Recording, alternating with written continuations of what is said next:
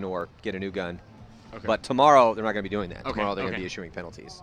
So they're giving you guys a little bit of Or a they're break. going to give you, what, 10 seconds to get it done. Yeah. I mean, because if I'm the first one to get my gun chronoed, I'm instantly going to run off or say either timeout or give me a new gun. Yeah, at least give it a shot. You're getting penalized anyway, so. Well, I think you're not allowed to call timeouts in under 10 seconds. Well, they have to stop the clock at 10, right? So, hey, technically it's at 10. I can do it. I don't know. We'll see what happens tomorrow. But there you have the breakout for Manchester Firm. Yeah, Phillips getting into Snake 1 there for Manchester Firm off the break. Outrage Valance also in Snake 1. Have a back player right behind him as well on your screen right now. As well as that omnipresent stand-up temple. Everyone's using that temple. Right. You know, so Ryan, I mean, do you think, obviously, since so many guys are going to that temple, is that one of those spots you have to have as far as the angles from there, or? Yeah, I mean, it's just another spot that it's like, it's better than the back center, and it's one of those spots that you kind of like, you only have 5 spots to go to, so where else are you gonna go, kind of thing. You can shoot down on top of the snake, and you can actually slow down this Dorito side. Actually, the first point, that's the guy who shot me, was that tower guy, as you can see on our vantage point right now. He's kind of looking across the field. You can see his cut is right in between those pins. Talking about that yeah, this tower guy right there. Shooting up and across right through there. Twin pins. So he can really slow down that side of the field, but he can also slow down, if you look at it right now, straight ahead. If you look onto the right side of his bunker, a little further right through there, he can slow down the snake side. So it's kind of whichever direction he wishes to look. Yeah, and that's what Damian Ryan's doing right now for Manchester Firm. He missed his shot on the outrage player up in that Dorito 40, that Dorito 3.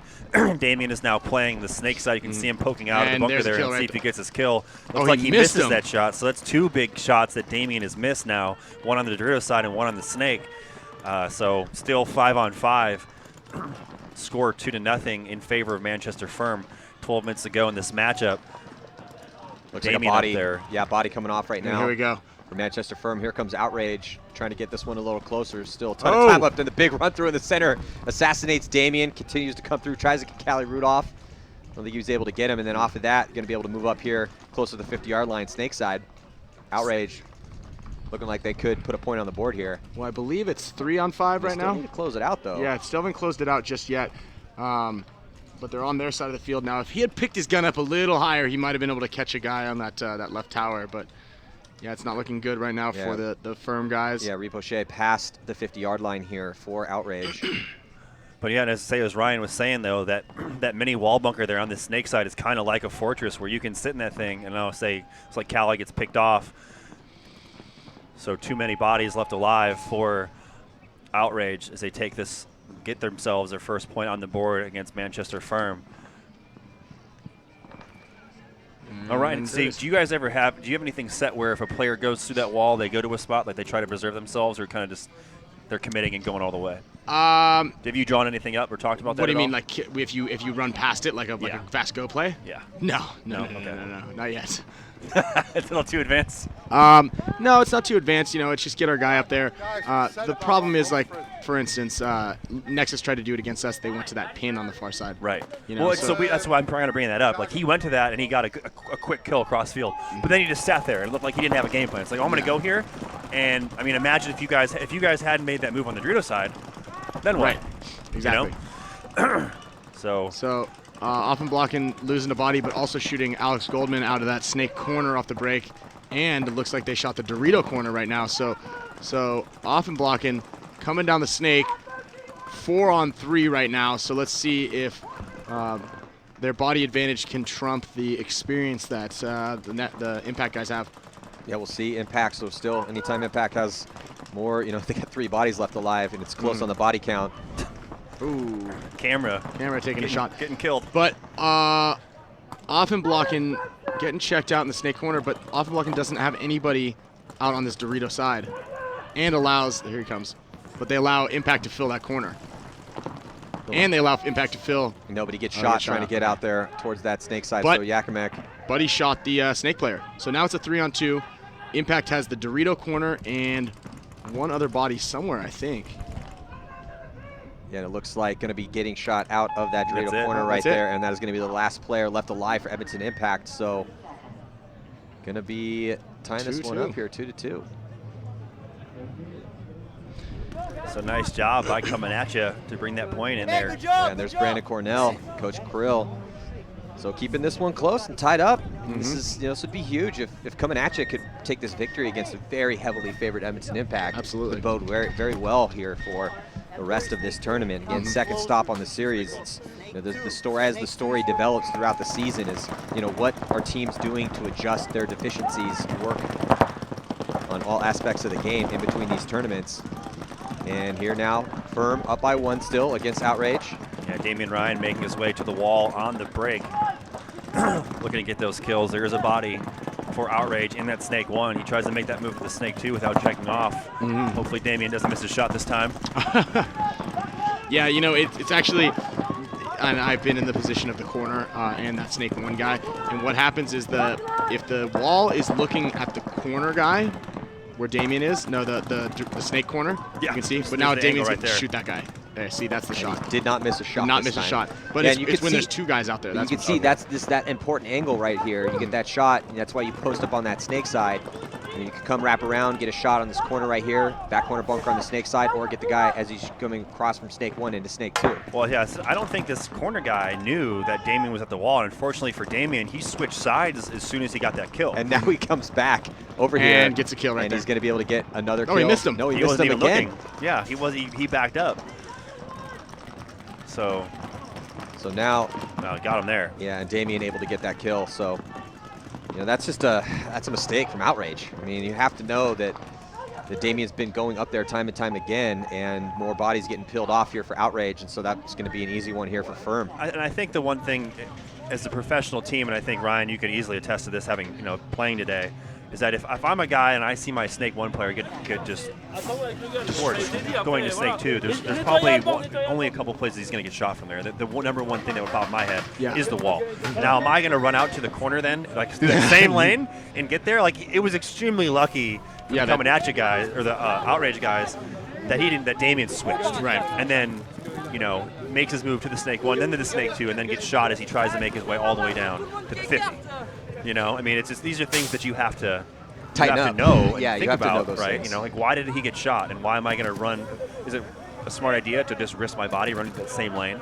I mean, and had he didn't even look at the wall. Had Damian been looking that way, I'm pretty sure Damian would have shot him because he went right to the tape and his pack was hanging out. Those are those free kills you want. That's why you post up on that lane. Right. And you hold it. Yeah. But that's that discipline you were talking about. Right, exactly. Ryan. You were just talking about that before. When you have a person that can play every bit of that bunker, they get a little bit more, try to get creative in there instead of just doing the job of shutting that lane down. Yeah, of course, and especially once you shoot that outside, you want to. And if you have bodies alive, you want to hold that. You want to hold the outside. Like, that's the reason the center bunkers exist. Yeah, because then if that guy does make that mistake, and because Damian should have got that next shot on him, right? And then now that side's completely blown, and that's when you can run through and get start shooting packs. Right. Yeah, and Damian's defense, he is trying to do a lot in there, because he's. So now heading back, tie game here. Edmonton Impact and Coming At Ya. There's Dave Baines shooting that lane to the Snake side, and you can see there in that we've seen this lane. This has been a very potent lane for off the break shots, and Dave Baines still trying to control it. Gets pushed back in a little bit. Yeah, so Offenbach losing one body over there on the Snake side. 5-on-4 in favor of Edmonton Impact. See Dave Baines creeping up the middle. It's like Yakimak double up that tower. The Coming At Ya player there up the middle. So let's see if Dave goes all the way through. He takes a wide approach, comes around through the pins. We haven't seen that happen before. But looks like a 1-for-1 going to be called on Dave Baines. So Alex Goldman's going to get pulled out. A ref running into the wall player. Check the wall player off and Coming At Ya. I don't know if he's going to pull him out or wipe him off. It looks like he's still in. No, I think he ran off of the field. Oh, did he? Yeah. Okay. You can't really see. So it's a 3-on-3 right now. Yeah, 3-on-3, and you can see on your screen Edmonton Impact.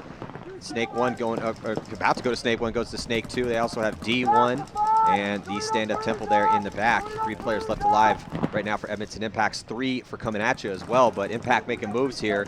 Yakimak able to get close to the 50-yard line. You see that body over there, back corner bunker on the Snake side, and that little pin. Yeah, and Snake 3 right now. His brother Zane holding down the kind of switching both sides of that tower. It's a 1-on-1 battle on this Snake tape right here, and a 2-on-2 battle on this Dorito tape. So whoever wins the Snake battle is going to win the game. Yeah, and Zach's right-handed. And so as long as this guy just stays alive, who's that? No, Keith Brown trades out with the front Dorito player. Cornell. Let's say Cornell. So now 2-on-2 field spread for both teams.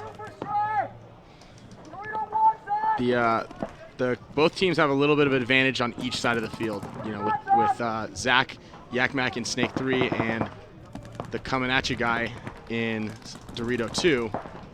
But Zane spreads the field out. And another body here dropping for coming at you. So wow, what a shot to look inside right away and pick off the coming at you player trying to make that move into the snake. Well, yeah. And this I don't know why that.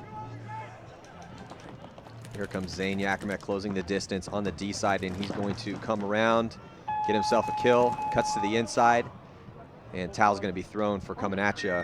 Forced to concede the point. It was 2-on-1 with Zane on the attack, and so now that's going to be a 1-point lead for Edmonton Impact.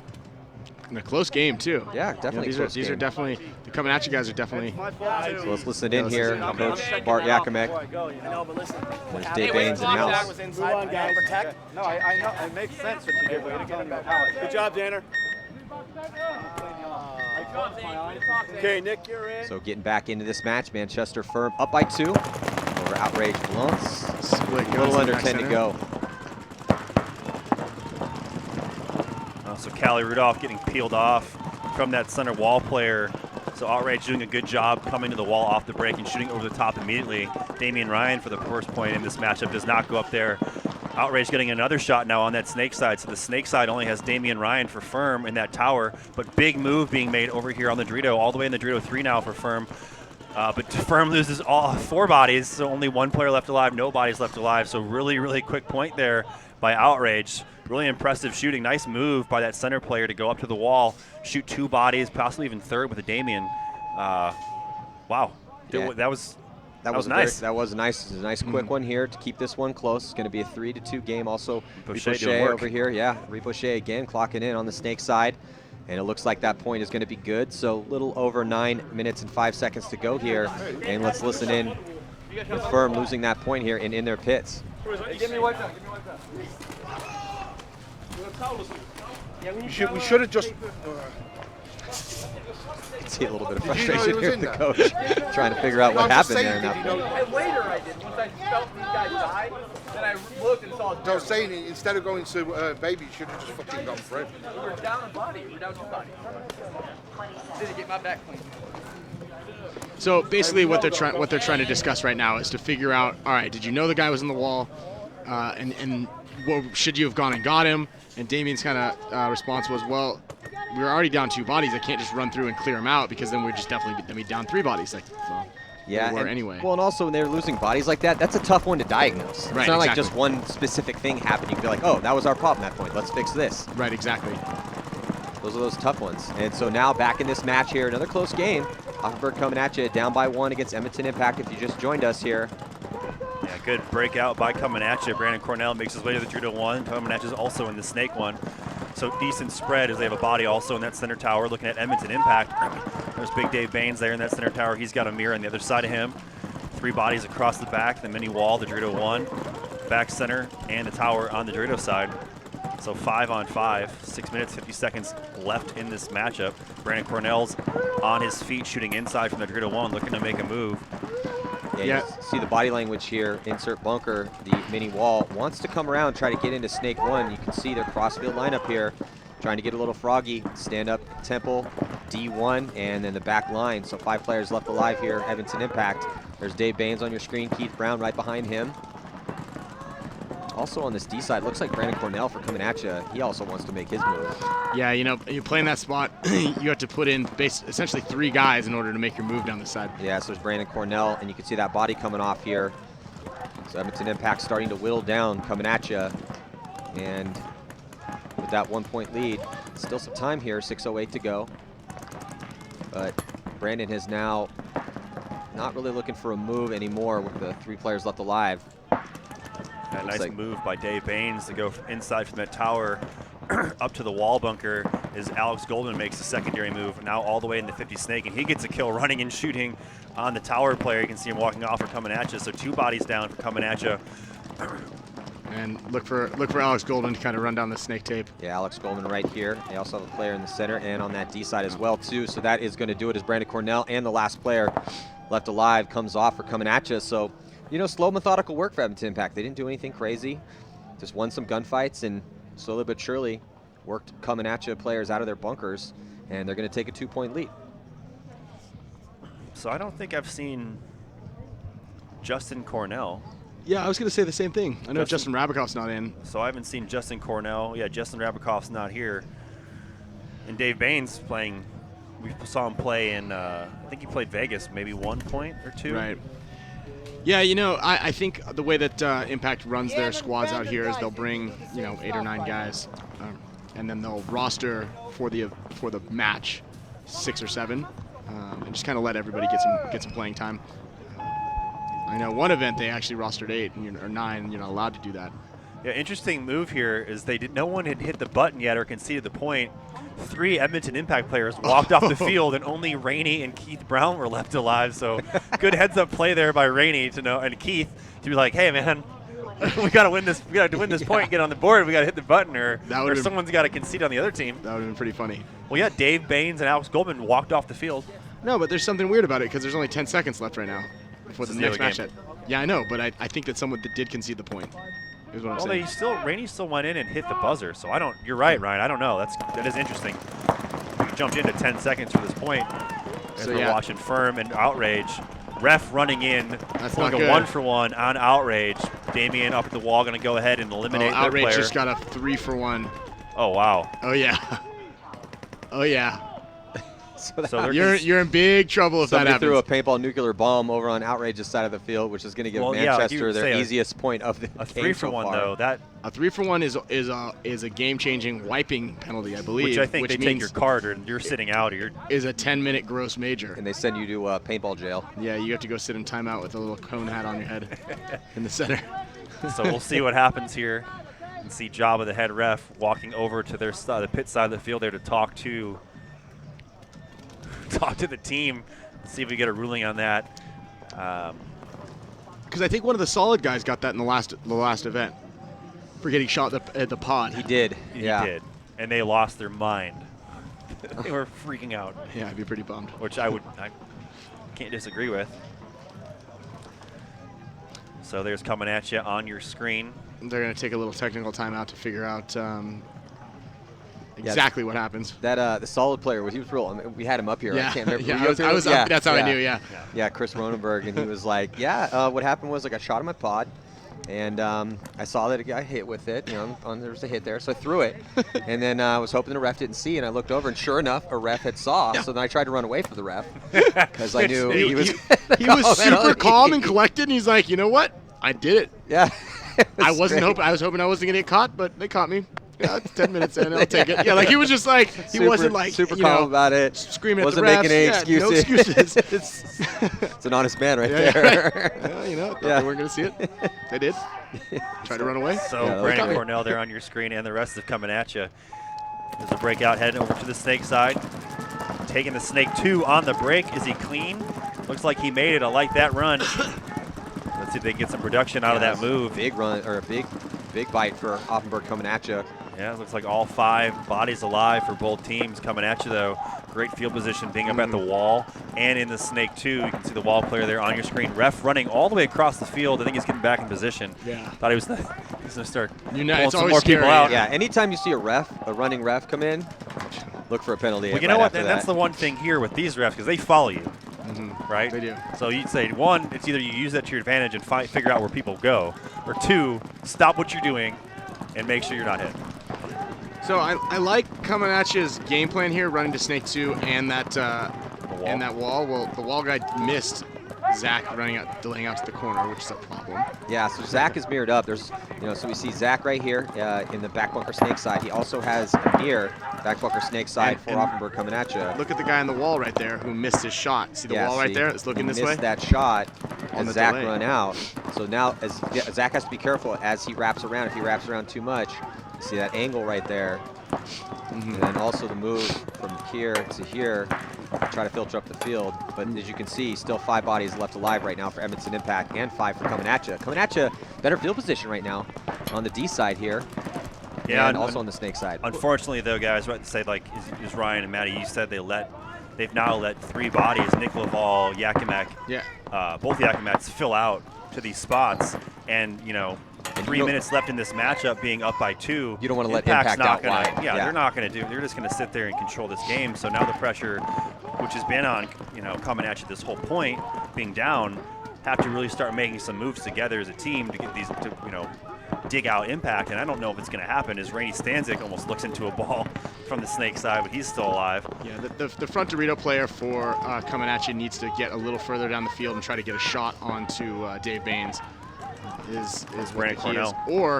Or they need to get this guy right here on your screen needs to get a little further up the Snake, just like he did. Try to get some cross shots. So now the dangerous thing for coming at you is, they got the first shot on Alex Goldman across the field. The dangerous thing that they're a little bit tricky right now is just exactly what happened. So right now coming at you has 2 guys in the wall and only 1 guy, and it was Brandon Cornell on the Dorito side. Dave Baines shoots him. Dave Baines shoots him. So Zach's coming off. Brandon Cornell's coming off Rothenberg. So bodies are starting to drop now. See Dave repositioning there on your screen. And still some bodies left alive, but Impact's not in such a bad spot just because coming at you has to see how he's feeling all the way across. And that's why Dave repositioned back to the mini wall. Try to get a better position here. Right.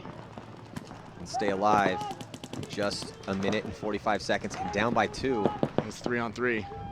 So coming at you needs to come make an attack. Doubling up in that wall was not the best move, just because, like I said, they... Well, and you can see the 2 players over here in the Snake right now for coming at you. And by their body language, they're trying to figure out, okay, where am I supposed to go, right there? And that's the next move across. Dave Baines shoots the Dorito player that filled all the way back from the wall. So Dave Baines getting some clutch kills here at this point. 2 huge kills for Dave Baines. Yeah, I'm going to say this is pretty much over now. This wall player is either going to be left there for the remainder of the game unless coming at you concedes the point. Well, Zane, Yakimek, and Rainey have been doing a real good job of staying alive over here. They've now repositioned their bodies to adjust to the threats in front of them. Oh, there's a 3rd guy right there. Yeah, and in the Snake. Wait, coming at you as a 3rd body still? There's 2 in the Snake. I think there's only 2. Yeah, there's 2 in the Snake and 1 in the wall. There was 2 in the Snake. One of them got shot. No, look, there's a guy in the Snake 3 right there and a guy in there, Snake 2. Oh, yeah, there still is 2 players over there. But Rainey's going to blast him. Yeah, you can see. Diced him up. I don't know what he was thinking. So it was a 4-on-3. Yeah. And yeah, so unfortunately for coming at you, not going to be enough. Yeah, I mean, they went on the attack, but when you if 5 players are alive for Impact and you let them get out wide, it's just arguably the hardest team to push into. So Rainey's going to reposition slightly, and there Dave Baines looks like he gets shot out, but he definitely did his damage already. And you see all that time off the clock and under 10 to go, and 2 points separates the teams. It's just not enough for coming at you here. Yeah, so Rainey clocking in. And Rainey's still battling over there on the T side of the field. He's still alive. So as time expires, the victory will be going to Edmonton Impact, even though coming at you playing the aggressor in that point, but not enough for them. Final score 4-2. Still a lot of time left in this next match. It makes me wonder then too, right? They came up with this game plan to take these positions off the break. They make it. And then what? Like you said, Ryan, why would you double up? You see that Brandon Cornell's in at least the Dorito 3. Why would you leave him and double the wall? Yeah, like, is that the push you decide to make? Yeah. Not on this layout. Well, the problem is a lot of people get drawn in. It's like, it's gravity. They get gravitated towards the wall because it's such a large, inviting spot, and they think there's so much they can do from there. When they get there, they realize, oh, I don't have the outside and I have no angles on guys. Or there's only 1 body out wide. Yeah, he gets shot, and now you don't have the angle. Now you're not out wide, and then you're in a bad position. Man, I teach this in my clinics over and over and over and over again. It's like I just don't understand why people love that center with multiple bodies. Yeah, it's just such an easy thing to get to. Trying to be a hero. Yeah, I want to get on the highlight reel. So 8 minutes and 14 seconds to go. It's 2-4. Manchester Firm with a 2-point lead. And Outrage losing some bodies here. Yeah, looks like they have the body advantage. I think it's a 3-on-4 right now. 2-on-4, sorry, 2-on-4. Both Outrage guys on the Dorito side. Manchester playing it smart. Yeah, definitely 4 players left alive. Snake 1, Mini Wall, Stand-Up Temple, and D1. Yeah, I'm not sure. Only 2 players left alive for Outrage, and you can see them, they're stuck over here on the D side of the field. Back bunker on the D side, and then D1 going up into D2. Yeah, I'm not sure Firm knows that there's no one on the Snake side left alive, as they're just sitting there. Unless, hey, this is the play. We know we're up. We got G3. Let's just chill, but 7 minutes and 30 seconds left. And Outrage still making the move. You know, that's great heads up for them, because you know what? Even though they're down on bodies, they're also down on points, and they have to make something happen. So yeah, I like seeing them be the aggressor. And no pressure at all on the Snake 1 player for Firm as Outrage lose their 4th body, so only 1 body left. Let's see if they concede the point. It sounds like they do. So decent point by Firm. I guess I'm looking for the more aggressive play, but they recognize they get those 3 kills right away. Let's not push it. It just needs to be effective. I mean, yeah, that's what it is. If you're shooting a lot of bodies, no reason to hurry, no reason to do anything crazy. Don't get silly. Yeah, don't get silly. Hey, Neil, wicked shot through the ad, mate. Now we're back in the pits here. Manchester Firm. Definitely some smiles for them as they are up. One-balled him straight through. Not a ton of points. I mean, we're talking about 7 minutes and 14 seconds left, a 3-point spread. If Outrage starts executing, they very well could get back in this match, but Firm's looking pretty good right now. Yeah, they have a good setup. You know, and I think that Outrage has started to do, you know, a pretty good answer for the center by running that guy right up there. The problem is, you know, just like what Marky just said, he goes, hey, great shot through that center, because they anticipated him to run in there, pop right over the top, because Outrage is trying to get there first and trying to shoot Damien or Callie or whoever. Firm's going to run up there, but you know, Firm just decided to go in there and shoot over the top and caught that guy really waiting for them. Good. So now the line for Manchester Firm coming out to play this next point. And we still have one more set coming at you here in the morning brackets. It's going to be Houston Heat taking on the Polar Bears, and Paris Camp Carnage and PP Arena Pilsen going to be taking on each other. And Camp Carnage and PP Arena both taking the loss in their first game. Houston Heat, I feel, out of all the games we've seen so far, I know you guys 5-0'd London Nexus, so that's right. I'd have to say you guys in Houston Heat looked the best. But Houston Heat looked well. Who did Houston particularly good? Who did they play in their first match? They played Paris Camp Carnage. Okay. Yeah, you know, like that. They were the high seed playing the low seed in their division. We were the 2 and 3, I think, or 3 and 4 actually in our division. So the real test is going to be the next set of games. You know, their Polar Bear game is going to be a little tougher. Our Breakout Spa game, who took 2nd place in the last event, that's going to be our toughest match. Yeah, and Breakout Spa winning their first game against Scorpions Milano. So that's going to be coming at you this afternoon. Also, can't wait to see the Women's World Cup, which we'll be seeing this afternoon to close out the day. So now here, 3 points separate these teams. It is 5-2, and we're looking at Kevin Callie Rudolph on your screen there. And Wheeler, who loses the front of his loader right off the break. He spun around, and the thing shot off the front of his loader, so the gun. So you can see him doing some surgery right there, and I think he's going to start. Yeah, he's got his loader completely off. One-balling. I don't think that's the move. I would have kept at least the tray on there so you could shoot like 5 balls at a time. Paint, yeah, instead of 1 at a time. But yeah. I was going to say, now we're looking at Outrage. Outrage.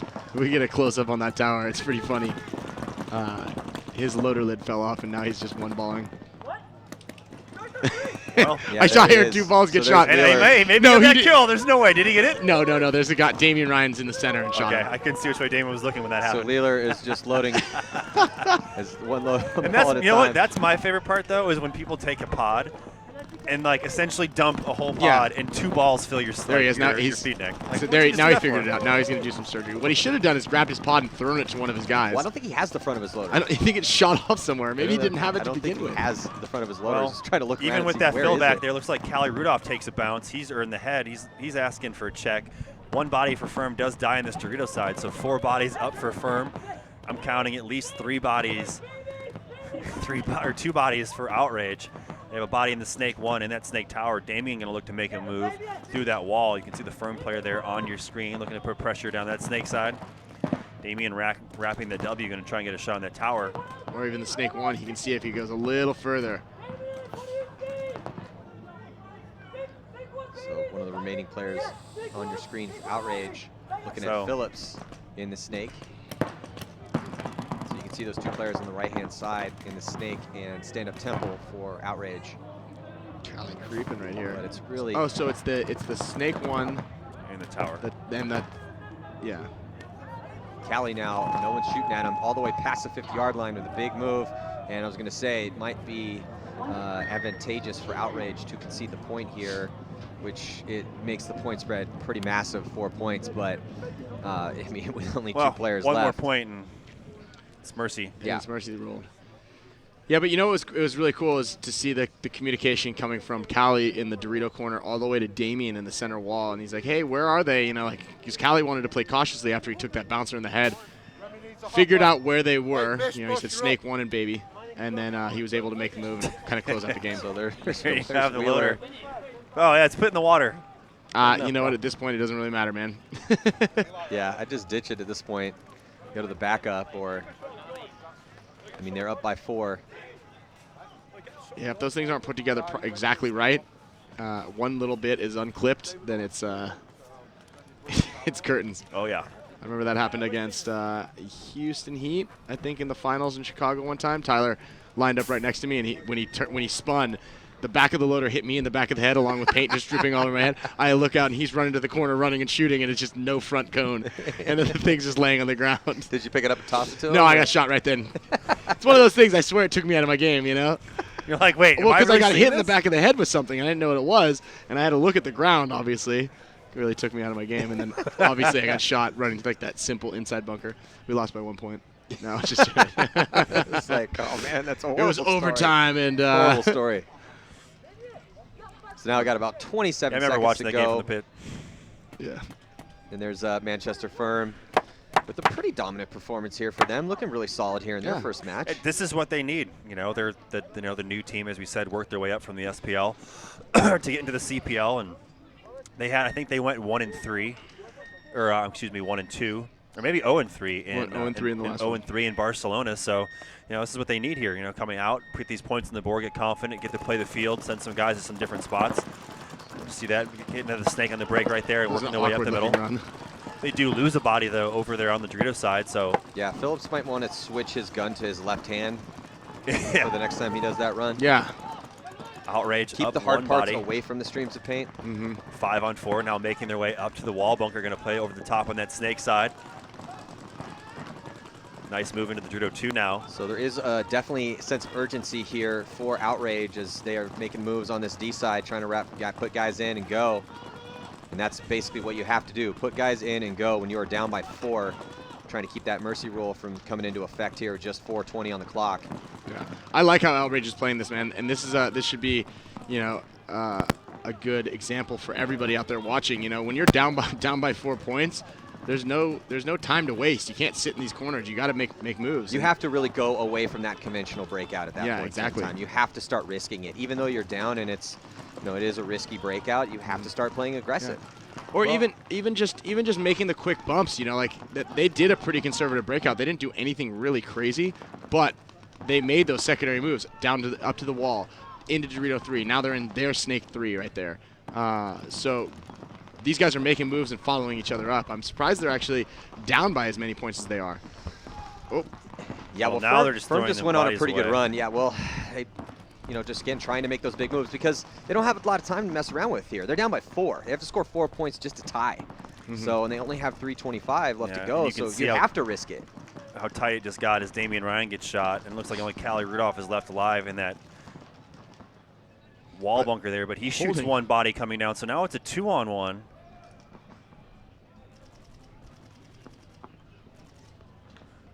I'm kind of confused why the Outrage player over here in the can and the mini wall bunker on the other side has been sitting here the whole time. Well, I don't think they know what the kill count is. They didn't know that he didn't know that they shot the back center. Callie's gonna shoot him right there. So now it's a 1-on-1. Yeah, so and Callie, I don't think Callie. Okay, so now Callie's picked him up. So 1-on-1, Outrage player runs and slides into the wall bunker, which I don't know. That's well, Callie's doing a really good job right now. I mean, it was a 2-on-1. He got that kill. It was a 3-on-1. Was it 3-on-1? Yeah, he shot the player running down the snake side to try and bunker him out. And Callie makes his way now into the snake. You can see him there on your screen.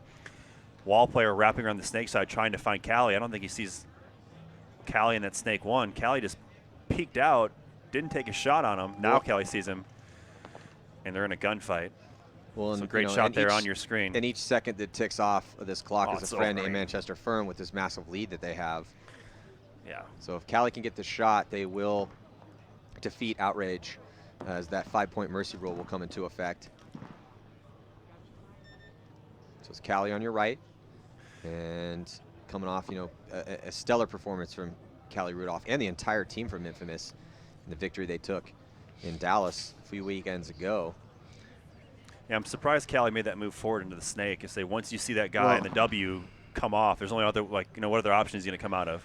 Yeah, that's true. But this temple's a lot easier to battle out of than that little cake was. Callie's a small little dude. He is a small little dude. Yeah, well, I was also going to say, I mean, typically the snake's not where you want to go when you're in a one-on-one, but Callie's kind of perfect size for that. Oh, and then he just looks like he went to sleep on him. Well, he ran with his gun. Maybe he's out of paint, or I don't know if his gun's he could working. be out of. He might be out of paint. That's a good point. I kind of forgot about that 500. Yeah, he's he's completely out of paint, so he's just going to turn his back to him and get shot. But burnt off a ton of time about that 2:20, I think. And almost pulled off a 3-on-1. Right.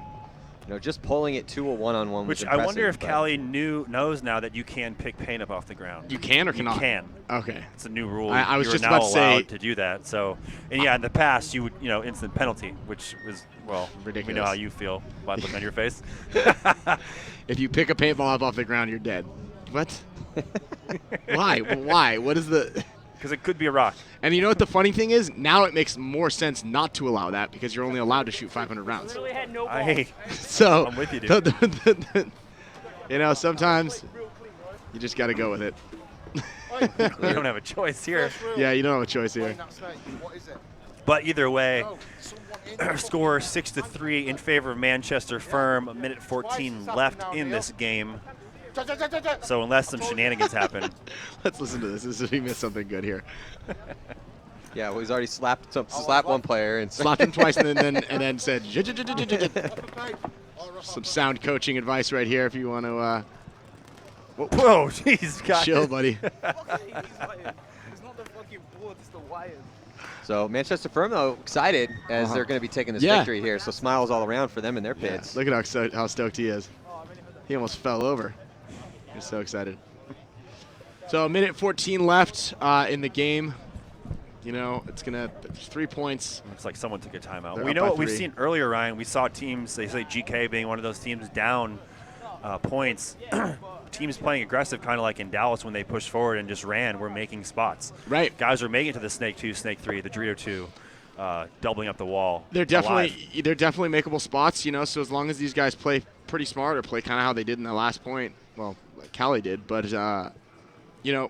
penalties will also, the overtime or the 60-second rule comes into effect here in about 15 seconds. So as long as they don't get any penalties and they play smart, it seems like it's Manchester's got this one in the bag.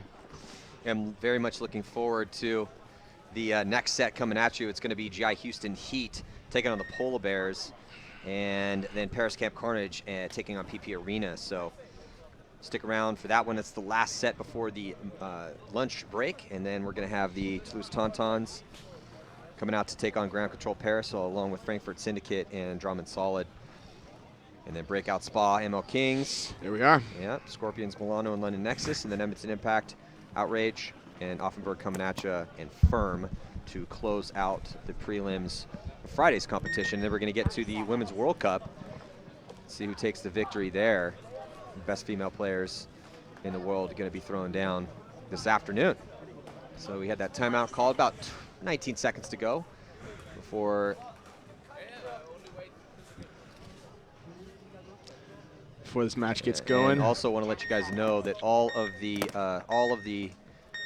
Women's World Cup games will be played here on the main webcast, the CPL field, this evening. So on the breakout, see if Manchester Firm can tie this one up here, give us time to expire, take the victory, as no longer going to be a mercy roll most likely. And 5 body breakout on each side. Manchester Firm playing the heavy pocket right now. The 60-second rule, as the refs kind of call it up right now. Manchester Firm taking the first walk. The center on this field right now is really exposed just because Manchester Firm never made a body outside. So let's see if the Outrage guys can make a move. The center is wide open right now. Yeah, there's Moisen on your screen. Up at that center 50 wall for Outrage. Outrage did a good seconds left to go, though. Outrage did a good job getting wide on the Dorito side. They just need to push down. There's a big move there on the Snake side. Say 24 seconds left to go. This wall guy needs to do something, man. They all need to do something. Yeah. Especially as you said, Ryan. Recognize that no one went out wide. What are we doing? Well, they loaded up the wall. They did lose a body here on the D side as he tried to come and help his teammate who was in D2. And that is it. Time is going to expire. Firm going to take the victory here. And their first victory in the CPL. Yeah, and so their first game, their first victory. So a big congratulations to Manchester Firm as well as Edmonton Impact, who defeated Coming At You here in this set. Still to come here in the morning division, GI Houston Heat. They'll be taking on the Pole Bears, and as well as Paris Camp Carnage and PP Arena here on GoSports.com. The 2016 European Masters, the second stop on the Millennium Series Tour here, Bitburg, Germany. I'm Eddie Marshall, Ryan Greenspan, and Nick Sloviak. Stick with us.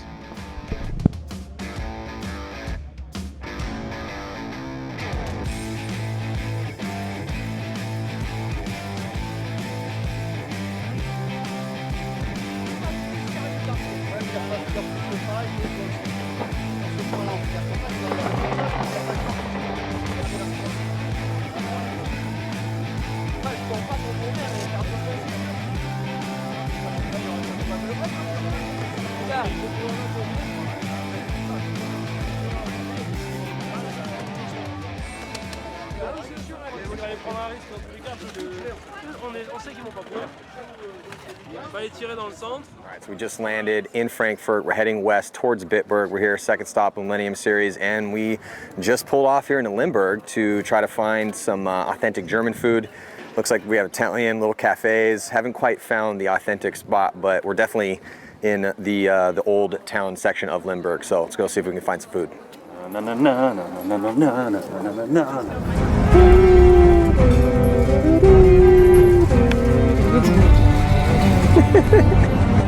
I feel like I know what, if I could do one thing for these people, it would be to that's just right there. Let's go. Found it! Yeah! I'm gonna get schnitzel, and schnitzel is very famous core German food, and it is it's pork pounded out very thin, breaded, and then fried and covered in many different delicious options. I'm gonna go with a gravy or like a mushroom cream sauce option. Get some onions on top of that, some grilled onions hopefully, and then may go for a little caprese, a little mozzarella, tomato, like a balsamic drizzle on top of that. And fortunately they don't have like IPAs here, so I'm gonna go with like a standard Pilsner. That's what I'm thinking. Let's do it. Nice tomato soup, Nick. It's not quite soup. I happen to really like tomato soup. Okay, well, good. That's why I said, hey, nice tomato soup. Like, it looks delicious. I'm gonna roll my sleeves up over here, and I'm gonna get down on this insane, beautiful schnitzel that looks smothered in the gravy that I was hoping it was gonna be smothered in. All right, I'm done. You're gonna wash it down, take frosty beverage. Yeah, this is weirding me out. It's got like a skirt on it. I'm gonna keep that off. Why is that even here? Like, why does this beer have a skirt? I think because it overflows when they pour it, so it doesn't get all sticky. I just thought that was maybe the style here in Limburg. Breakout Spa made it in the finals. Tom Martinez is coaching them. What's it going to take to defeat Impact here? What are you thinking? Confidence. And who do you think is going to make it? When we got Tauntauns, ML Kings, Breakout Spa, Syndicate played awesome at that first event. I really liked how Syndicate was playing. I can't wait to see Syndicate play here. Syndicate played really well. And Germany, Syndicate, German team. It gets scary for other teams if he gets hungry. That's the thing. You play as much paintball as those guys have for as long as they have and won everything. You're constantly going to the well. You're constantly trying to get up for these tournaments, and and I don't think it's a lack of intensity that's not getting them first place wins, but when you get really hungry to try to get back there, and that's when I think now, which is because we've seen Houston Heat, a team put together to win tournaments, not win any tournaments so far this year, it's really hard to win tournaments. Seen Impact do very well, but yeah, Heat could be really scary. It's just which Houston Heat's going to show up. You think Houston Heat could win this one? Yeah, sure they can. I don't think it's a matter of which Houston Heat shows up. Mm-hmm. It's just going to be them being on the same page. Across this town, we luckily stumbled across. We can't stop anywhere. Yeah, now. we luckily stumbled across the best schnitzel I've ever had in the world, and then now we just need some coffee because we're jet lagged and super full, and we have to drive. And we walk into a little cafe that has the oldest wall in this town, which is from the 1200s. which is pretty crazy. So this wall was built in the 1200s. It looks like it was built in 1200s. And the church was built in the 900s. 9th century. 9th century. So yeah, it's. Well, ML Kings last event they didn't have Dalton, and they brought Ryan and they brought Spica. Spica. Yeah, and Ryan, who played with the Polar Bears last year, coming to play with his teammate, Kyle Spica, Ryan Greenspan, and obviously you get a chance to pick Ryan Greenspan up, you pick up Ryan Greenspan, and he's one of the best players in the world. But Kyle and Ryan, I felt, kind of got a little bit of a slow start over on that the snake side. Found your bike. Thanks. Found your dog. Damn it! Oh, I was going with that one too. Man, Cena. Oh, you know you can hear me, right? Imagine like flying the drone through these things. Just what if this is like a drone racing course? Oh, dude, this would be wicked, wouldn't it? So this is the Limburg Cathedral, originally built in 1190, and it was redone a couple hundred years ago. So it's actually called Limburg Cathedral on the Lawn. So this cathedral was created, again, 1190. The Lawn River is right over there behind us. There's also an interesting, pretty crazy graveyard with some graves dating back 17th, 18th century. But yeah, they created this cathedral. It's a little early Gothic, and Western Germany was, French, German. So this cathedral bears a lot of resemblance to kind of that French early Gothic style. Pretty cool. We made it. Oh my God. So yeah, it was 2.5 hours to Dallas, 5-hour layover in Dallas because we got stuck there. You had to wait, screwing you over, so you had to wait. Then 10-hour flight to Frankfurt. I got an early and to then Frankfurt. I don't know what you're talking about. 3-hour ride to the field. We made it finally. We're here, so pretty stoked. End of day one. Where's my shirt? We're gonna go check out the fields and talk to some people and get some schedules for tomorrow. And then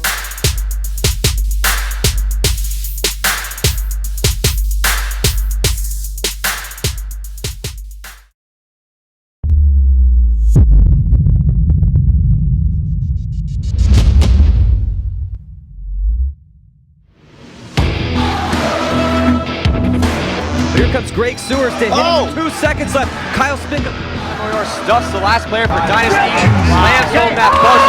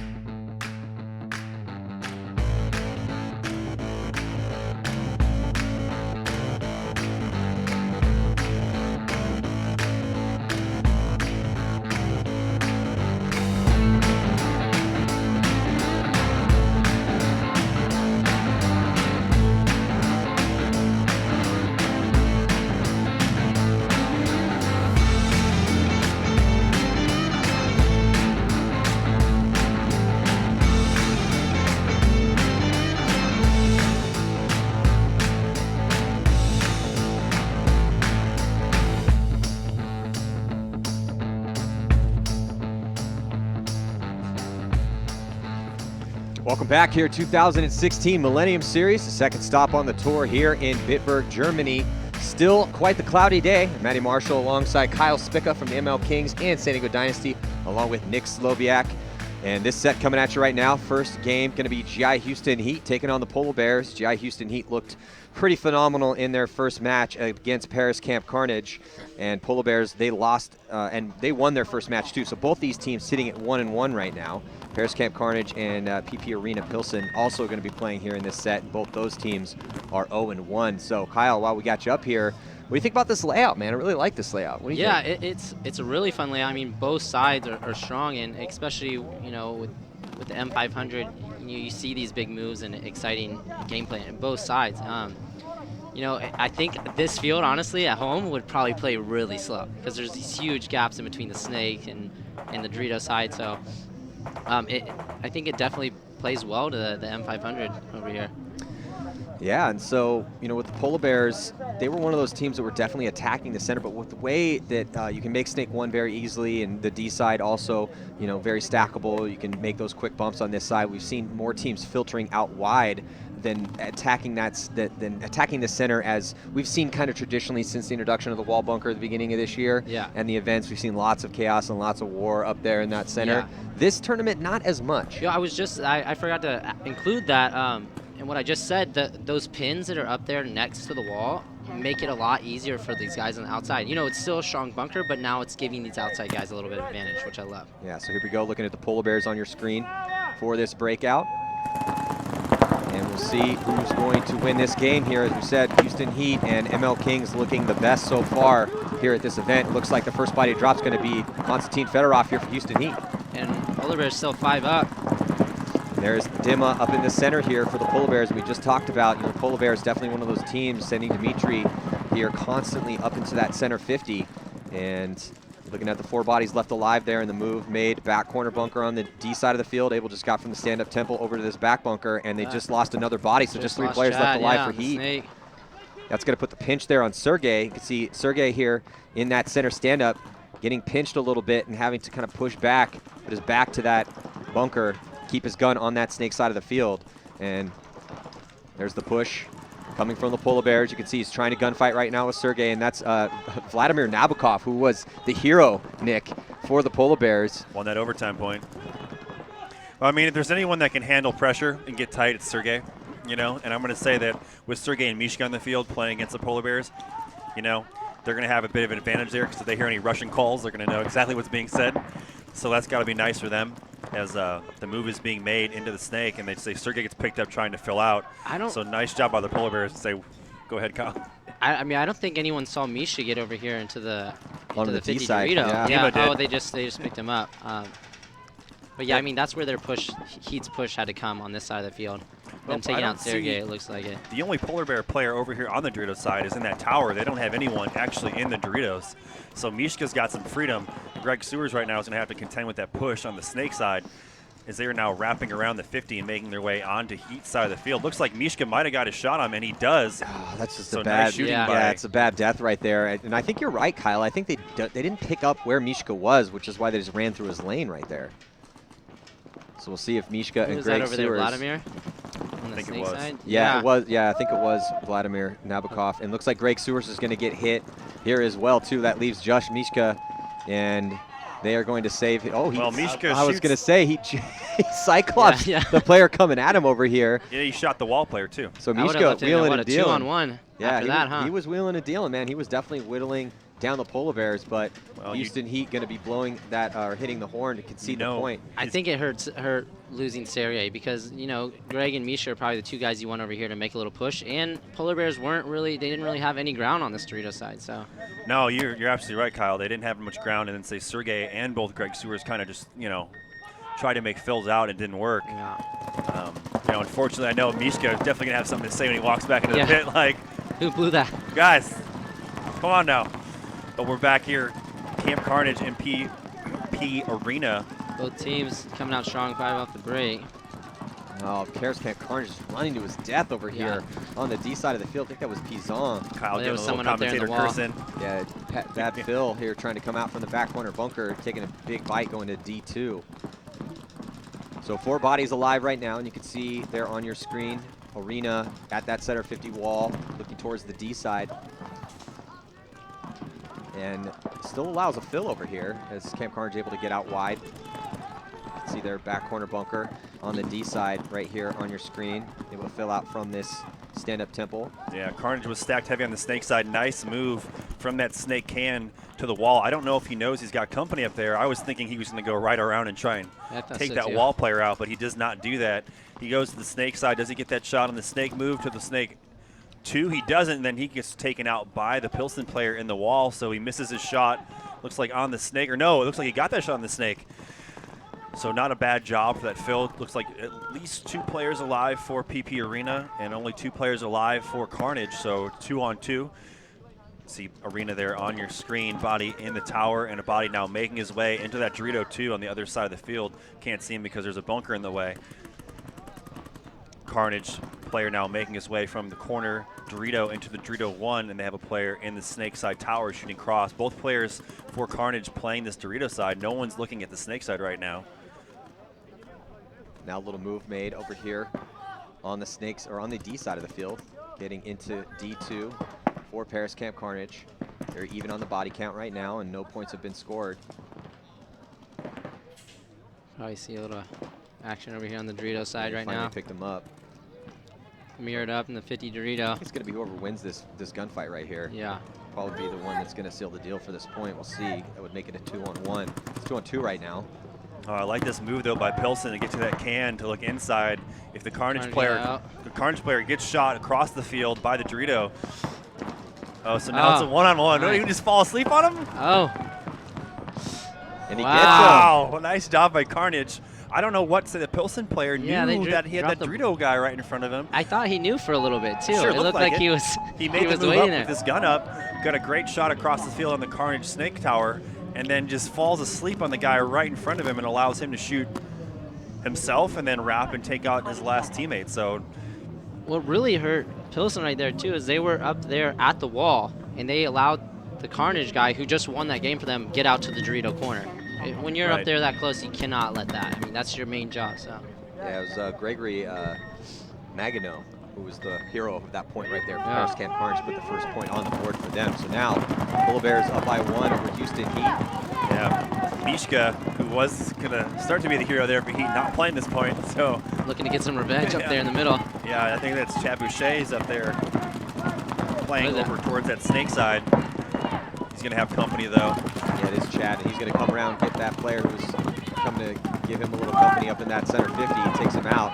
And as we pan back, you can see the lineup there for the Polar Bears in the snake. And there's Napikoff in the snake again for them. Yeah, so off that kill up in the middle, Ryan Moorhead makes his way to the Dorito 3 for Houston Heat. He's going to draw the attention of that snake 1 player. You can see there Chad George on your screen. He's backed up by Konstantin Fedorov right now, working their way down that snake side, applying pressure. They were easily in that first game they played probably the best duo. They did a good job of switching it up where not only would Chad George play the back center and get a kill on the snake side, but Fedorov would just run. I mean, he ran all the way to the other side of the field, Kyle, 1 point. Oh, wow. Didn't even stop. It kind of reminded me of what you were doing in Dallas. When you guys were trying to get into it, just going all the way down the field. Oh, yeah. Yeah, I think you did it like 5 points in a row, though. So right now, now, still in some strong position, though. I mean, these 3 bunkers they're in, you really have to come dig them out. So, yeah, they lost Napikoff over there on the snake side. Yeah, which is interesting, right? In the position that these guys are in for Polar Bears, these back 3 spots, no, they don't look like they want to go anywhere. They are dug in, and they're going to force Heat to kind of dig them out as Ryan Moorhead makes his way now onto the Polar Bears side of the field. You can see the Chad George and Fedorov, top right-hand side of your screen, working it out, and the 3 players for the Polar Bears all across that back line, the Dorito corner, Dorito tower, and the mini wall bunker here on the snake side, the mini little fortress that thing is now with the way it's positioned on the field in that back line. Oh yeah, you really have to go straight up to that bunker if you want to bunker that guy out. Fedorov getting past the 50-yard line. He actually came from the inside. And then now no one's picked him up. And here he comes hunting the last players left alive for the Polar Bears. 3 players in the back corner bunkers. Here comes Fedorov launching on the attack. Gets 1, gets 2. I think he's going to get all 3. Nice work by Konstantin Fedorov. Way to break that game open, yeah. Just breaks it open single-handedly here to tie this game up at 1 apiece. He's like, Chad, bro, why you not to make a move? That's what's nice about M500 though, because that game would have went a whole lot longer. But luckily at that point, everyone has the same amount of pain, and it really comes down to who can get crafty and take those nice shots. And you saw that Fedorov there slowly blinded out the snake side as he's coming down. able to pick off the corner of the tower and then finish off that last guy. Fedorov's really playing lights out here at this event. Yeah. Best we've seen him play in 2016 for sure. Yeah.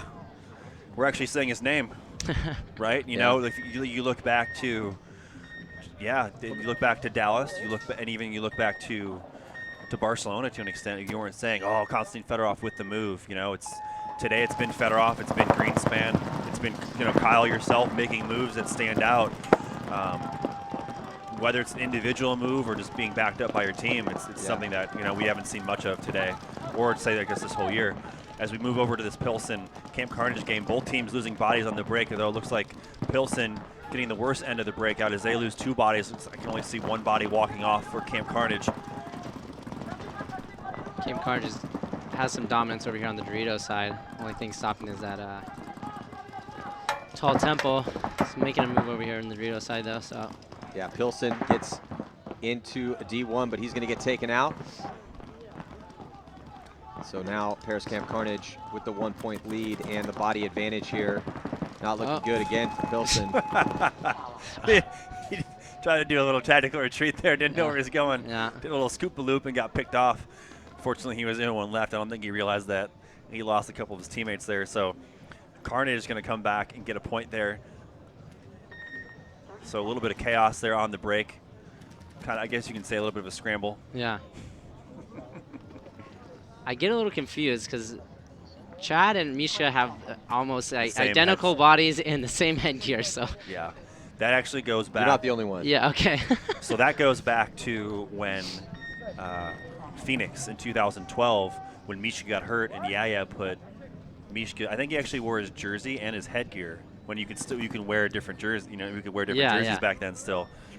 And played for him, just like the illusion. They're both out there right now, so I mean, you can get the only thing different is Chad has a clear lens on. That's so the only thing he got. Mishka, who actually says the refs are calling a little timeout here to check the guns. So Mishka has to run in and get another gun, but they're both out at the same time. They have a very similar frame, like a stocky build. They're about the same height. Greg Sewer's running off too.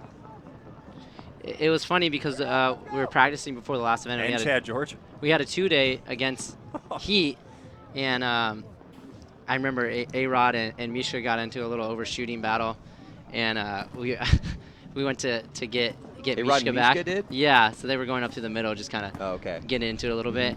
And one time Misha got A-Rod really bad, and I had a chance to get who I thought was Misha back. It ended up being Chad, and I felt bad because Chad's the nicest dude too.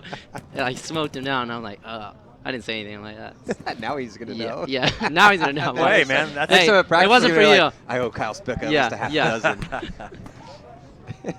I guess that's the risk you take. Yeah. Right? I mean, come on. Comes with the territory. So there you can see Chad Boucher on your screen making his way to the back center. You're going to watch Chad George and Konstantin Fedorov break out to the snake side for Houston Heat. Here they go. Chad George all over the snake. Fedorov behind him. Chad Boucher up to that center tower playing cross on the Dorito side. Looks like Polar Bear is going to lose a body on that snake side. Refs running in, giving him some more checks. Greg Sewers gets peeled off. Yeah, Greg Sewers trying to make some quick moves over here from D1 to D2, but gets picked off trying to dive into D2. So he's going to take the early walk. Just 4 players left alive right now for Houston Heat. And you can see the Polar Bears on your screen. And there's Chad George in the snake for Houston Heat. Backed up by, there's Chad Boucher in that center, and he also has Konstantin Fedorov right behind him. Yeah, Mishka, the only body that's actually on the snake side. Konstantin Fedorov is shooting towards the Doritos. Oh, yeah, I'm sorry, my bad. Mishka. Yeah, because there's Mishka. Fedorov making a move all the way over. Yeah, makes the move. Fedorov right there, diving in into D2. Making it look effortless as he makes the move now into the Dorito 2. Well, kind of that's what you were talking about, Nick, is they didn't really have an attack over here as they lost Sewers. Yeah. But then Fedorov pulling a Malloy. And so someone got a shot, though, on the Polar Bear player making his way up to the wall. So Houston Heat does have that body advantage, 4-on-3. As Chad Boucher makes his way up from that tower and is doing a little bunny hop. Fedorov getting taken out. Did you see where that came from, Kyle? I think it came from that the wind bunker over there, unless it was the Dorito 1. I'm not sure. I haven't played over here too much, so I don't know really who has the angles on that second small Dorito. Oh, wow, and Chad Boucher spins, and that's got to be a penalty unless he's not hit. He is hit, so that's going to be a penalty on. It looks like is he pulling it on the wrong team? No. I think that the Polar Bears player got shot before he came onto the other side. Well, that was a 2-for-1 because he just pulled the last 2 players left alive for the Polar Bears. Well, that's a breath of fresh air for Houston Heat. And you can see Mishka and Chad George. I think Chad was over there in the snake too, and you can see. Oh, you think Chad shot? Yeah, no, Chad Okay. for sure shot him. I think he shot him through the wall, but on their side of the field as he was running up to the Dorito side. And then, so he must have just committed because I didn't even see him flinch. Like he came through, shot, yeah, and then kept going and then got diced up. And that's how it looked to me. So I thought, because Yaya still spun and shot him. Oh, he did. I didn't see. Oh yeah, Yaya was playing the snake side of the wall. Gets shot, turns, and shoots at him. Like literally turns around. Maybe he thought it was you, a little payback. Yeah. So here's your breakout, PP Arena against Camp Carnage. Carnage taking the wall there on the break. One body for Pilsen, walking off the field, coming out of that back center. So, yeah, the back player for Pilsen here in the center of the field, dead center, back bunker. So body now walking off 2 for Carnage out of that back center. So 4-on-4. And he's looking to shoot that death lane that we've been seeing. We've seen so many guys die out of this spot. Lots of penalties from there. Lots of guys dying from this spot right there because there's a really good lane. It's kind of hard to shoot the front player running into the snake off the break coming around here. But yeah, Kyle, is that something that you kind of isolated, like walking this field? Like this could potentially be a bunker where you're taking tons of hit. I mean, just look how much paint is on this bunker. Yeah, it's difficult because it's and then safe. Sure enough, guy dying out of that spot right there. It feels really safe. It feels safe, but when you come over the top of it, there's back center that can put paint on you. There's your opposite mirror that can put paint on you. The snake as well can put paint on you. And if you're, I mean, he had a player behind him. You can't get sloppy in there. The bunker is kind of deceiving, and it makes you feel like you can play like that, but you still need to play tight. I mean, it's a dominant bunker, and it's a good one that you should try to have a presence through the whole match. Well, I think that's another reason why lots of guys are dying out of it too, because it's constantly hot. You're constantly having guys in that bunker playing out of that spot, but we see penalties from there. We've seen tons of guys die out of that position, as we just watched, as we were kind of breaking that down. You can see right now Paris Camp Carnage with slight body advantage here, trying to do something with it. I mean, the 2 players alive for Pilsen are on your screen right there. The right-hand side, you can see the gun of this player here shooting towards the snake side. And this is that cross-up. This guy shoots that way towards the snake side, and then the guy in the center shoots the other way towards the D side. That's that classic cross-up position here that you do when you're down bodies. And the move needs to come from the center wall player of Carnage, as he can come through the middle and use that tall cake and that can to block out the tower in the back center. The last 2 Pilsen players. Let's see if he can figure it out. He's looking that way, but just hasn't committed to a move yet. You can see him wrapping the wall bunker at the top middle of your screen there, right over that little paint speckle. Who else could make the move here is the guy on Carnage. It's in the snake can. If he could come back a little bit and get out to the tape, he could start working down that way. But I think the Dorito side tower has a good shot on him if he tried to run across. So he would definitely have to come back a little bit and then into the snake. See there, Paris Camp Carnage playing the center of that bunker. You know, we've seen some pretty early conceding foul calls. Yeah, like I would have let that one play out. You know, okay, hey, I know you're going to give them a 3-point lead. Yeah, and look how much time's left. Yeah. I wouldn't have. I don't know that I would have conceded that. And maybe under 5 minutes. Yeah. You know, I mean, we're talking about not a lot of time on the clock, and we've got to score a couple points here. Yeah, I mean, I guess I could see if your player, like, you're out of paint, you're looking at your coach going, hey, what do you want me to do? I got nothing to work with. Yeah, no ammo left. But I don't think that was the case. We're back at the Polar Bears versus Houston Heat. Looking at Chad again. We're here in the snake 1. 1-for-1 on Polar Bears. They lose a body on the break, so 4 bodies now walking off for the Polar Bears. Only 1 body left alive. I think they're going to go ahead and concede the point, and they do. So nice job by Heat to shoot some bodies off the break and draw that penalty on the Polar Bears. That penalty might have just made that the quickest point we've seen here in the tournament. Yeah, absolutely. Yeah, it's going to give a 2-point lead there to Houston Heat, but still a ton of time left. And you can see. And you can that one's worth conceding. Yeah. No, and polar bears have been playing strong this year. I mean, not with the loss of Ryan and Oliver, they stepped it up. You know how that goes sometimes if you're on a team and you have those quote-unquote superstars that are going to be carrying the weight, and then you realize, well, look, this is up to us. Yeah. We've got to start producing, and I had heard from Ryan and Oliver that they had some really good guys on that team that could get some production done, and we've seen different guys on that squad at Barcelona that kind of stepped up. I really liked how Demo was playing up in the center, but again, on this layout, that center is not nearly as strong as it was at the Barcelona layout. This is because of the options of the aggression you can have on the snake side and on the D side of the field. We really haven't seen that center be as dominant, but still absolutely in play. I mean, you have to take that in consideration constantly. I think Damien, in that firm game, he got up there and there were people that were not checking off on him on that snake side, and he got 2 or 3 kills right in a row, and played through that side fairly well as we watch the moves being made now into the snake by Camp Carnage. So yeah, I'd say the secondary move now by PP Arena up to that wall bunker to play that snake side. I think if you make that move and that snake player doesn't check off on it and you play smart, you're going to catch these moves. And let's see if it happens over here. You can see the wall player and the snake player for Arena. Carnage lose a body out of that back center. Bodies that should not be dying, definitely dying pretty consistently throughout this matchup. This is the point right now for Pilsen. Yeah. If Pilsen doesn't score this point, this game's pretty much over. I know there's some time left, so they could make me eat my words, but you really never want to let a team get any more than 3 points up on you. You need to keep it closer than that. Yeah, well, the wall player gets that shot in on that snake move, so nice job by him as 3 Carnage players are walking off. Pilsen does just lose now their snake body. Not sure where he got shot from, as I can see. Okay, so Carnage making a move now into that Dorito 3, shooting crossfield immediately. I don't know if Pilsen know that this body has made it his way over here, and he does now as the wall player wraps around and shoots him in the back. So I think there might just be 1 body or no bodies left alive for Carnage. There are no bodies left alive, so Pilsen getting that much-needed point on the board to keep themselves alive. Well, they had a really close game against the Polar Bears in their first match. Yeah. So that we know these guys can play. And they threw it away with the 4-on-2 penalty. Gosh darn it. Well, didn't in Barcelona, didn't they almost beat Impact? 4-0. 4-0. 4-0. They went and Polar Bears went into overtime with Impact too. Yeah. So it's some production out of these teams that have seem to be a little bit lower on the totem pole against these stronger powerhouse teams. It just shows the depth of the league. Yeah.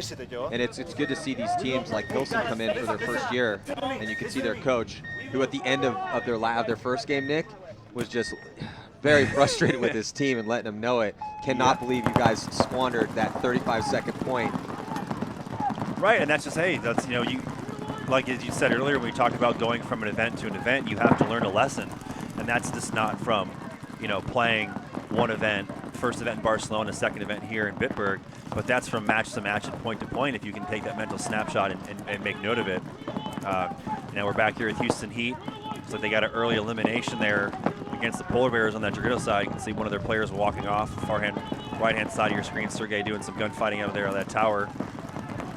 So Houston Heat in a good position here to control this matchup as they are up a body against the Polar Bears. Fedorov fills out to get behind Chad George, who's in the snake one.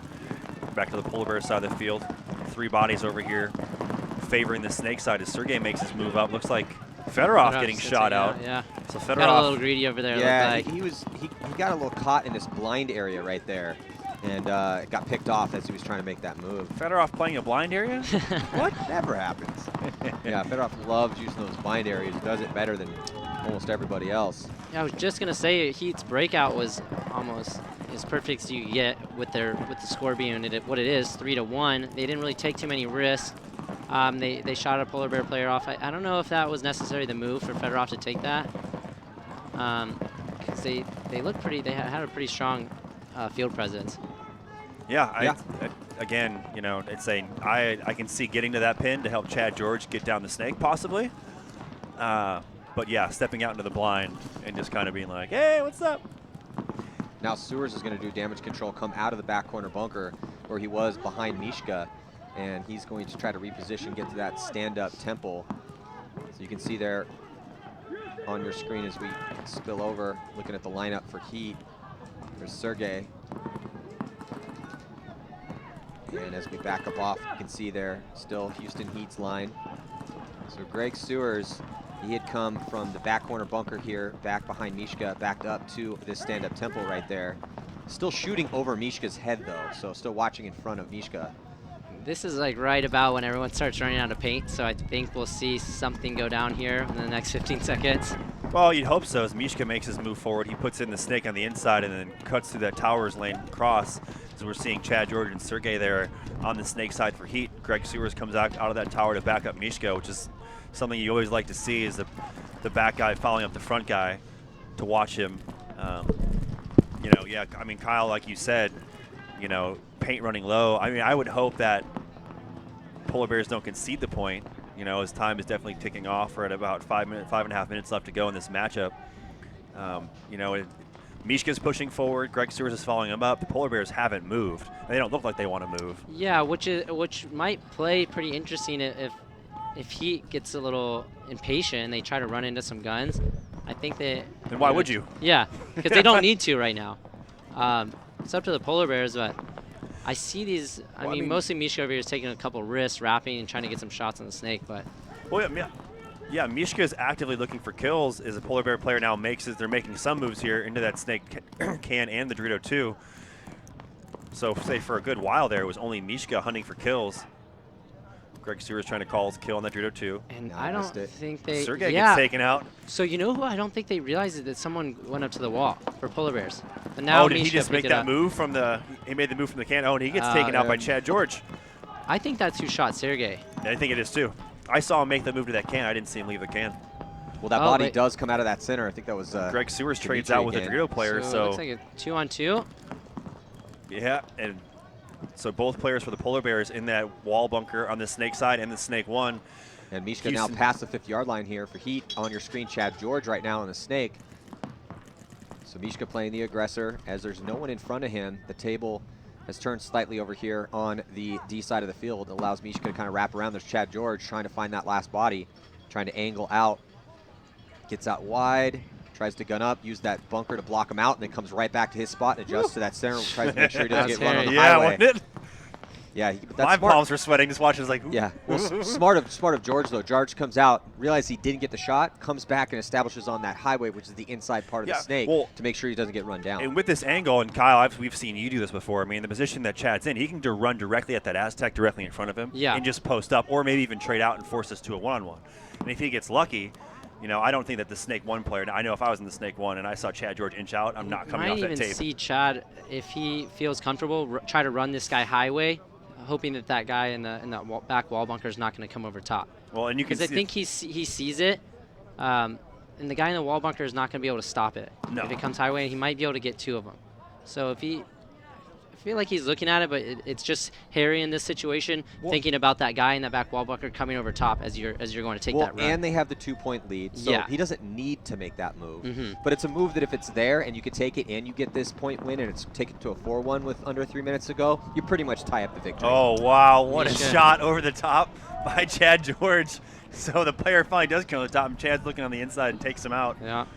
But no, Kyle, you broke that down really well. That was the move that Chad could have made in running the highway and bunkering out the snake, and then possibly getting the. Well, I think he would have done it. Yeah, and also I think he probably could have got it. But yeah, taking the safer, smart route though. So we'll see you play later when you make that move. Yeah. But what a clutch point there by Mishka and also Chad George. Yeah, really smart play. After losing those other bodies, kind of silly, you know. Yeah, and if it wasn't for Mishka pushing forward and actively hunting to make stuff happen.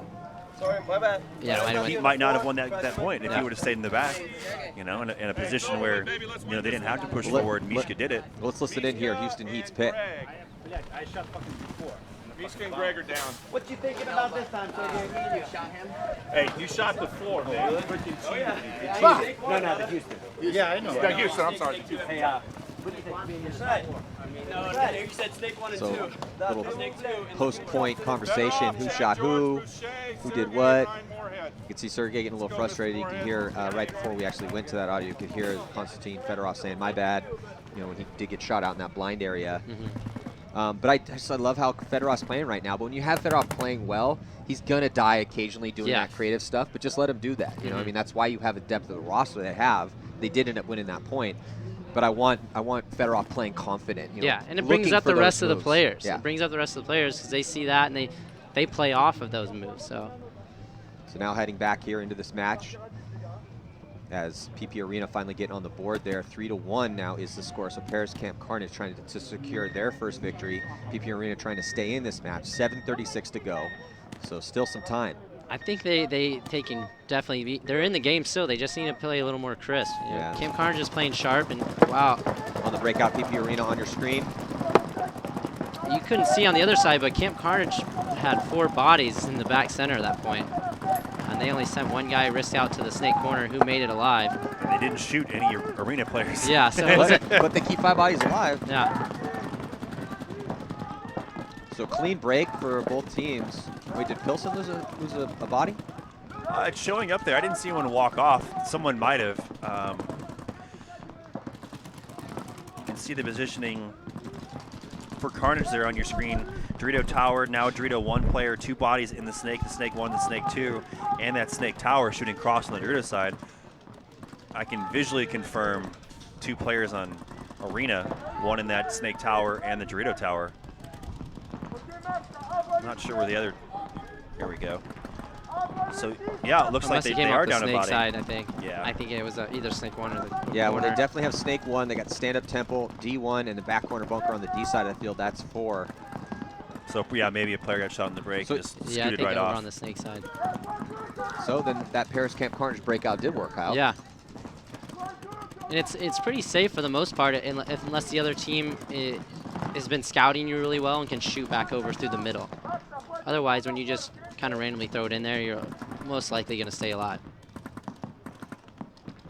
So now Paris Camp Carnage all the way to the 50-yard line here and on your screen, trying to figure out those angles. They also have good position on the D side as well. So after going conservative breakout initially, attacking on the Snake, attacking on the D side, still no bodies have fallen off for Pilsen though. And there goes one off the back corner bunker Snake side. It's now 3 on 5. Paris Camp Carnage looking to extend their lead past the 50-yard line here. Carnage Snake player played that pretty smart too, because he knew that guy, his only chance was either to come into the Snake 3 or fill out to the corner, and he just waited for that.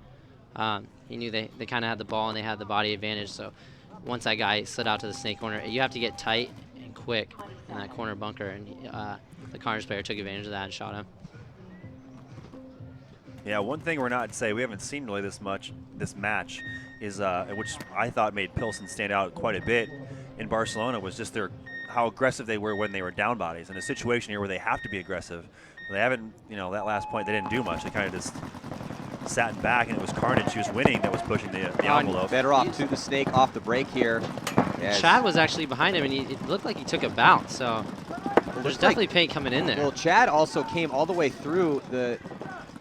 It's twice he's done that move. He came through the 50-yard line there and tried to stick the guy. He did. No penalties assessed. Here comes Konstantin Fedorov on the delay, coming off that chaos that Chad Boucher caused in that center, and he is all the way onto the Polar Bear side of the field, making some quick work here. Another solid point for Houston Heat. They're going to go up 5-1 with about 2 minutes to go. Beautiful point from Fedorov, and what a great job on the attack up the center there from Chad. Yeah. Well, what I was saying actually off the break, it was Chad George, who was the secondary person going out of the Snake side into the tiny wind bunker, took a bounce. So, as safe as it looks to go in there, you have to dig deep and get in there. The Snake is almost a safer spot, I think, to go. Well, we've been seeing that all morning long, is that mini wall bunker on the Snake side of the field. That's the hot spot. Yeah. That's the bunker of death. Lots of guys dying from there. Lots of penalties assessed from that spot. You can see there's a big smile from Chad Boucher. And also from Randy Smith, who should be pretty happy with his team right now. They're playing real solid here in their first 2 games and looking more like the Houston Heat that we've seen in, in their rise to, the top of the paintball mountain.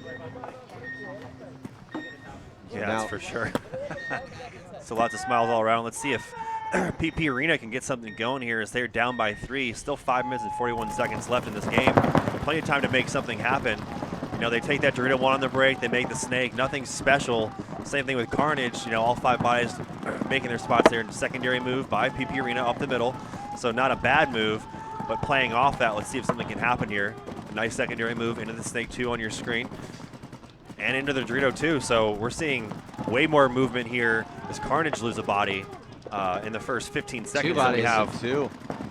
But that big run. That was What was pretty that, big bite. Yeah. I mean, big bite and rolls the dice. Works out for him though.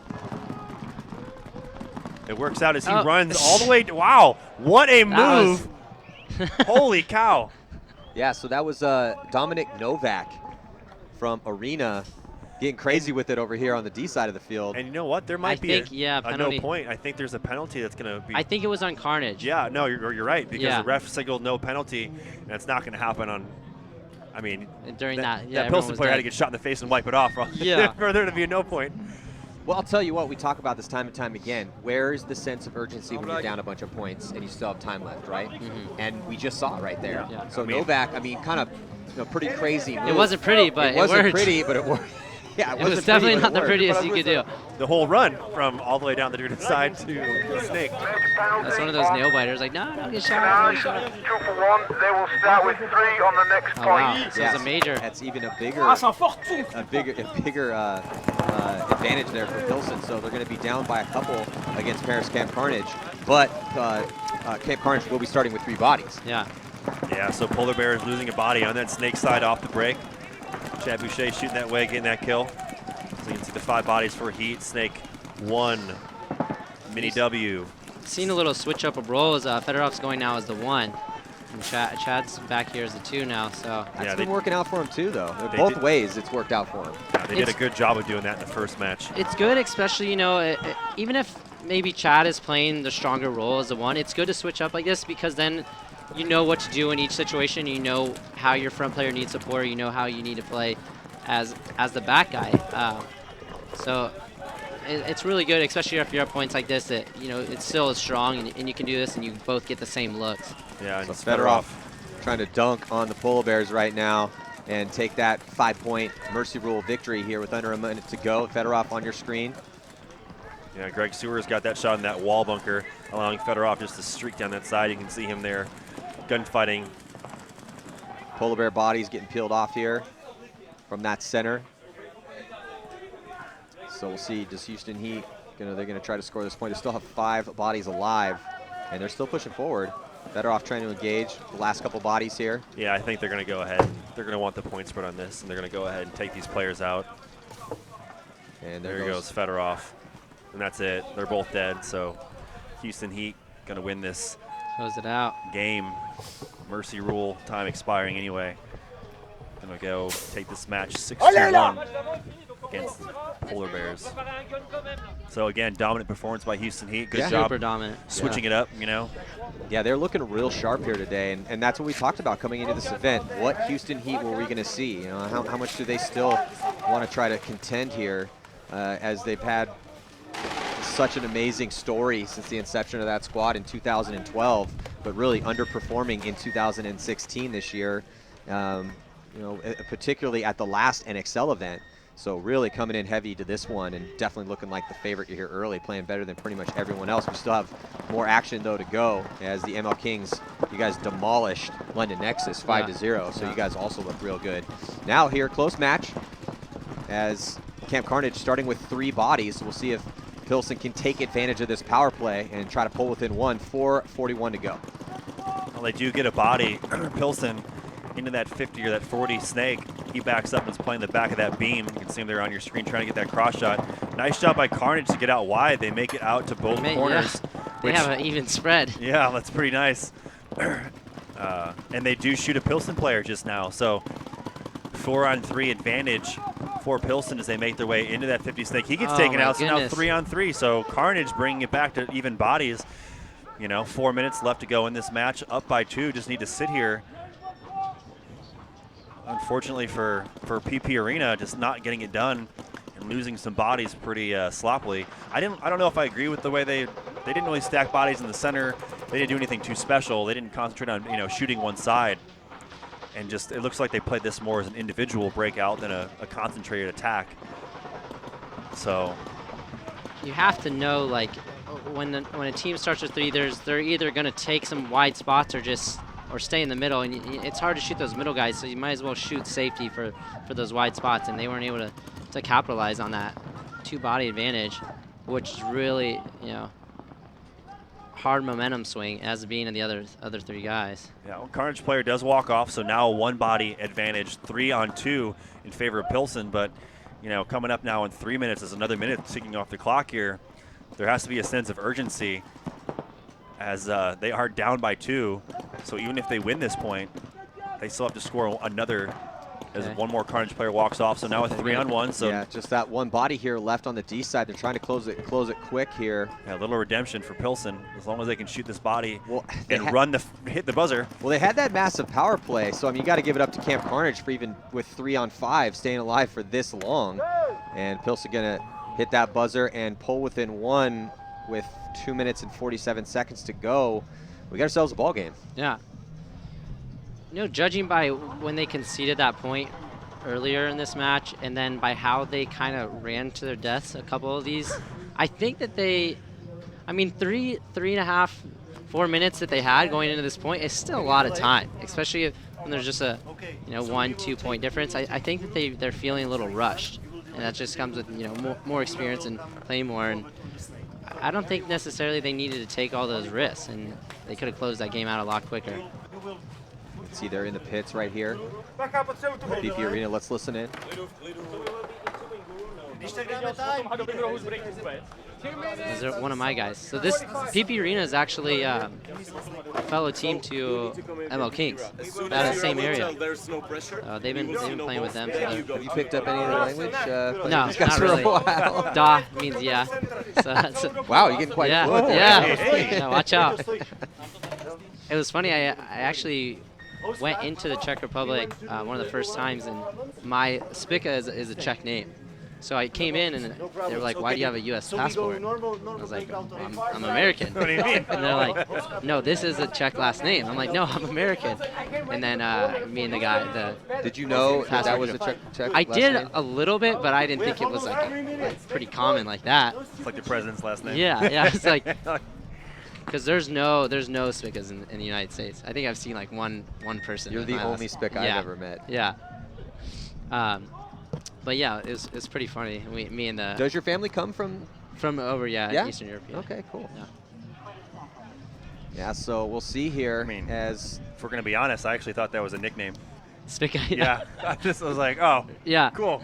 Kyle. Most people call me by Spica. What's his real name? Kyle what? No, Spica. Like. You're like, okay, I get it. What's his real name? Yeah. Oh, okay. Well, let's see if Pilsen can answer back. 5-on-5 strength through both teams. Looks like both teams have a pretty clean breakout. All 5 bodies alive. Though Carnage not taking that snake on the break, as you can see there on your screen. Pilsen does have that body out there in the snake. You can see a delayed move to that snake side by Pilsen. They do have a body out there in that corner too, so that's going to help that player make that move, as you see on your screen, to the snake too. Pilsen needing to score 1 more point to tie this game up. Coming up on 2 minutes left, another secondary move now up to the wall.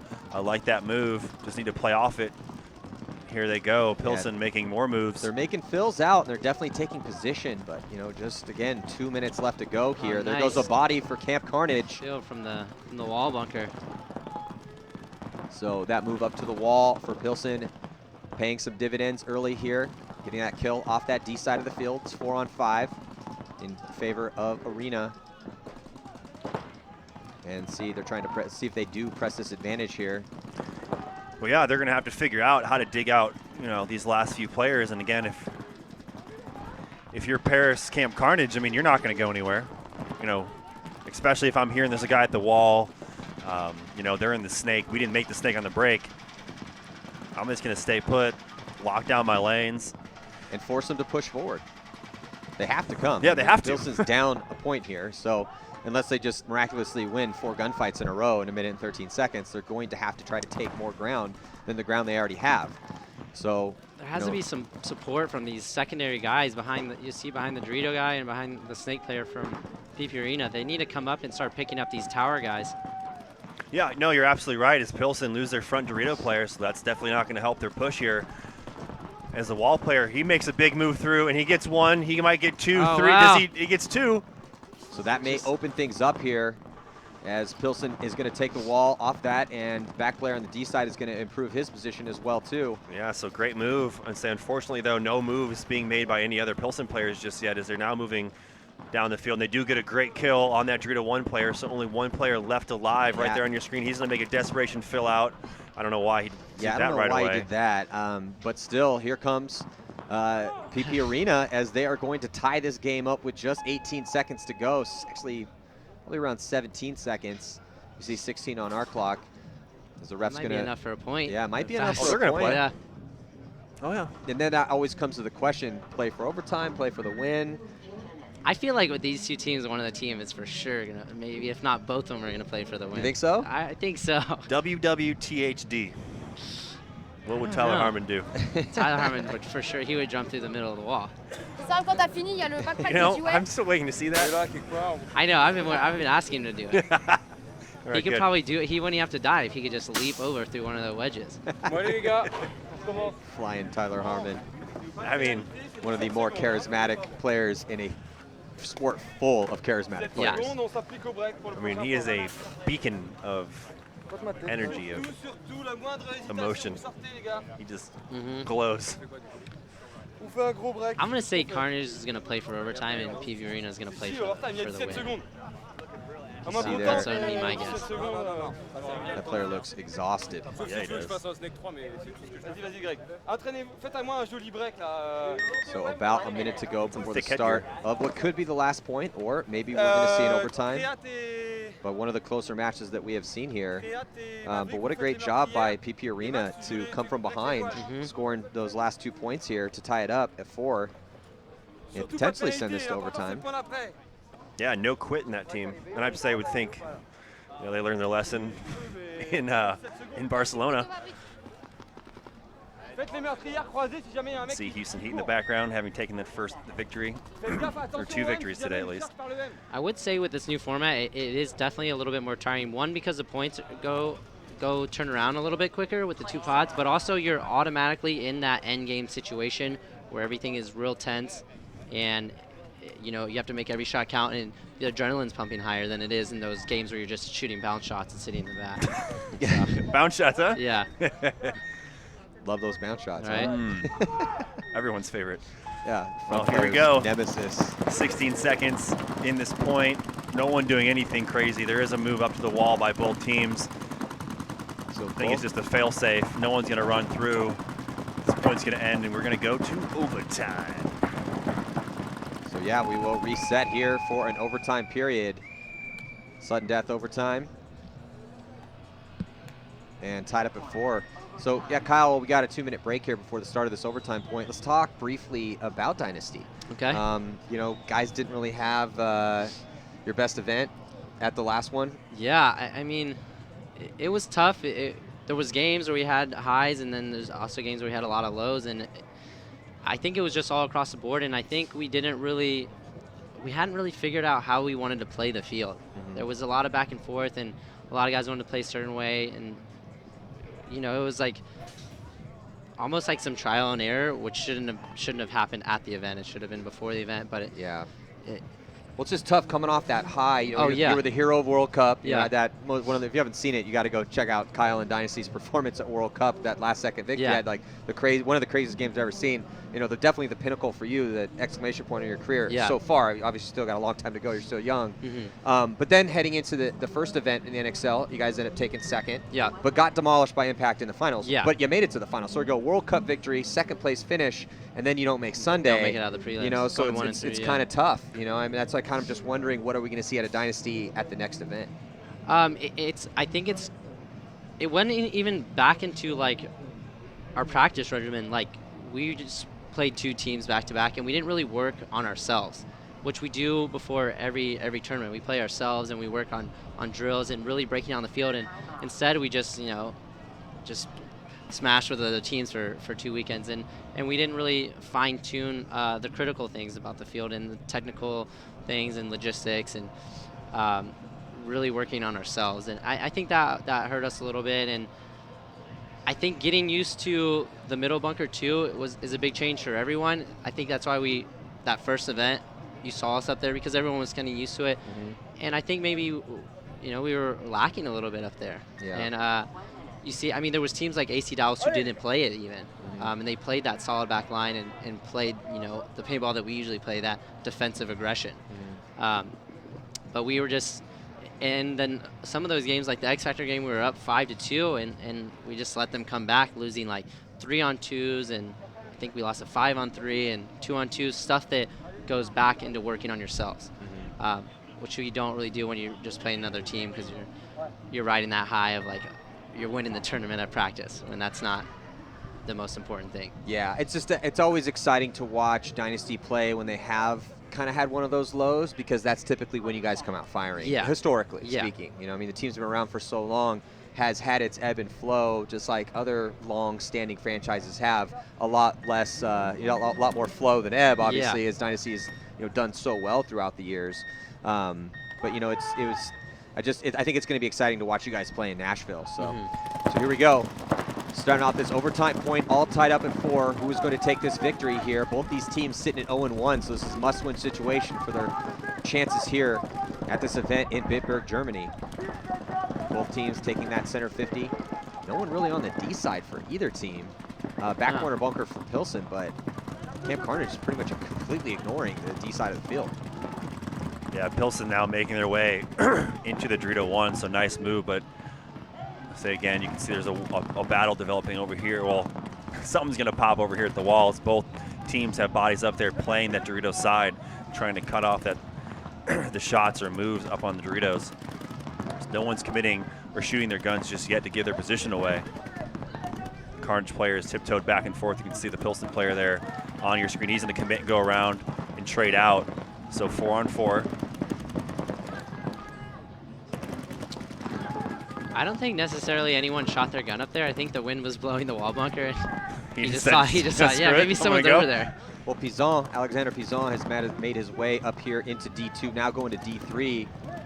So initially, Paris Camp Carnage pretty much ignoring the D side of the field, but finally making their way up here and putting themselves in good position. Yeah, and then off that, though, say on the other side of the field, Pilsen making a move into the Snake 2. So, you know, Kyle, you and I think it was Ryan were in this same position in an overtime period, not knowing the new rule. Yeah. Which kind of ended up costing you guys at the first event in Barcelona. Yeah, and it was kind of funny because we were actually at the last like 20 seconds we were in the winning position, but I was a little unsure how it was going, so I tried to go bunk to the guy and then ended up getting shot, which sealed our fate. Yeah. Yeah, but you didn't know. No. So well, now, I don't think anyone would.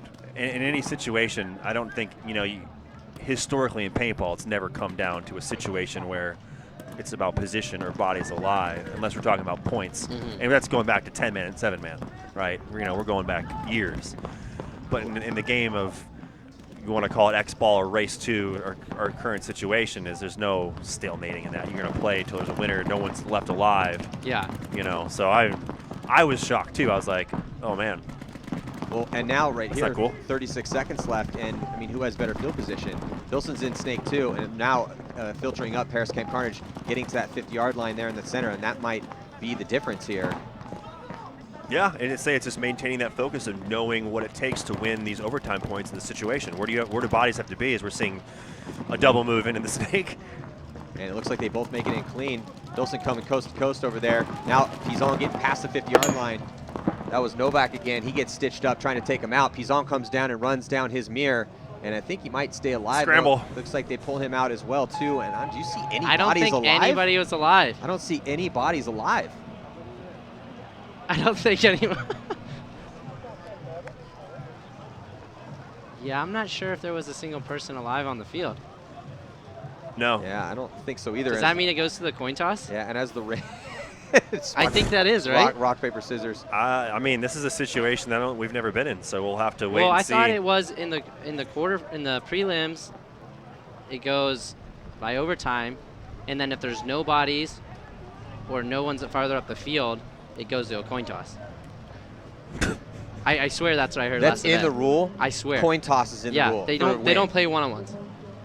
They play one-on-ones into the quarterfinals and semifinals. I get that, but I mean, well, they did. Got to go to a They did just make an announcement over there We'll see if we can get some information for you guys as to what's going to happen as both teams and all the referees have vacated the field. Unless a player was left alive and the ref just said, "Hey, this dude was alive. That's it. You win. It's over." Rain. But they haven't, but they haven't put a point up on the board to signify which team has won. The scoreboard still says 4-4. Well, so this is the first time we've seen anything like this before in Right. an overtime, and it looked like Carnage was making moves to get into good field position to have that to have the field position to get the win. But then bodies started dropping everywhere. Everyone's making moves because Pilsen made a big move to try to take those guys out of the snake. Did you guys see any penalties? To be honest, I thought that. Okay, so it's going to be a coin toss to decide. coin toss. That really coin toss. Kyle, what do you got? Head or tails? Good lord. Tails never fails, yeah, baby. let's go with I'll tails. take heads. Let's go with tails. All right. Heads. So Who makes the call? To be honest, I thought the PB Arena player should have probably got a penalty because absolutely. the guy that was at the wall shot him as he was like in plain view right there, and then he ran all the way to their snake 3. They should just go to just one. I know it's tough to fit all of these games in and make sure the schedule runs. It's lunch break, bro. But just go to one-on-one. Yeah. Just Absolutely. one. A sudden death. Send your hero out. You send your hero out. Yeah. But And let's who- just play. In this situation, who gets to call the coin toss? How does that decided? The higher seed? Well, here it goes. Makes the call? Okay, Okay. that's So, our old coach. Let's actually. listen in. on alphabetical, your name is Canage. You can choose. I have the number 2, or I have So the the bird, the alphabetical eagle. team with the The eagle. alphabetical The eagle. name makes the call. Okay, chooses the eagle. And it is the, the number 2. Who won heads? Yay! Was it heads? I don't know. You said I eagle, think they just made it up. eagle, or who knows? But yeah, Eagle or let's the- hug it or out. They don't have heads or tails over here in Europe, apparently. It's eagle and something else. Anyway, Eagle- regardless. Eagle and bunnies. So Who knows? congratulations to PP Arena. Going to take it on the coin toss. That is the first time I have ever seen that in all my years. So congratulations to them as they take That's the funny. You victory. guys didn't know that, huh? Nope, never heard of the coin toss. Yeah, I was thinking it was so ridiculous that I might maybe had it wrong, but then I could agree with you. Yeah. Can we just? It is so They ridiculous. could have played a one-on-one the amount of time it took to do that. I Just agree. one A one-on-one. 60-second one-on-one, and whoever's closest, it's just like they have it in the actual one-on-one I'm tournament interested here. to know how all those people got shot because there was a guy they got shot at the wall. There was a guy behind him like over in the snake that was live. Both those guys in the snake got bunkered. The guy in the wall somehow got shot after shooting the other guy. There All was right. some chaos. Well, it goes down on a coin toss. First time, hey, first time for everything. So congratulations to Houston Heat PP Arena as they take victories in that set. Don't go anywhere though. We're going to have a short lunch break, and then coming at you after that's going to be the Tauntauns taking on Grand Control Paris and Frankfurt Syndicate. Drawn solid. Thank you guys so much for joining us here at GoSports.com. Second event of the Millennium Series here in 2016 for Bitburg, Germany. I'm Matty Marshall with Kyle Spica, Nick Sloviak. Stick around.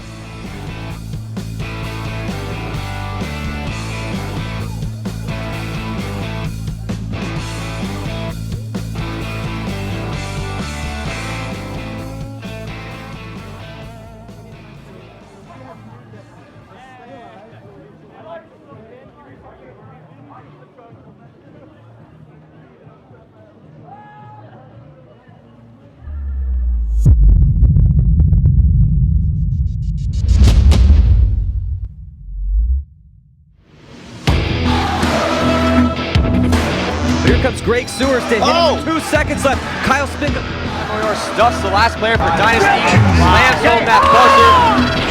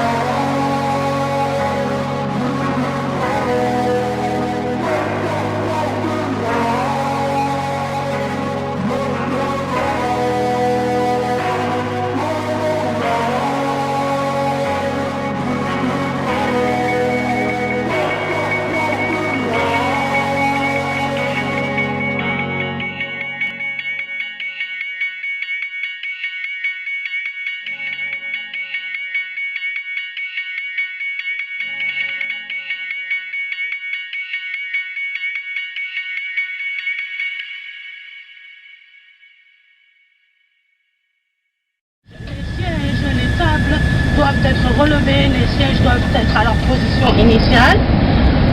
Quoi d'autre? Oh, won't you stay for a while? I'll take you on a ride if you can keep a secret. Oh, won't you stay for a while? Show me darkness, baby, show me deepness. Oh, won't you stay for a while?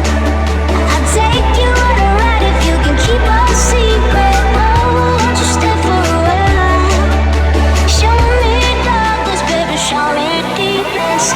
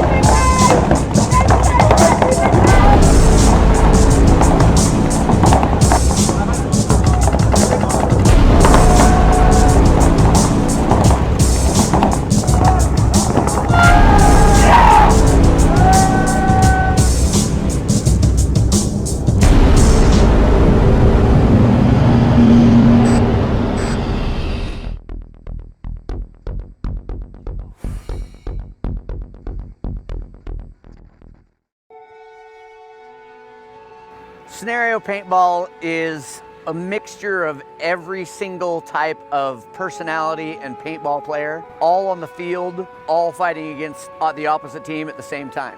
Pick and choose how you play it, what parts you want to take serious, what parts you just want to have fun at. It's just a weekend of good, clean fun with your friends. And it's just a lot of camaraderie. It's a lot of fun, and it fits everybody. It doesn't exclude anybody.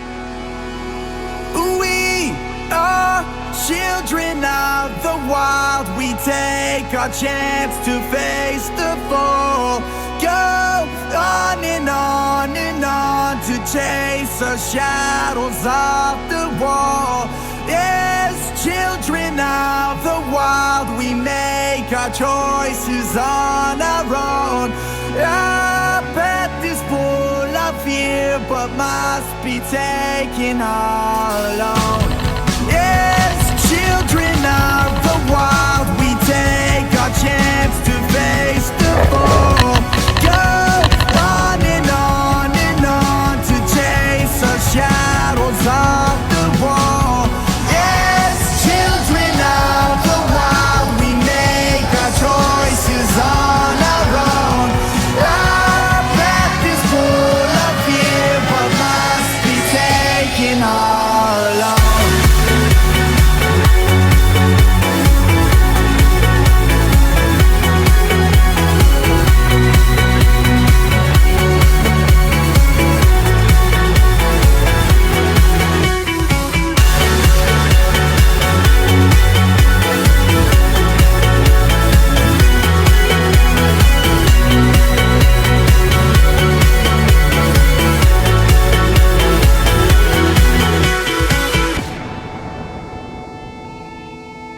The great thing about scenario paintball that I think attracts a lot of people is there's such a wide variety of people in scenario paintball. You get this great mix of people. You go out on the field and you're gonna meet a guy who's a flight attendant on an airplane, and this guy over here is a dentist, and this guy over here, you know, helped re-roof my house, and you're all out there together and you're like, cover me, let's go, we're a team, you got my back, and afterwards you got it. What do you do? So I'm telling you what it is, and we'll end up in a bar talking about it is what you do, and that's scenario paintball.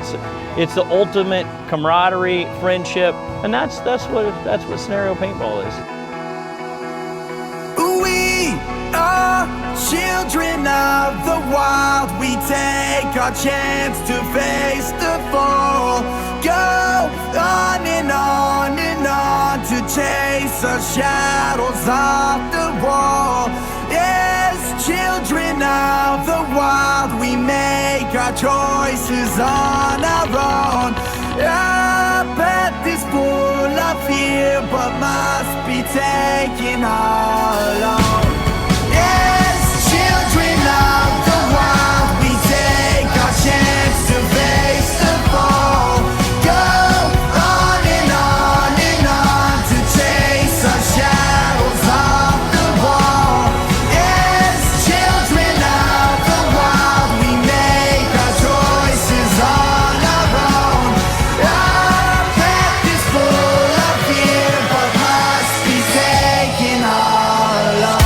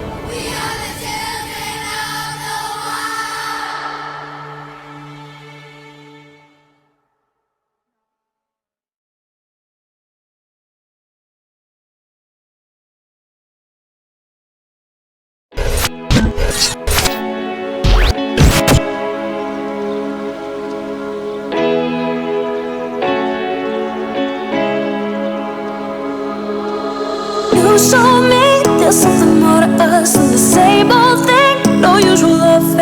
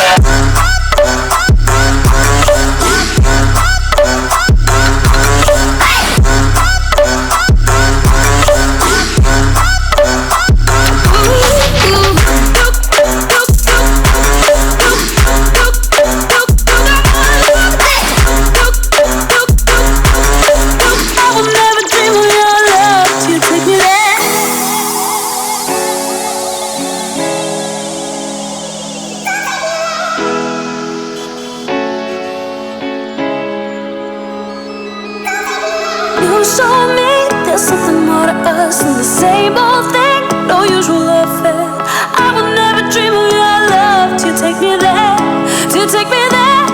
Oh, baby, you got more love to give, baby. Oh, baby, oh, baby, you got more love to give, baby. Oh, baby, oh, baby, you got more love to give, baby. Oh, baby, oh, baby, you got more love to give,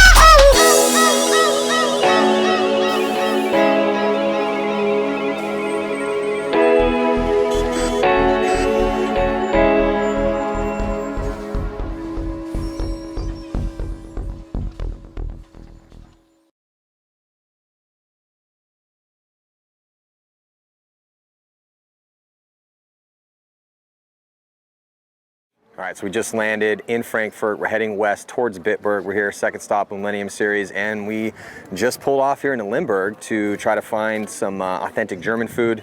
Looks like we have Italian little cafes. Haven't quite found the authentic spot, but we're definitely in the old town section of Limburg. So let's go see if we can find some food.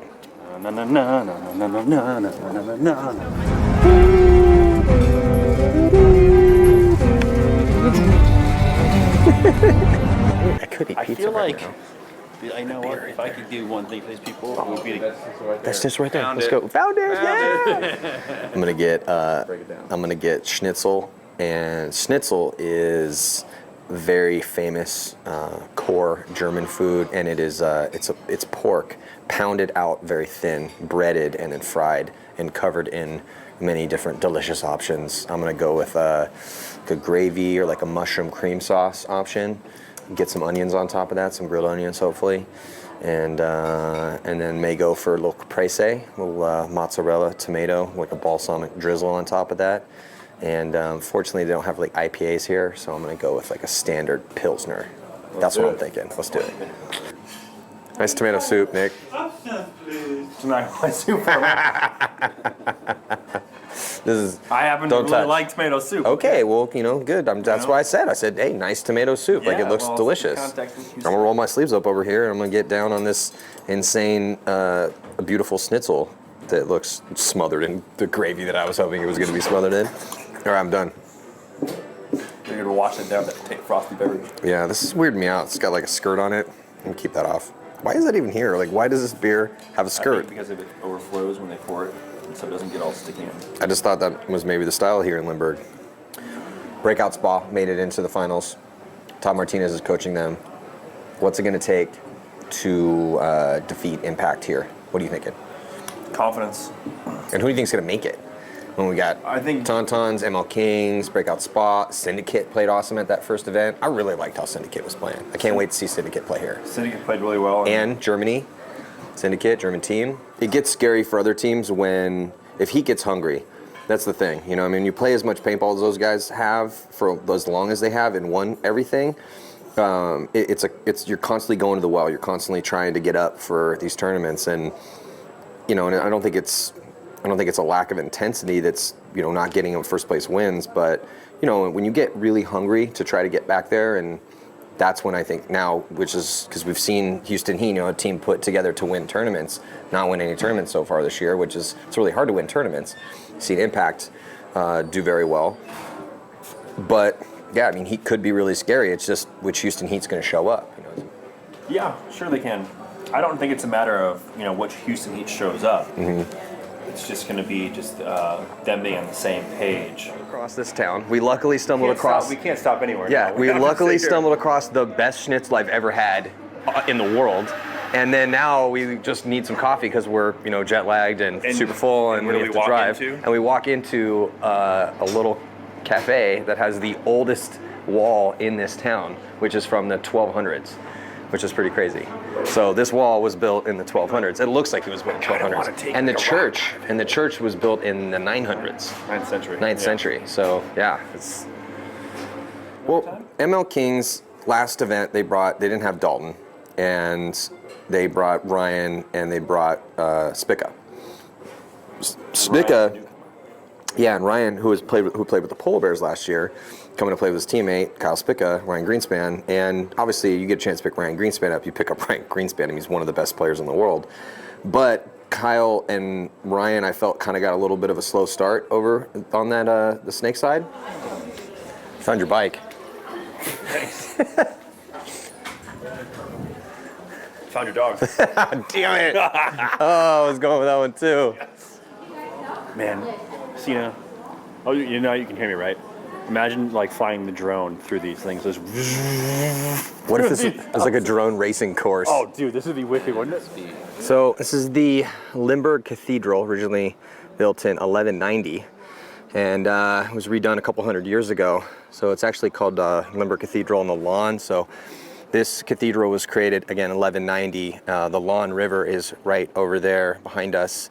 There's also an interesting, pretty crazy graveyard with some graves dating back 17th, 18th century. But yeah, they created this cathedral. It's a little early Gothic, and as Western Germany was, French, German.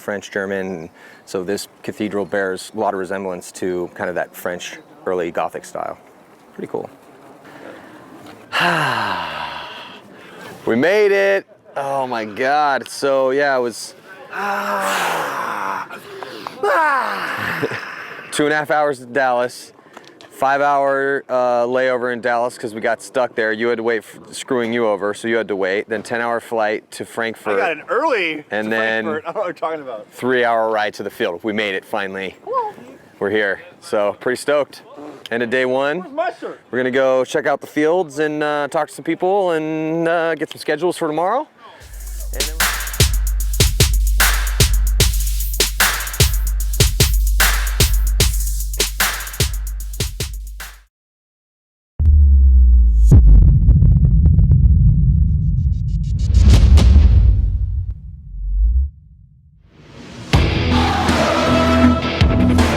Here comes Greg Sewers to hit 2 seconds left. Kyle Spica stuffs the last player for Dynasty. Slams home that buzzer.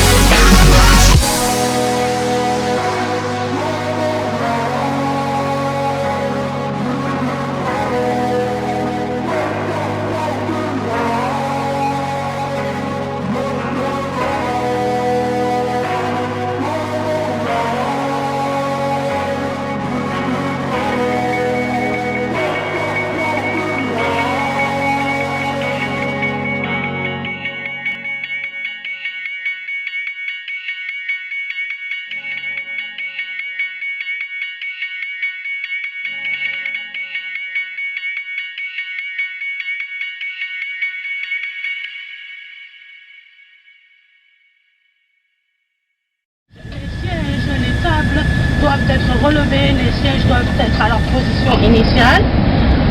Quoi d'autre? Oh, won't you stay for a while?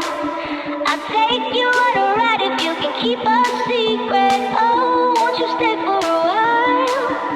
Show me darkness, baby, show me deepness. Oh, won't you stay for a while? I'll take you on a ride if you can keep a secret. Oh, won't you stay for a while? Show me darkness, baby, show me deepness.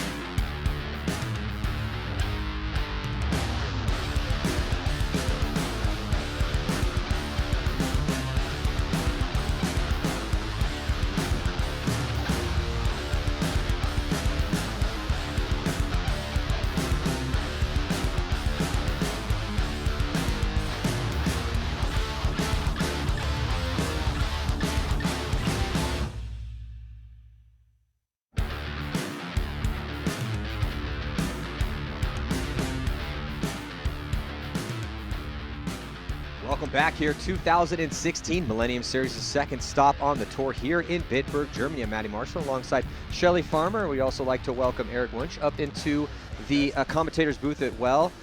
So right now, Eric, we're about to watch a team playing here in this set that you're pretty familiar with. Frankfurt Syndicate's going to be taking on Drammen Solid, and Toulouse Tauntauns also going to be taking on Ground Control Paris. So, Shelly, what do you think about the Tauntauns here at this event? Tauntauns have just been firing all cylinders, and I enjoyed watching them. The last event, they showed what they can do. They didn't get the result they wanted, I know that. But what I love about them is how they work as a unit. And with this field layout, it's not really where one side goes, then the other side goes. It's almost like they all go together. And I think with that kind of play, it suits Tauntaun. And I'm looking forward to watching this match. Yeah, they had a really close game against Frankfurt Syndicate in their first match. So, Eric, your thought on Frankfurt Syndicate? I really feel like that team really could start contending here pretty soon. What do you think? I think that this field, the field layout is a gunfighting field. It's heads-up play, and you go one-on-one most of the time wherever you are. And I think that Syndicate is one of the stronger teams in one-on-one situations. So I expect him to do, and it's Germany, so I expect him to place top 4, to be honest. Yeah, you know, they had a tough match against the Tauntauns. It came down to just 1 point separating those teams. Tauntauns did take the victory, but just knowing that, you know, the teams have been around for so long, you're yourself a former member of that squad, and I really like the young talent they have on that team. I think the future could be very bright for them. I think so too. Hopefully. Yeah. Hopefully, so you never know. Yeah, you do never really know. But it's in the prelims. It's what you want. You want 5-4 games. You want a 6-5. You don't want 5-0 where you don't learn anything, right? So. Yeah, it's always scary. I mean, it's awesome on one hand when you're playing that well, but you don't know what's wrong, and it does get a little scary. We always say it's one of those paintball cliches. Is those, you know, the teams that have been in those fights in the earlier rounds. Those are the teams that have, you know, isolated the mistakes and really tightened things up. So. We are just about a few seconds away from the start of this first point. Looks like about close to 30 seconds, but speaking of, sorry, go ahead. Speaking of, the Tauntauns could do really well here. I think. To me, it's one of the best gunfighting teams in the league. If you look at the players and the rosters and the guys on the field right now, every single one of those guys is amazing at gunfighting. I definitely agree. You know, it's the story with the Tauntauns is they've, you know, slowly but surely over the past years, another legendary team that's been around through so many different incarnations of that squad, and finally getting to the point where, you know, they've won tournaments in the past recently, and now picking up Alexander Burtnikov with the squad. I really think that's a huge addition to the team. Oh, and he did play some great points in Barcelona. Yeah. In fact, we named one of the moves the Malloy move. He moves around the field, but what we mean by that is he'll play snake corner, and you'll suddenly find him in Dorito 1. Yeah, his ability to displace cross field, and at his drop of hat too. Yeah. He'll be looking like he's playing a spot, and all of a sudden he'll just decide to move all the way on the opposite side of the field.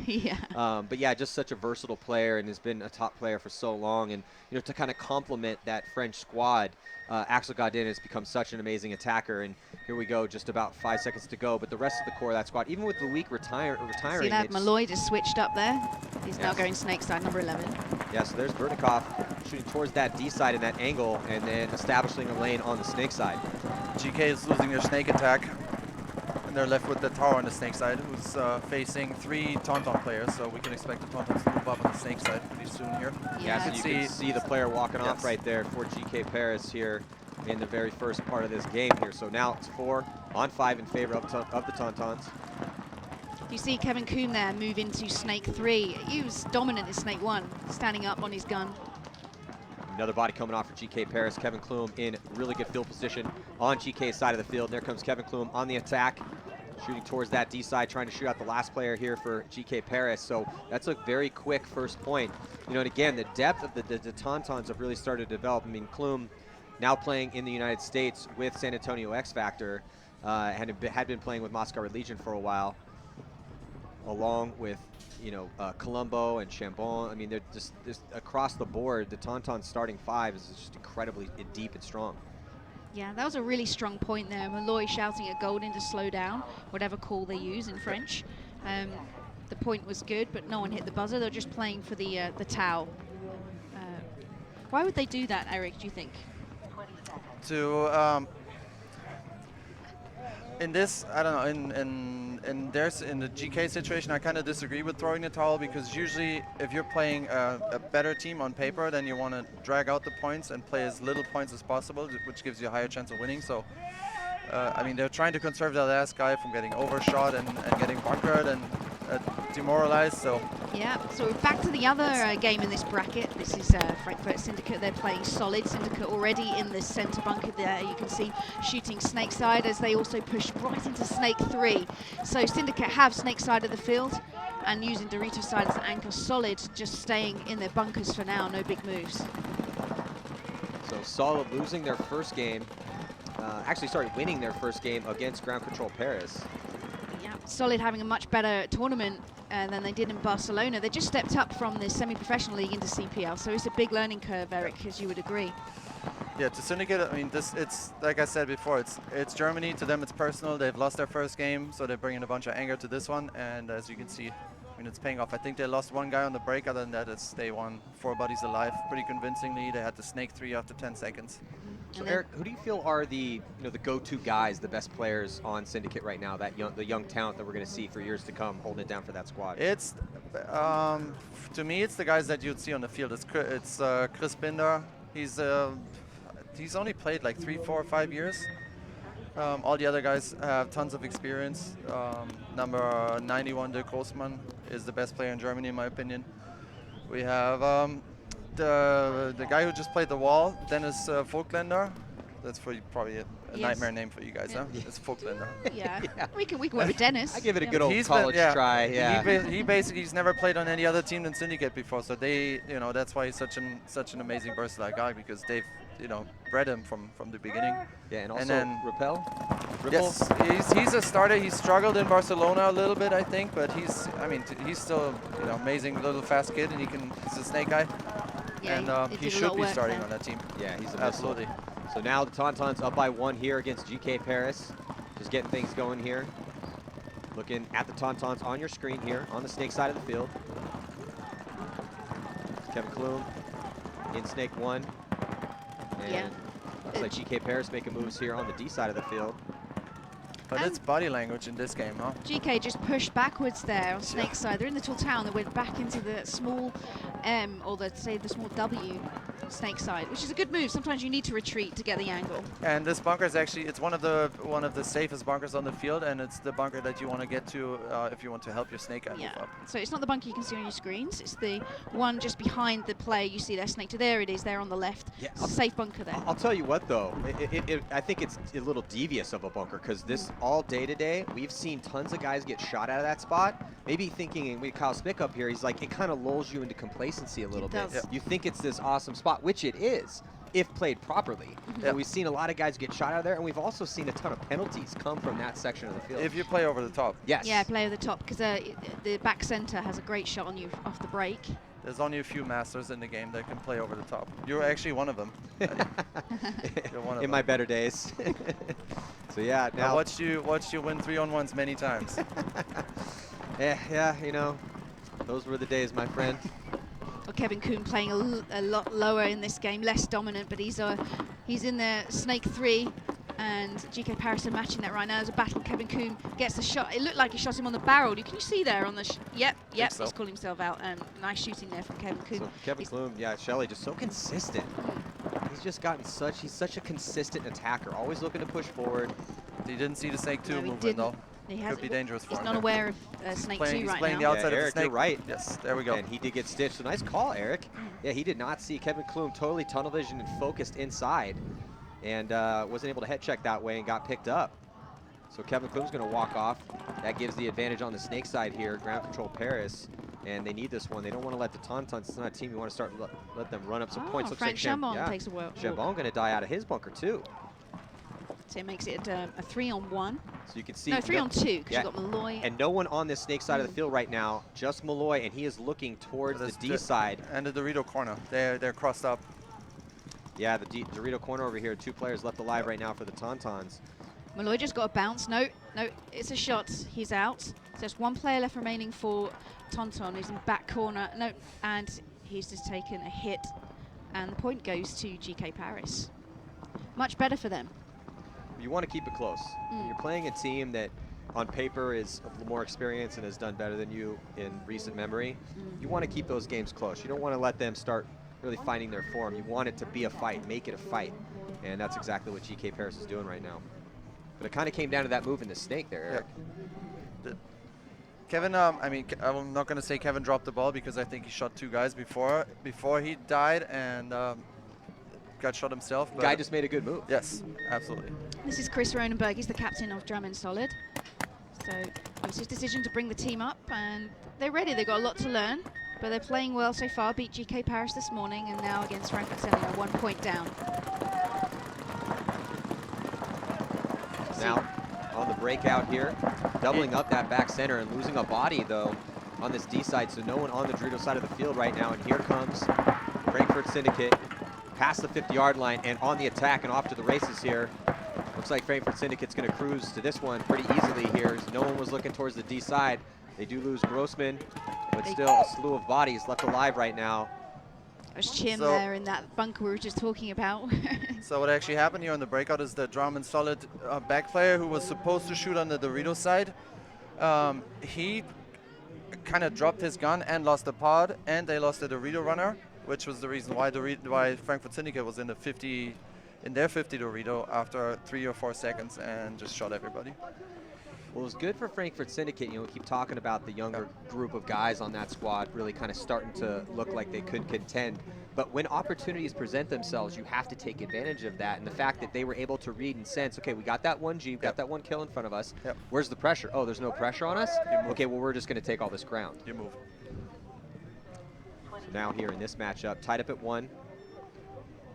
Loose Tauntauns on your screen right now. Yeah, Tauntaun has Kevin Coombe on the left, black beanie. Those are the 5 I would run. Yeah, definitely. Malloy in the grey, Bernikov, and Axel Golden in the blue hat. And then you've got Chambon and Colombo, those gunfighters we're talking about. Play back centre usually. Goes Bernikov into the centre, and he's going to be shooting snake sides. Axel Golden pushes up to Dorito 1. And GK Paris already lose a player. Let's go 5 against 4.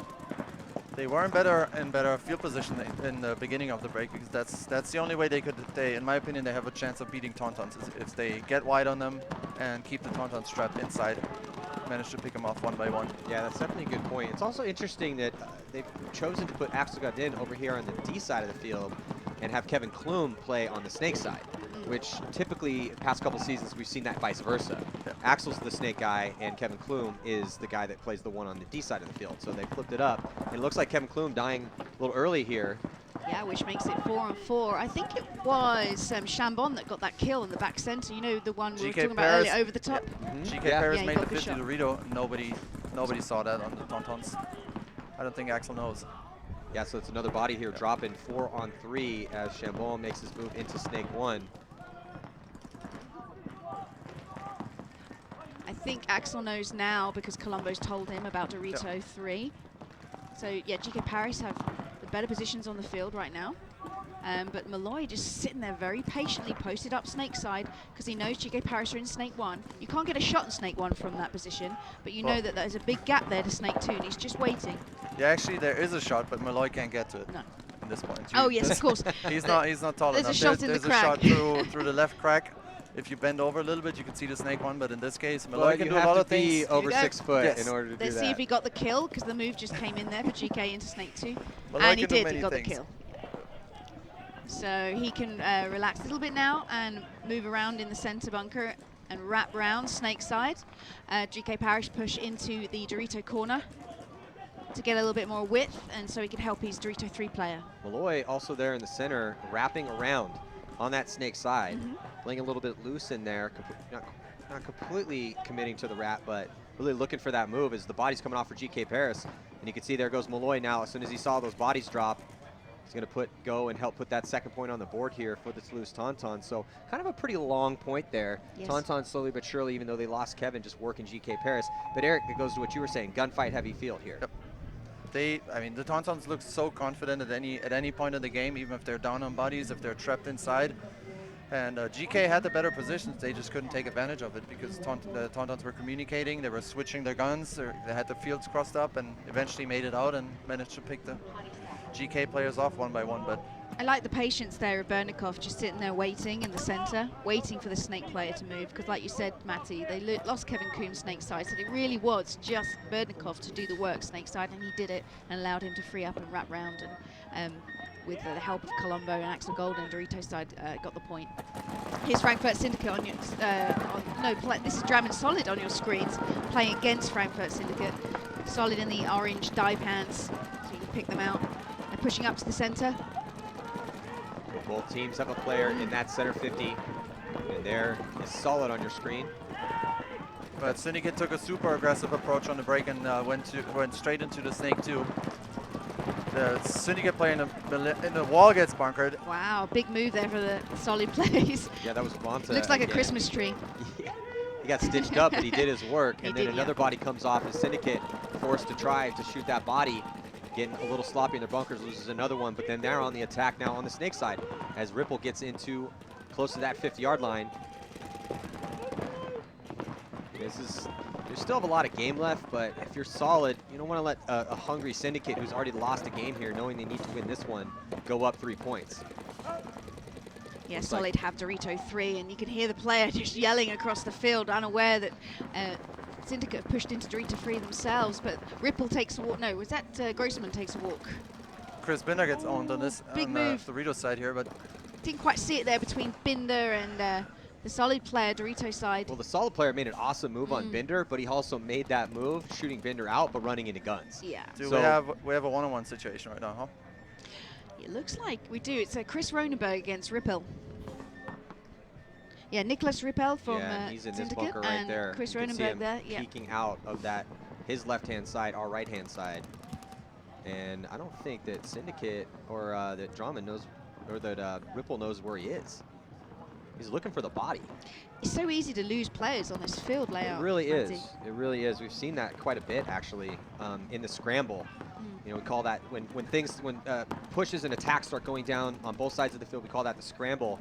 And you really have to keep your wits about you in those situations and really try to keep that body count as much as you can. You know, these bodies have to filter off through the snake side of the field. So if you're on the snake side, you should be able to see the bodies come off. If you're on the D side, it's much harder.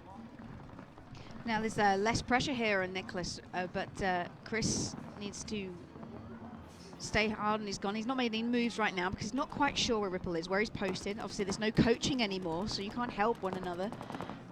Thank Let God. them know where I they hated the post. coaching. Yeah, this is all down to one-on-one skills. Oh, comes over, and I think he just owned Ripple there on that move. it's Did he a trade trade. out with them? Yeah. Oh, Ripple was able to get a shot his way.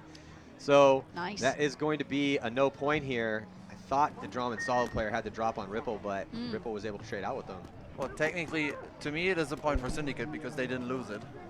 Nick Ripple played a long one-on-one, and he managed to trade out with the guy. So it's in this position, he could have sat there for the next 10 minutes, and they would have won the game. I was just about to say that. And by trading out, you're taking out the other, the other opponent. That means there's no score, and they just go back to 5-on-5. So to them, to Syndicate, this is a win.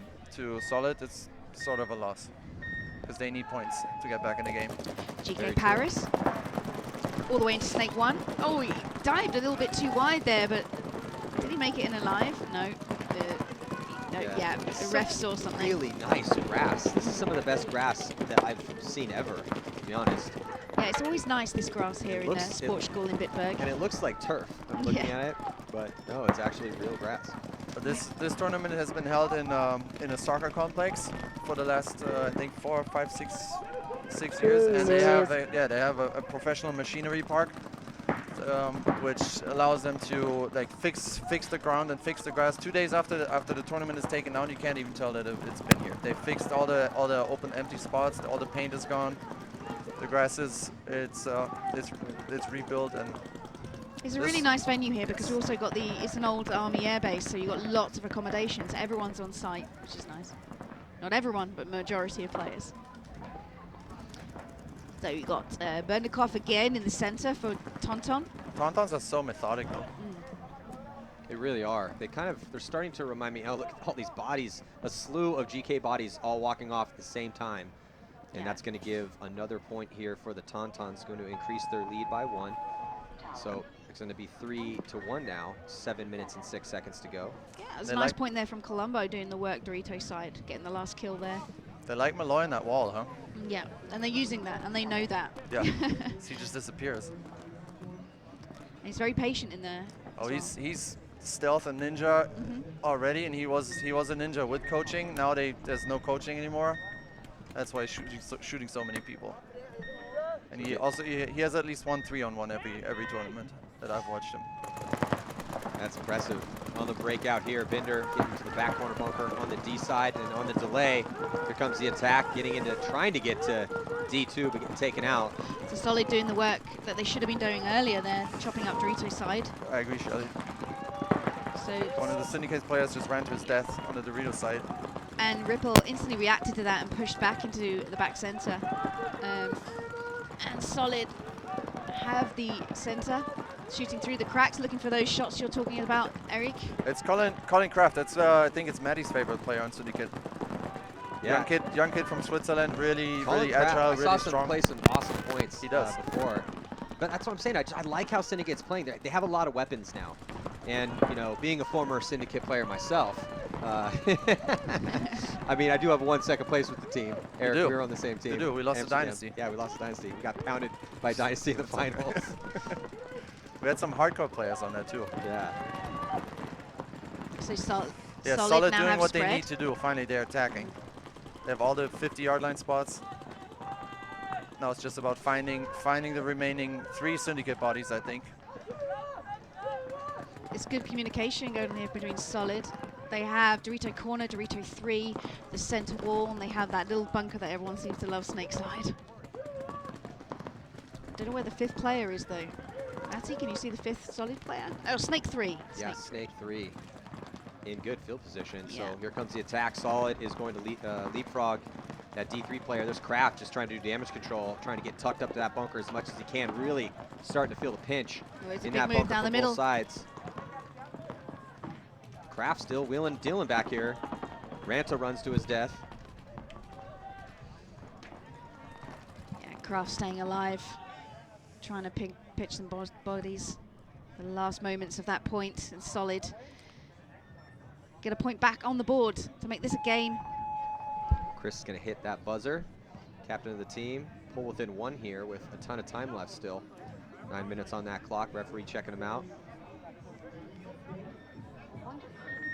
Yeah, you really want to avoid that 3-point spread in any paintball game. Yeah, the dreaded 3-point spread. So, Shelly, a little bit later on, we're going to be seeing the Women's World Cup here. Yes. And you're the captain of the team from Great Britain, correct? Yes, I am, yeah. I'm a fool for punishment here.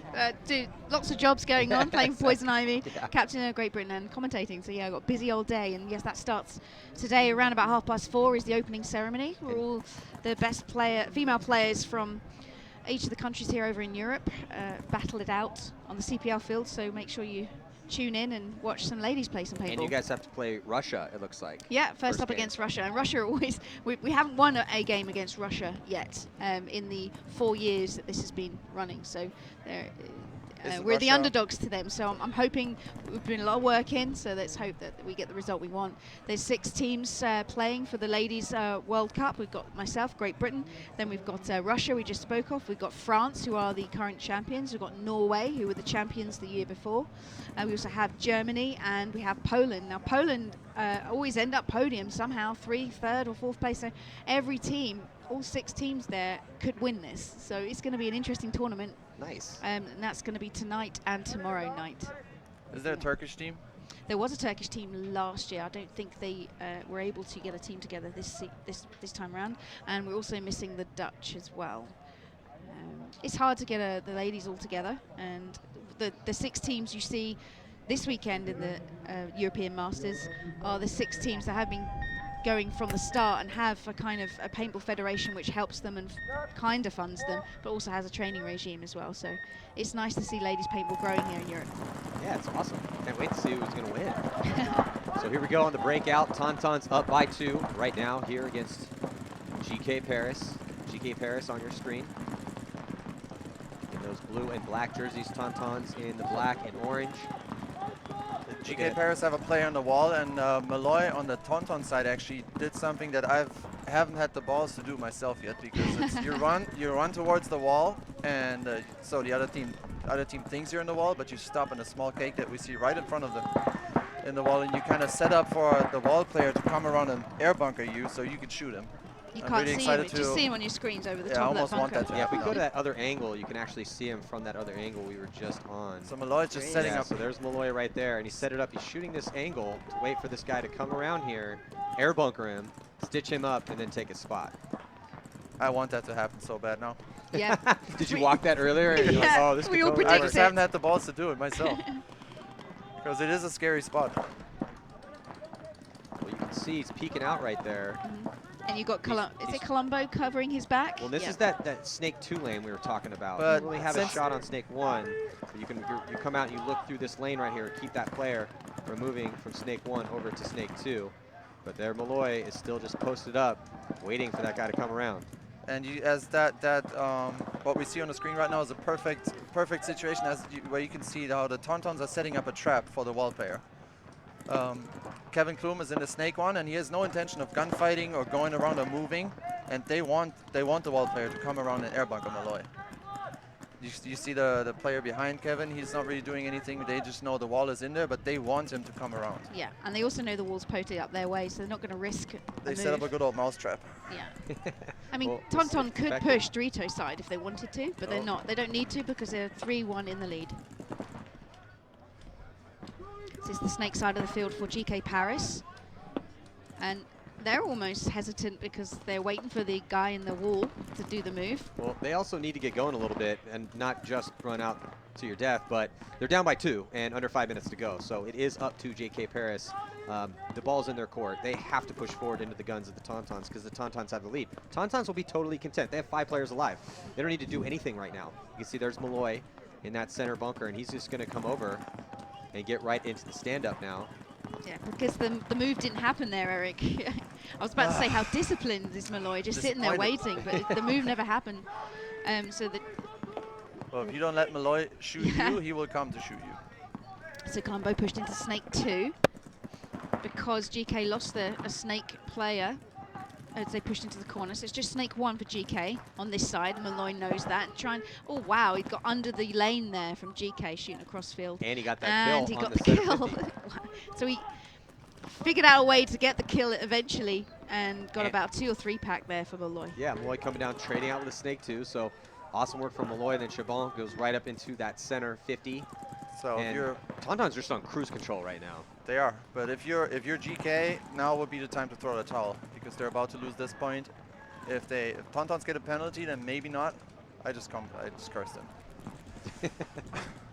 He gets Colombo's getting Fabrice, checked out. Yeah, Fabrice just got bounced there. But if you're GK, you want to throw the towel now. Yes. 3 minutes 30 seconds leaves you about 1 minute and 10 seconds average per point. I go back to what I was saying earlier. I said to you, you both about how this field layout, you can't really control it, but Tauntaun seemed to be controlling it with the little trap there. Well, you only can control it if you win gunfights. Yes. If you're not able to win those gunfights and whittle those numbers down when they're pushing forward on you, then yeah, it's going to be difficult because it is relatively easy to get up on the Snake side. It's relatively easy to get up on the D side. Obviously, you can take that center, so yeah, that kind of talks about what you're talking about, not able to control that, that part of the action. But yeah, the Tauntauns they did it. They seemed to, not shooting a lot of paint, just got the guns shooting in the right place, and they fell into the trap, GK. What you can see just now on the screen was the Syndicate player. He started to starting a horn signal from the other field, and he actually ran back to the base. But you can do that here and touch back, and then run out to his spot. It's one of the newer pickups that Syndicate has from coming at you, Florian Schöntag. Moved over with Philip. Getting center punch there in that stand-up, so he has to walk off. So now just 4 players alive on the field for Frankfurt Syndicate. Looks like Drum and Solid also has 4 players alive. Drum and Solid filling out wide on the D side. Also a move made by Frankfurt Syndicate to get into D1. Now Syndicate, Ripple making his move to Snake 2, up to Snake 3, and he's going to wrap around. Another body coming off. Looks like that back bunker on the D side getting shot for Solid. It's looking for kills now, Ripple. It's backed off to see if he, that's when you walk the field, you kind of know where those shots are. So he's made the decision to come back and see if he can get a kill that way. Is there a player in the wall? Yes, there is. Yeah. So he's trying to get the shot on the player in the wall, but likewise, the player in the wall knows, and the shot was good. So I think he got shot on his ankle. That's tough. I mean, once guys get far up on that Snake side, you really can't hide in that wall anymore. You have to commit. It's a big double move from Frankfurt Syndicate. You didn't see that on your screens on Dorito's side, and now in Dorito 3, and they've got the center wall. And a solid player there on the small W, Snake side, trying to stay alive. So Solid also have Dorito 1. So they've got a good spread, 2 players alive. It gets 4 against 2. And Syndicate are not rushing this at all. yeah, another body dropping for Solid. So yeah, Syndicate just slow playing that point. They, utilizing the advantage they were creating for themselves, figuring out where the bodies were, working it out, not really taking any big moves. Something that J-Rab once told me when he actually was a syndicate player, Justin Rabakov, and he said finding the bodies is more important than making the kills.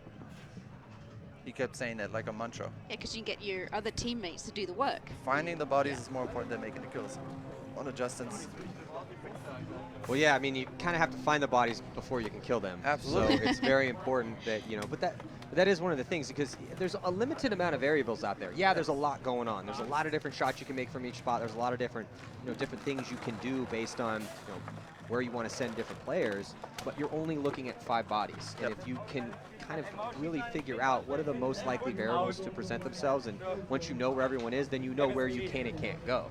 So that's why you have to try to get that information. I mean, that's why you'll see guys make moves, get shot from an angle they didn't check off on because they didn't know that guy was in that spot shooting that lane. Yep. And especially if you have an overhand situation like a 4-on-2 that we just saw, then you don't want to just run into a gun. You want to make sure, double extra, super sure that you don't die. Yeah. So Tonton already out of the start gate. GK Paris a little bit slow. I'm not sure if there was a out there. There was a long delay. But GK Paris walking out to the start gate now. Tonton on your screens. And another little move from Bernikov. He's done that a couple of times now to try and fool the other team, I assume. Yeah, it's also tough because other pro teams are out here watching these games, scouting these players, seeing where they're going to go. So just adding different variables to these other teams scouting them. Yeah, I saw Bart Yakimak in the VIP area earlier, just scouting away in the corner with his notebook. What do you, speaking of scouting, because it's a big factor in paintball, what do you, if you're a coach, Matty, what are you looking for if you're scouting it? Well, I'm not only looking for where certain players are playing, but I'm looking for tendencies of that player when he's in that spot based on the layout. You get a guy like Alex Goldman, right? Yeah. So Alex Goldman is quick to launch, he's quick to attack. So based on a snake layout, where is he comfortable? Where is he normally going at the beginning of the game? Obviously, that's like step 1. Figure out where guys are going off the break and the different levels of plays. So is he going to the corner? Is he going to snake 1, snake 2? What's the most aggressive play he could run? So if we're down a couple points, where is Mouse most likely to go? Yep. And then once they get to those positions, watching them play in there, how do they play when they're up bodies? How do they play when they're down bodies? Yep. Up points, down points. And you start to kind of fill in all of those different variables, and that's what I'm kind of looking for when I'm scouting teams. And then you can adjust from that. Yeah, speaking of the Tauntauns, I would say are one of the hardest teams to scout in the game because they have 5 players who can literally play anywhere on the field. And you can move Kevin Klum to the Dorito side, you can put Axel in the snake, you can put, as we see, Malloy in the center. And you never know what they're going to do. Yeah, and that's the hardest team to scout. Teams that are like that, they have the ability to play every single spot.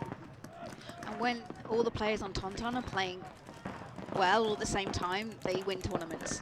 The most important, yeah, exactly. I mean, the Tauntauns, we've seen them, and they're playing really well right now. Yeah. They're pretty much dominating GK Paris here. The most important thing when scouting teams, or just scouting a field in general, is figuring out your best chance of off-the-break shots. Nothing decides points more than killing bodies off the break. That's the most important thing to scout. So on this field, it's kind of hard to do because there's only two small lanes. There's one lane on the Dorito side and there's one small lane on the Snake side, and everything else is blind shots, and you're standing out in the open. So there's not really a safe way to say, we're gonna kill the Snake corner, we're gonna kill the Dorito corner. You're totally right, Eric. There's probably you've got the 2 lanes, and then you've got the blind lane through the center, and then you've got the 2 players that just need to run and gun or just get out there and get wide. Exactly. But you're not seeing like an open area where you can kill a guy. It's all blind. Syndicate here on the move. Dirk Grossman in the wall. Getting match back on the Solid players. So just took a 1-for-1. Yeah. So Solid completely used their Dorito side, and looks like Grossman takes advantage of that and pushes through the center to take out the center player, leaves 2 players alive for Solid. Yeah, Grossman paid the toll for going through there, though. Yeah. But Syndicate is looking really good. They're taking the aggression that Solid, they're playing very aggressive themselves. Obviously with Ripple over here on the Snake side of the field, constantly alive, constantly playing that threat role. Which is what you want your first attackers to do. We say it time and time again. Your first attackers, they set the tempo and the pace of the game. everything revolves around how aggressive the ones are playing. Because if you're a 1 on the opposing side of the field and you're not playing as aggressive as your opponent is, you're forced to play because he's going to be dictating the pace of the action. Same with the 2s and the 3s. So let's listen in here at the pit real quick. So there's Frederick, he's the coach for Solid. Frederick threw the towel to try and see if they can make something of this game. He's like, what are we going to do? Yeah. What are we going to do? Syndicate has their number. Because they tried a bunch of different breakouts and nothing seems to work. Syndicate's just going for it. Well, I think Syndicate realizes the situation there, and they already lost their first game. They want to have a really good showing here in 2016. They looked great in Barcelona, obviously not having the finish they wanted, but still, and they have to win this match. As Kevin Klum gets bounced in the groin going out to the snake corner. Yeah, it's not really a bunker that's chosen by most teams to get out to on the break because it is hard to get out there alive. It is, but it draws the guns to the outside, and it's easier for your team to get to the snake. Yes, especially the players in the pocket allows them to do a lot more work. And the pocket is the blind area on the other side of the wall, you see, because it's such a large bunker. Nowadays, it's called the pocket play. It used to be called a diamond. Ah, so right. You'd have to set up your players in like a diamond shape in 7-man. Yeah. I used to love playing 7-man. I did too. Get used to playing 5-man now, but 7-man was good fun. There's Chambon on your screen here, getting to the 50-yard line on the snake, trying to finish this game out here. They put one more point on the board, and the mercy rule will come into effect. And GK Paris is just losing bodies there. They got another penalty here, and last player is getting bunkered out by Kevin Klum and Axel Gardin, Fabrice, and I can't see the third player. Still on the field for the Tauntauns. About to mercy rule GK Paris here. Yes, the mercy rule is 5 points, so they put he's a not going point. to press the buzzer, is he? Yes. Yeah, so the point goes 5 on seconds on the clock. Yeah. Final score was going to be, if the player's clean, there's no hit on him, there's going to be 6-1, which gives the game a 5-point difference, which leads to an automatic end, because there can only be 5 points differential in every game. It's called the mercy rule. It's 5 points here. It's in the lower divisions. In the SPL, it's 4 points. And in the NXL, I think it's 7 points. But you also play longer games there. For the Women's World Cup, is that, what's the mercy rule there? I think it's going to be 4. Okay. And 12-minute games. Cool. So the same as SPL down into the divisions. So it's only CPL that play mercy rule 5 here in the Millennium Series. Looks like the referees are doing one of the new gun checks that has been instituted here at the second event. I agree with this because it's easy. Technically it would be easy during the game to change the speed of your gun. I just hope they don't go back to what it was 5-6 years ago when they would just break up the games and it would take 10 minutes. They chrono every gun, then make players start without the guns. It's because the M2s now you can change them very quickly. Yes, that's why. This is just. I mean, this is a safety reason, isn't it? Yeah, exactly. This has just safety reason. Makes absolute sense. And as long as this, this just took 45 seconds, the refs made sure everybody's shooting the same speed and everybody's safe. So that's what we want. Yeah, and support. No big deal. It's also the ramping rule as well. It's capped at 10.5 here in the Millennium Series, and you can easily obviously change any of those OLEDs you see on those guns into a higher ramping rate. So Frankfurt Syndicate is 1 point away from mercy ruling Drummond solid right now. It looks like Syndicate loses a body off the break, and Drummond solid able to keep their bodies alive. Kraft has pushed up to the center and has met another player in the center for Drummond. There they are, they both trade. So Grossman, though, was able to get into the snake off that chaos. I say 3-on-3. Work over here, yeah. It's now down 3-on-1. Grossman did a lot of work with Ripple here on snake side. So it was looking like an even game, but all of a sudden, here comes Grossman coming down on that snake side of the field, and that is also going to do it here for Drummond solid. Now, Frederick, the coach for Solid, had a plan, but it didn't go to plan right there. Didn't go to plan. Well, what a comeback here for Syndicate. Yeah. Well, I don't want to say really a comeback. I mean, they played an awesome game against the Tauntauns, only lost by 1. But, hey, whether you lose by 5 or you lose by 1, a loss is a loss. And if you go 0-2 to start out your competition here, it's not really looking good for you, regardless of how you win or lose. That's You right. want to go 1-1 if you're Syndicate. And Solid now have Tauntaun tomorrow. Yeah, so Be tough. you can see there a happy Frankfurt Syndicate slapping some fives as they had a pretty masterful game there against Drum and Solid. So congratulations to the Tauntauns and to Frankfurt Syndicate as they are the victors here in this set. But do not go anywhere. Coming at you, got Breakout Spa going to be taking on the ML Kings. That should be a great matchup. And Scorpions Milano is taking on a London Nexus team. It's been rebuilding here, and it would be really great for them if they could somehow pull off a victory against Scorpion Milano. So stick around here, GoSports.com. We'll be right back with more action coming at you here from Bitburg, Germany.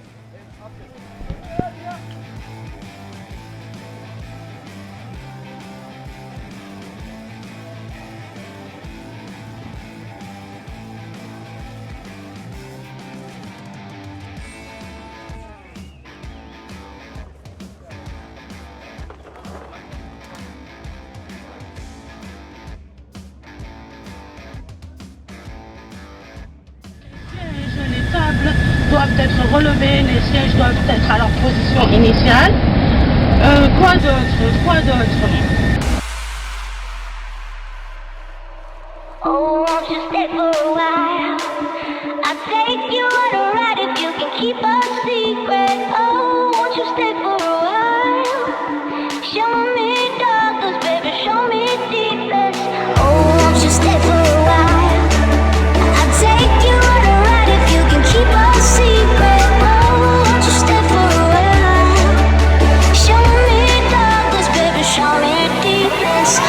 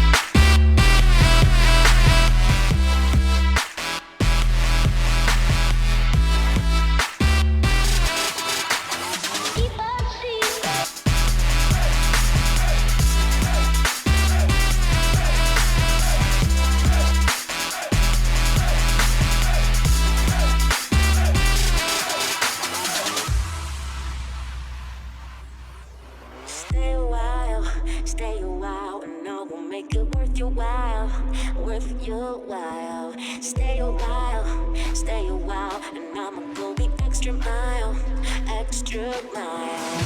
Boy, if you wait until the lights go down, I got some tricks that have you screaming out. So stay a while, and I'ma make it worth your while, worth your while. Oh, just stay for a while.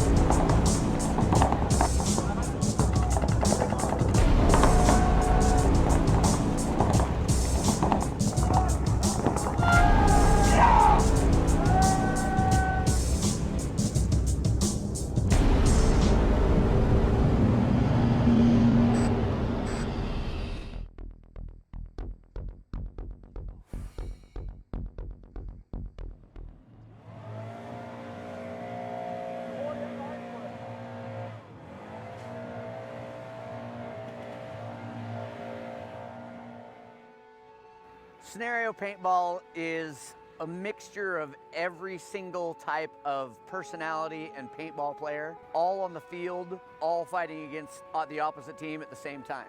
Pick and choose how you play it, what parts you want to take serious, what parts you just want to have fun at.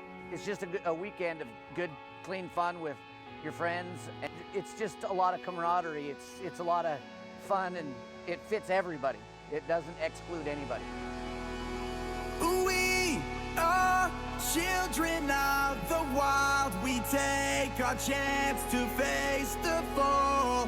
Go on and on and on to chase the shadows of the wall. Yes, children of the wild.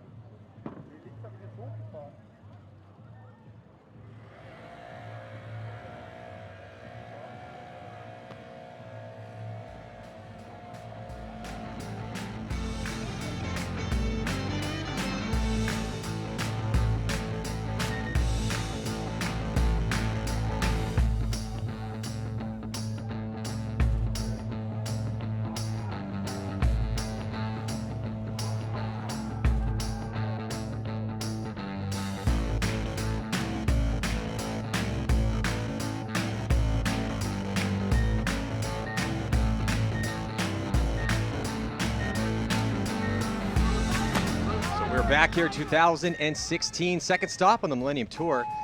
And in this set right now, first game, Breakout Spa and ML Kings Prague. I'm Manny Marshall alongside Shelly Farmer and Nick Sloviak. Getting into this first point, looks like Breakout Spa going up to that center 50, but also ML Kings doing the same. Yeah, you saw ML Kings there on the screens in the initial part of that point. Scorpions Milano are coming up next, and they're against London Nexus, so stay tuned for this bracket. It's going to be a good fight.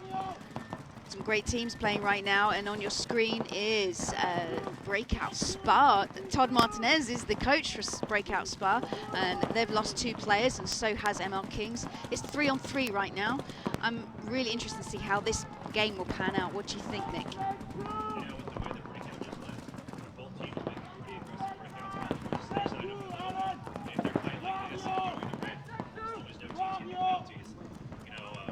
Breakout Spa got really lucky in their first matchup. I was just going to say the same Paintball thing. God shined on them, and it was essentially a 5-on-1. And Mike was left alone in the snake, and he ended up shooting the back center player in the loader, and he got a major penalty that affected the game, so it was a swing point to tie it up, sent them in overtime, and breakout won. So with the way things are going here, it's 3-on-3. You got a little snake battle going on right there. This breakout's not making its way down the Rita side, so. Yeah, after the scramble, it's just Spicker here, snake side. Spicker pretty much took the snake 2 on the break. You know, he's pushing the envelope, takes the bounce, hit, bounce, he's out. So pretty decent trade now to make it a 2-on-2. You know, field position going to be a little bit better here for breakout because they're wider down the D side, but they let ML King, Slava fill out, and now they fill the snake. So it's gonna be whoever pushes the. Oh, this is a big move here from Slava. Is it Slava? Yeah, he looks like he's got a hit on his leg. So I don't know what the refs are gonna call. Looks like he's out now as he gets shot by the snake for breakout. So 1-on-1. That's a snake side battle here. So snake 1, and he gets shot. Yeah, Alex Golding got a shot there, preventing the 1-on-1. So he doesn't know he's the only player alive right now, Alex. I don't think it was really strange how the snake player for ML Kings just walked off. I didn't see. It must have been one of those heads-up blind shots that he got, with the snap move. He could have. I just didn't see him. Nor did I. The breakout player shooting his gun. So Yeah. So now on your screens is London Nexus, and they're up against Scorpions Milano. Scorpions Milano had a tough game earlier against Breakout Spa. They lost 3-2 to them, but London Nexus had even a worse story, didn't they? That was that heartbreaker for Scorpions. I saw Seema actually in between games and plays the D side for Scorpions, and he was just that grin on his face when like things really didn't go your way and they probably should have. I felt bad for him. So 2 players getting shot pretty much on the break from Nexus. So here comes. Yeah, it's Ash Chaplin there. Big risky move into Snake 2, but got in alive, and he had to do that to make the moves to keep the point alive for London Nexus. Scorpion Milano, for those people that don't know back home or watching from the States, are literally the old Joy team, and they've just come off a win from the Swedish PBSA series, the Joy Division. If you were a fan of Joy Division back in the day, you should be a fan of Scorpions Milano. Because other than Seema, the core of that team was the core of Joy Division back when they were winning tournaments. So, they fought their way through the SPL, earning their right to play here in the CPL, and Max was the first guy that the Italians brought on, and then he slowly but surely they built that team up, and I really think this team could compete for wins out here given a little bit of time to get back into that winning form again. I agree, Matty. So it slowed down a little bit here. London Nexus just 2 players alive and locked down the field. Scorpions Milano not rushing things, but have a good spread of the field. Looks like you've got Canute here shooting snake side. Ash Chaplin in snake side for London Nexus just takes a hit there. Nice shooting there from Canute. It could have been heads up there from Scorpions Milano, but I think it's Max there in snake. Is that Max? No, it's Saban. They all look so similar from when they play. Yeah, Saban and his brother Carl up there in the center. Yep. Now Seema past the 50-yard line. Oh, and he gets shot though out of his spot. Thought he traded out for a second. That's going to put Knut and Carl in a little bit bad, well, actually not a bad spot at all as they get that quick kill, and that's going to do it. I was going to say I was going to make them work a little harder for that last kill, but yeah. Scorpions Milano still cruising here. Alan Maker, the last player alive there for London Nexus, trying to do something with what he had. Was able to stop Seema pushing up, but Scorpions Milano were in the driving seat that whole point. They got a great breakout by shooting 2 London Nexus players off the break. It's hard to do on this field layout, so they are doing something right, or London Nexus is doing something wrong. Yeah, well, we've seen quite a bit of off-the-break shooting here in the CPL field, and it's been pretty impressive. And I'd say the one thing, though, I have noticed is games have definitely slowed way down. This morning, the first 2 sets of games we had, things were going pretty quick. We had a few games go to time, and then a few games go to mercy rule. So some longer points now as teams are definitely sitting back. Let's see if Breakout and ML Kings have a more aggressive breakout like that first point. ML King is going up the middle. He checks himself. Looks like he took a bounce. He's alive. That's Breakout on your screen. They're in the snake. Shooting heads up and inside right away. So all 5 bodies alive for both teams. Kyle Spicker just pushed into Snake Corner, that really tiny bunker that it's hard to stay alive in, but he's got out there alive. He's got the spread of the field. Ryan Greenspan just took a bounce here. Dorito one side. Yeah, Mars calling his kills. He eliminates a breakout player there on the Dorito side. Archie Montemayor is over there in Dorito 1. He'll be next in line. He's got to recognize that there is a ML King player at the wall shooting that way. Looking at the breakout guys there on your right in the Snake, Ducharme trying to figure out how he can get there. He is right there on your screen. Yeah. Getting some pressure from the tape from Kyle Spica, who's out wide in that corner. Yeah, tucking in his Axel ankles just there. gets shot in the hand. Ooh, caught that on camera. He does walk off. I thought he was going to try and switch and get rid of it, but he definitely he walks out. Good job the there. old quick switch and wipe it on the bunker trick. It sure looked like it, but no, he eliminates himself, so good move.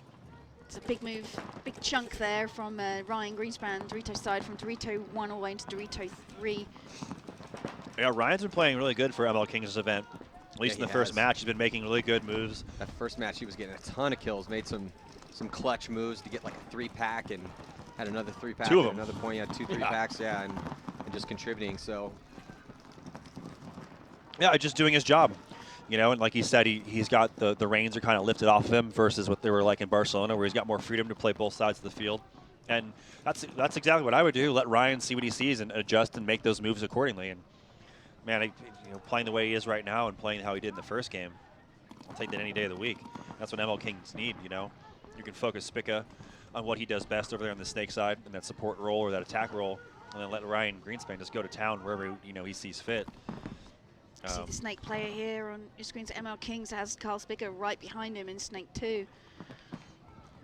Ryan Greenspan just a little duck and dive to come back behind Dorito 3. And ML Kings also have Dorito 1 Ryan and gets the a kill wall. on that Dorito tower, so he's Nice going to go kill. and just try and take out Archie.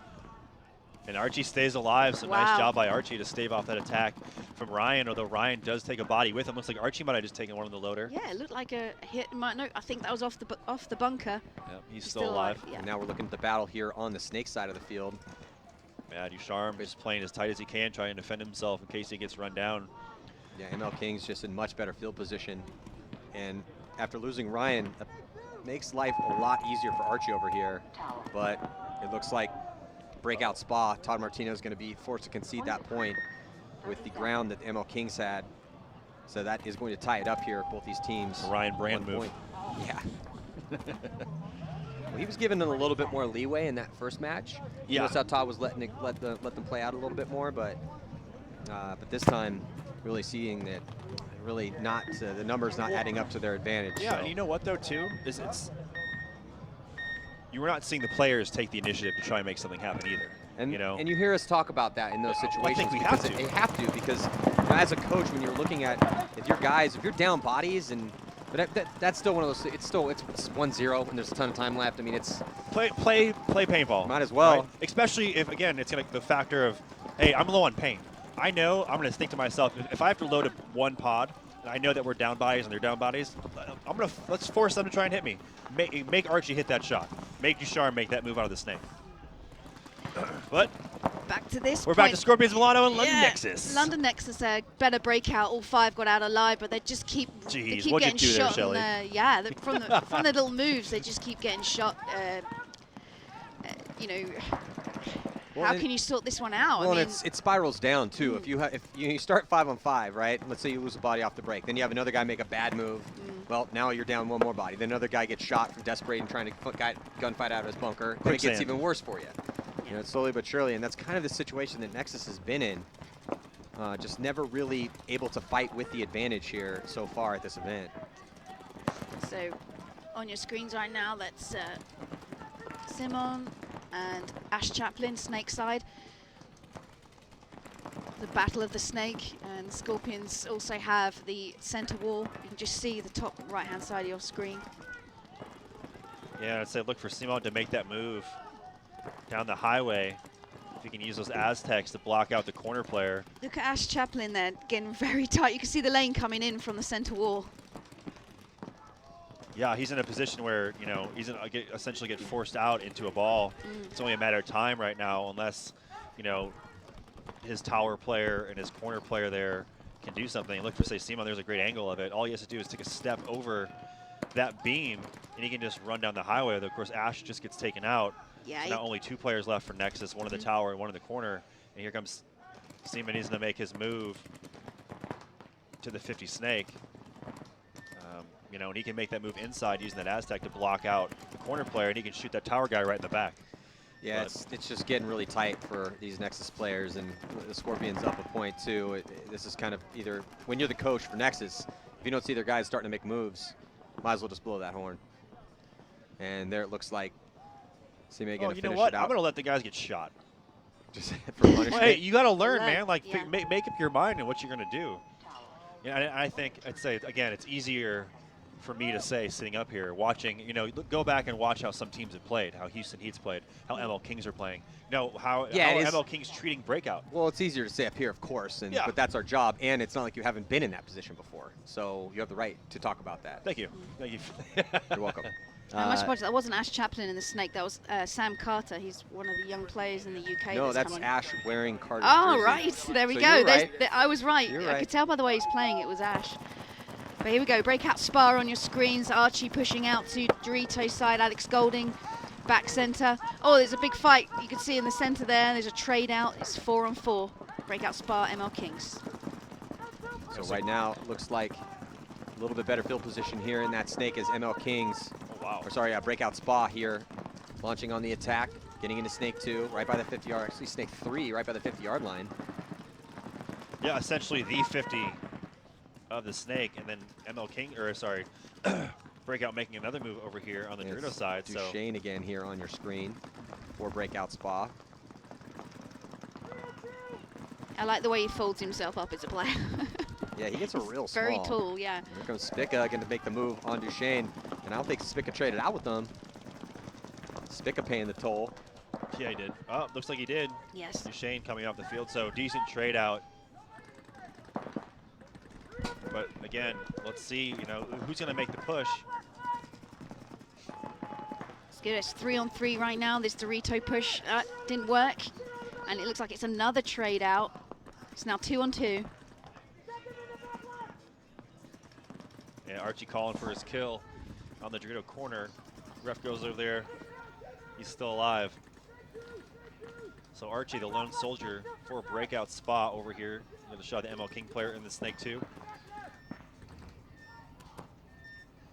There's no one in the Snake for Breakout, as they only have 2 bodies left alive. Yeah, well, Breakout playing the aggressor here in this point, but ML Kings able to shoot out some players and kind of turn the tables here. You know, this in this matchup where these teams are playing, they're getting close to each other. You know, Ryan Greenspan makes his move out of the corner and he takes out Archie. Yeah, Archie gets taken out by the Snake. That's right. It's now 1-on-1. But it's, no, it's not. It's 2-on-1. These players have just been running at each other, right?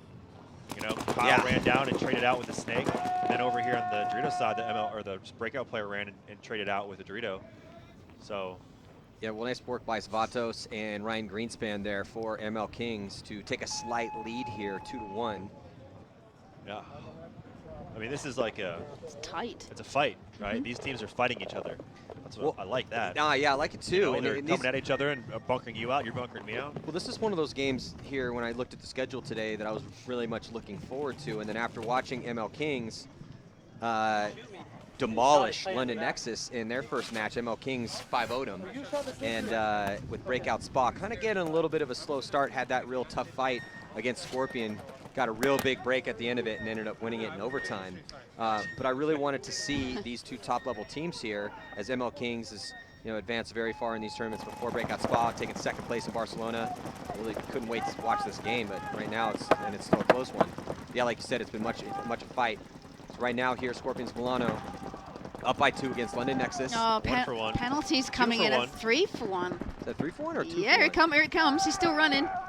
Massive penalty there, which would have been a cheating penalty, a wipe of some sort. And that Well, was, it was on. I think it was on Carl. The red hat dude. Yeah, Carl Samuelson. Is that Carl? Yep. You sure? Yeah, I think it's Carl wearing someone else's jersey. Oh, okay. Because I saw the jersey and I was like, It doesn't help us up here in the booth. No, if you want your glory, but let's see what Java played with Carl when he was a kid. So this is Sam Carter wearing Ash Chaplin's jersey. Yeah. So. If you want your own glory, wear your own jersey. Yeah. So we'll see if we get any response here from Java on what that penalty was for, because to say a 3-for-1, it's no joke. Yeah, and that really demolished him that point. I mean, you know, you get a 3-for-1, that's pretty much it. Yeah, it's game that over. point's over. Pretty the much only way you're going to survive that is if the other team got like a 3-for-1, a 3-for-1, or a 1-for-1, and a 2-for-1. And or hey, all right. Yeah. So we're going to find out now what's going to happen, hopefully. This is head ref Jabba. I mean, they didn't pull all the bodies left alive. Well, he's talking to, that's the coach Maybe right it was there a for pot Scorpion, hit. or for, That's happened before. 3-for-1 and a pot hit? Yeah, I've seen it. I've seen it. Yeah, I've because seen you it. throw I've it seen away. Yeah, well, Yeah. he was diving into the Dorito. You know, like, come on. Unless he was shot on the way in and dove And on a then hit. tried to But wipe even it. then, I don't know. Whatever. We'll get a reading here. Maybe we'll flip a coin. We'll find out now. We'll see what happens. Here's Jabba, the head ref.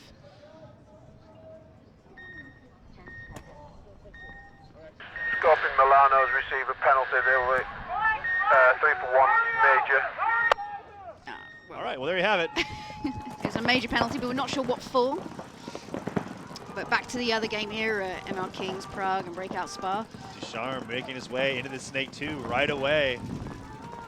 Looks like Kyle Spicka's over there, though, in the 50. So you got a nice battle there on your screen. Kyle almost to the 50. Yeah, pretty aggressive breakout here for ML Kings in this point as they get to Snake 3. And they send Mars up into that center as well. One of the tallest players here. Yeah, well, that's what I think was nice, you know, having Kyle up here and talking about that, right? Just talking about how aggressive you can be on this field as you see both players from both teams there matched up. Archie Monomer taking the walk off the field as ML Kings make a big push over here on the Dorito side. 2 Breakout Spa players taking a walk, now 3. Kyle's Ryan in the bunk Greenspan out, having a Ducharme. great point here, Dorito's side. Yeah, and here comes Just Kyle chopping it Spica up. too. Kyle Spica just chopping up bodies over here on the Snake side off to the races. Nice work by Kyle Spica and the rest of the boys from ML Kings finishing 5 strong here, making short work of Breakout Spa to go up 3-1. But still, point hasn't been conceded and no one's hit that buzzer yet. So Spica is talking to Ryan. Yeah, we almost saw Impact blow point as half the team walked off the field. They're having a little Only chat reigning about Keith Nashville Brown. and Dynasty, maybe. Yeah, like. yeah. Yeah, we had a chance to pick his brain a little bit about Dynasty's performance at the last NXL event. Really disappointed with themselves going 1-3, and after taking that World Cup victory, and Kyle was the hero there, and then taking second place to Impact, and they got beat up by Impact pretty bad at the first NXL event. And so he feels pretty confident about their chances. There's Coach Todd Martinez, former member of Dynasty, won World Cups with them, or sorry, World Championships with them. Their guys doing it to us, and we're not doing it to them. Todd's won World Championships with multiple teams, hasn't he? Yeah, I think Todd's a 5-time world champion. I can't remember exactly how many he has on his belt. He's got a bunch. Won tons of tournaments. London Nexus there on your screen with the breakout. They get any kills? A decent line on the break. Nope, looks like. Oh, no, yeah, so my bad. So player for Scorpions does walk off that Dorito side. That's great shooting there from Alan Maker. You saw it on your screen, London Nexus. And Jermaine Hull just throwing his body away. London Nexus in the center of the field, but they also lose the Snake side. So that's 2 players taking a walk for London Nexus quite early on. And they had the upper hand in the break for about 10 seconds. So it's 4-on-3 in Scorpion Milano's favor. And remember, Scorpions Milano had the major penalty in that last point, which means that all 3 players walk off the field at once, and London Nexus were able to finish the point off.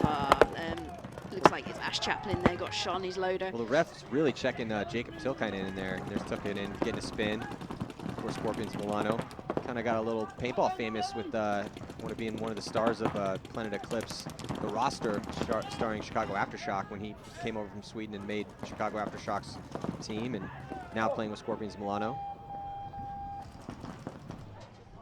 It's him right there on your screen. Doing some work in the 50 Snake. I don't think any players are left alive, unfortunately, though, for him to shoot at. No, there's still one left alive over here. Oh, sorry. Put the camera in my way. And he's wheeling and dealing, but he just got double tapped in the back of the top of his head, actually. Gonna go back probably with his ears ringing for that one.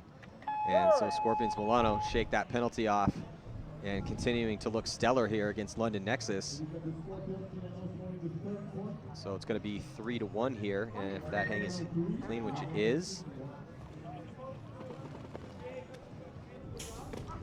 I think that was the first point I've seen Max play, actually, play a point there for Scorpions. Max had some really good points for them. He actually kept them in that match against Breakout Spa. in their first game. Nick, you remember that awesome play he had down here on the D side of the field? That's the whole reason why they were in that game, is because he single-handedly went down the field and got into the Dorito 2-3 of breakout, right? If it wasn't for him, they would have lost. I mean, easily lost. We never would have went to overtime. Yeah. So, but he also was the one that got that penalty at the end. Oh, was he? Yeah. Oh. To give breakouts. Well, you win some, you lose some. As we have a penalty being assessed to ML Kings now. Yeah. Yeah, it's a 1-for-1 there for ML Kings. So it's a good move from Breakout Spa, pushing through the center. And there's Kyle Spica getting run down by Duchesne. Yeah, and Archie Montemayor pushing Dorito's side. So it looks like all of the ML King players have been eliminated. Oh, Breakout Spa. What was a quick point. Getting a little bit of a gift here and keeping it close. Going to score a point and pull within one. It's going to be 3-2 with 5:49 to go. Yeah, so nice play there. Nice shooting off the break by Breakout. And the player's clean. That's Quentin Duchesne getting the buzzer. And a point for Breakout Spa. Just under 6 minutes left to play. There's going to be no mercy rule in this game. No, close games here for the most part. I really have to say, obviously, Scorpions Milano really getting the best of London Nexus, other than that, free point they gave him with that major penalty. But this Breakout Spa ML Kings Prague game was pretty much everything I thought it was going to be. Very close game there. It could very well be a finals matchup. Both teams, in the last year, have both played in the finals. Breakout Spa playing in the finals this last event. That's Bernstein there, getting wiped down. Yep. He was the player that pushed through the center wall and got the 2-pack, which then caused the 1-for-1 call on Ryan Greenspan. So great move from him. Yeah, we've seen him have some. I mean, he's one of their best players up the center, and he was stunting in Barcelona. In Barcelona, too. he got everybody. Yeah. A couple times he almost did it, and then he finally got it done. He was slaughtering people up there in the center for them. 2-for-1 major penalty on ML Kings for spinning. Yeah. So major penalty on ML Kings for spinning. Yeah. It's not this part of the game. This is Kyle Spica and Quentin Duchesne battling Kyle the snake. Kyle is not even looking. Woo, Kyle getting earholed Oh, by yeah. Duchesne right there. I like that. And you always see the bodies walking off the field there for Breakout Spa, where it all happened for Bernstein pushing through the center. So looks like ML King's got a penalty there for spinning, which basically means they've been shot and they turn around and spin and try and shoot the player again. They're playing slow. There's Archie Montemayor and Todd Martinez talking over the next point for Breakout. Yeah, then the Dorito one can do that inside. We need the Dorito one. It's the It only. looks like we're going to have another gun check there as Archie Montemayor talking it over with Martinez. So the referee's going to be checking out Scorpions and London Nexus and their guns, making sure everything is kosher and good to go. It's a really nerve-wracking moment for when you're a player, especially when you know there's nothing wrong with your gun. You just hope that nothing is wrong, because well, at least that moment is stress, isn't it? Been there before, but at least there's no repercussions today. Yeah. It just started enforcing this rule, trying to make sure everything's safe, but I think tomorrow is when they're going to start penalizing people. I you don't agree? understand let's test this out, right? But no one has to be afraid of their gun spiking right now. It's not warm. The paint, say when it gets hot out, the humidity gets in the air and it's warm, the paintballs swell because of the gelatin they're made of. It's just the nature of the beast. So you don't have to worry about that happening in these type of conditions, right? There's no real humidity in the air. It's cool out. So it's not like they're trying to let someone that's loading an old pod to shoot hot because the paintball's swollen. So I get it. It's great to practice it, but do they have to do it 3-4 times in a match? Probably not. Probably not. So Scorpions Milano lose Knut quite early on, but London Nexus also lose Sheldon, is his nickname. So it's 4-on-4. Maximus there on your screen shooting the cracks of the wall. And again, he's playing and spinning another point. Yeah, that's what we like to see. Maximus did himself really well in Barcelona, both for Scorpions and Sweden, although the Sweden team in Barcelona could not stop cheating penalties. So many penalties for the over 40s. Oh man, could have been a record. Yeah. But yeah, Max getting another spin here up in that center 50. Yeah. See the lineup here for Scorpions. They have Max Lundqvist right there. They also have a body in the snake, stand-up temple snake side, and in D1, down a body. So 4 players left alive for the Scorpions. Yeah, Seema in Dorito 1, there on the left. And London Nexus just digging in right now. They're trying not to get shot silly like they have been. They've got the Snake 1 player, I think it's either Ash Champlin or Sam Carter. Sam Carter has just tried to use the end of the elbow of the snake. You just saw now on your screens, back into the snake again. Ash Champlin on the snake corner, playing together there. Well, you know, it's not a bad move.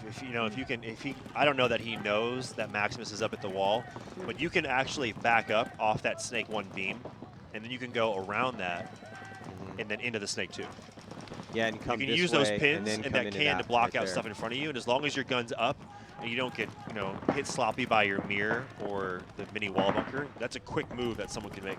And I bet Ash could make that move no problem. And I actually, with the way he was backing up, and it looked like he got on his hands to go, I thought he was going to make that move. As his teammate decides to do it himself, and gets just torn apart. So he did it, and Maximus gets the kill there, waiting patiently, snake side from the center wall. And Alameko also takes a walk here for London Nexus, playing the tall tower Dorito side, which allows Seema to push up into Dorito 2. And Maximus now wrapping completely around the wall, Dorito side. And only 1 player now left alive for London Nexus, all alone in that tower. Seema on the top side of your screen. It's going to get really tight really quick, especially as soon as if Max finds out. Watch him streak across the field. And Jacob gets taken out. Yeah, Jacob gets taken out by the last player left alive for Nexus, but still going to lose that point, Shelly. Yeah, definitely. That was just a big up there for Jermaine Hull. He's the player that got the last. He seems to be one of the last players alive a lot for London Nexus at the moment. He's only become a pro in the last 2 years. He only started playing paintball 4 years ago, something like that. So he's going to have a short career if he keeps using the last one left all the time. You're like, guys, come on. So I just want to say that he's playing very well for London Nexus, despite them not getting the results they want. So back to ML Kings and Breakout Spa. So ML King's trying to make that move up the middle, get taken out. I don't know where that shot came from, but that was a great shot. Well, Mars is really big. He's probably the tallest guy in the league. And if he doesn't stay low, he definitely can get shots dropped on him over the top of that center 50. Now Greenspan making his way, and you see another body here dropping for ML Kings in the snake. Hope he's okay. Didn't look very good there getting up. Hanging his head pretty low there. Yeah, he did. But Greenspan getting shot. Yeah, he just walked into paint there. And Kyle Spica getting a penalty. And then Slava gets taken out as well, so this is going to be a quick one here. For Breakout Spa, going to allow them to tie this game up at 3 with about 5 minutes to go. Slava getting pulled on Kyle Spica's penalty. Kyle Spica not happy with that call. So Breakout Spa coming back, tying this game up. Yeah. I'll tell you what, Breakout Spa's not really making it pretty, but they're staying in these matches. Yeah. You know, they're finding a way either through a penalty on the other team or somebody making a move. I mean, they just keep it close.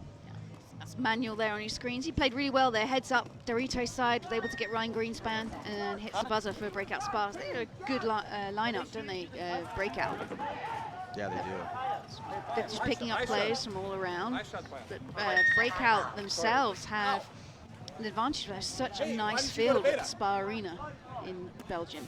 Yeah, I was talking to Todd Martinez actually, and it was just, he'd never been there before. Well, actually, let's listen in real quick to Ryan Greenspan here in ML Kings. No, you didn't. You were in the back center. Woo. There's a little bit of confusion there as far as what position they were supposed to be going to. I think what he was asking was who was shooting Dorito's side, because he knows he was taken by Manuel there, Dorito's side. You know, who's got Ryan's back, maybe? Maybe he was asking that question. What do you think, Matty?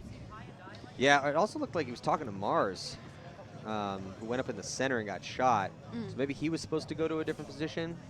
Couldn't really tell. Flying V. Yeah, when in doubt, run the Flying V.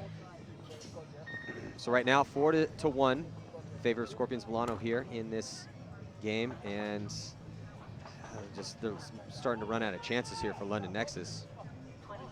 Scorpions Milano starting to run this score up. 5 minutes and 33 seconds to go. There's Nexus on your screen.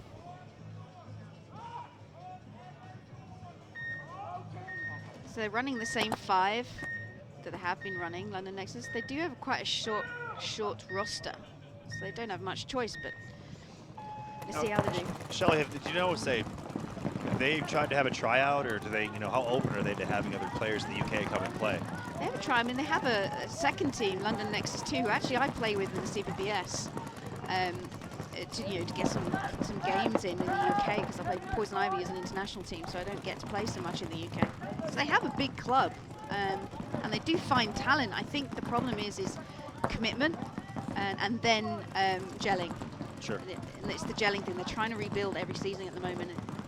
And they're losing great players that they've had in the past. That's true. They've had a problem with retention, That's keeping right. the guys. I mean, after a while, you really can't, depending, everyone has their own life situation, right? It's very tough to keep, that engine pegged in the red for that long. So I can, we've all been there, how hard it is to kind of keep guys around forever, but they got to find a way, to try to stay relevant. Here comes a big move.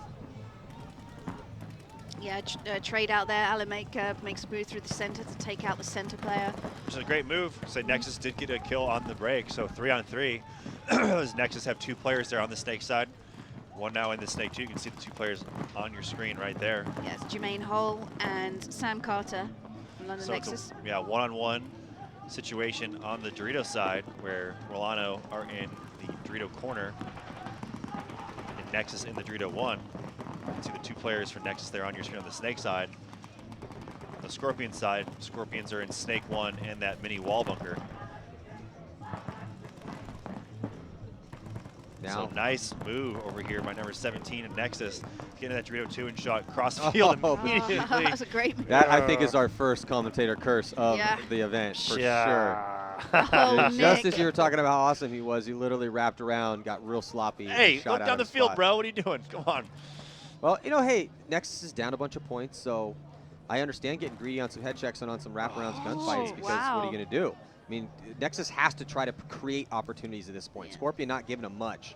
Scorpion's not making too many mistakes out here. Yes, they have got some penalties. That's the reason why Nexus has a point. Nexus is going to get this point. Yep, so Sam Carter again for London Nexus, working down Snake side, gets another point for them on the board. He's having a great game. He's a young player from Kent in England, so one of the new players in the UK that's coming up through the ranks, so it's nice to see him play well. So, is any players from the Tigers? Have they? The I know they folded. London Tigers did fold after last year's Millennium Series. They play CPS, I think, so they've rebuilt as well, but they've entered the CPS league rather than the Millennium. Okay, but then as the Tigers? Yes, okay. the London Tigers still exist, but only in the UK and other leagues. Gotcha. But not many. So the pro teams in the UK is London Nexus, and you've got Birmingham Disruption in SPL. Obviously Manchester Firm, which you'll see coming up next in the next bracket, who have their guests from the States. Yeah, and they beat up on Outrage Valence pretty well. So, as far as carrying the torch for England, it looks like Manchester Firm at least doing the best so far here at this event of the 2 teams from Great Britain. And then you also have the Lucky 15s as well in the SPL, which is a team that's coming through. And they've come all the way from Division 2 and worked their way all the way up. So now they're in SPL. So it's nice to see a team like that build the way up. And maybe we'll see them in CPL in years to come. So the UK scene is looking good. Healthy. It's just changing. Young, yeah, but young. healthy. Yes. Yeah. Experience is what they need, and all the experienced players have moved on. So. Maybe they could use a coach. Yeah, maybe they should come back and coach. Yeah. Like the older players should come back and coach. Yeah, where's Clint? Yeah, Clint's cycling. Hey, Clint.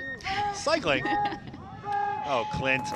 So breakout on your screen, breaking out. Making a nice move up there to the wall bunker. Both teams, all 5 bodies alive off the break. And it's tied up and under 5 minutes to go here. So breakout spot keeping it close with ML Kings, who initially looked pretty solid here, but breakout spot obviously not going quietly with their roster. So you can see their ML Kings here on the right-hand side of your screen. 5 players left alive for them. First body to drop is breakout spot up that center. Axel getting taken out. Yeah, just 4 players alive right now for breakout spot. A little bit of a power play right now for ML Kings. See if they can do something with it. You can see the 4 players left alive for breakout, all in these back spots. 2 back center spots, back corner bunker D side, and here this bunker. I've seen a lot of action go down here in the spot. A lot of guys getting penalties from there. A lot of guys dying out of that spot because it's kind of deceptive. It's really close. It's rather easy to get to, but there is a lane from that back center right before you get into that spot, kind of coming right through here. And we've seen some guys get shot off the break. So there's that back line. Quite some teams aren't even running and gunning. They're just literally trying to get in. Because you're right, there's a nice lane there if they choose to shoot it. Yeah, and There's so many options. Yeah, and you can see, look at all that paint right there, and all that paint right there. That's that bunker we were talking about, and that's that lane. We're off the brink. That paint's getting flooded. That's through. the danger zone. Yeah. Absolutely. It has its own theme tune and everything. Yeah. So a good shot there of ML Kings, who are now making progress down the field. Again, as Maddie just pointed out, breakout spot all across that back line after they lost Axel up the middle. So, you know, down bodies, breakout not going anywhere, not looking to make any moves. ML Kings, though, pressing up the Snake and the Dorito side at the same time. Ryan Greenspan now on to breakout side of the field, shooting cross field immediately, going to put a lot of pressure on that back center. Ducharme backing up, going to try and get a shot on Ryan Greenspan out of his Dorito. I don't see any bodies. There's a body behind Ryan Greenspan, then Dorito 1. See Kyle Spica there in the corner, now switching over to the front Snake side. Yeah, in the Greenspan wall. pushing the issue over here on the D side of the field. You can actually see him in the corner of your screen. There's Ryan Greenspan. He's past the 50-yard line. Over there on the D side, has Mars there in the center. But Ryan really trying to go to work over there. Vatos and the Snake for ML Kings. Neither team with a lead right now, obviously, as you can see there, 3-0. And there goes Kyle Spica hopscotching Vatos. And he's going to get past the 50-yard line. It's going to make things a little bit easier for Greenspan as some of the guns are going to switch that way. Kyle Spica clocks in, he gets a kill. He's going to come up, try to get another one here. There goes another body coming off. And the back line of the ML Kings, or sorry, for breakout Spa, just not able to absorb the attack here from Kyle Spica down the Snake side of the field. So point will go to the ML Kings here with 2 minutes and 13 seconds to go. Let's hear what Todd Martinez has to say. See if we Oh, can get man. bids. Because, yeah, I don't know. I'm seeing at the beginning of this matchup, you know, both teams coming at each other, and the team that was attacking and surviving the breakout was winning. I just feel like a breakout not doing anything. Yeah, Just sitting they there. look a little complacent, to be honest. Very complacent. You know, they're getting in those spots. You don't really see them with any sort of emphasis to work out of those spots, at least not in that last point.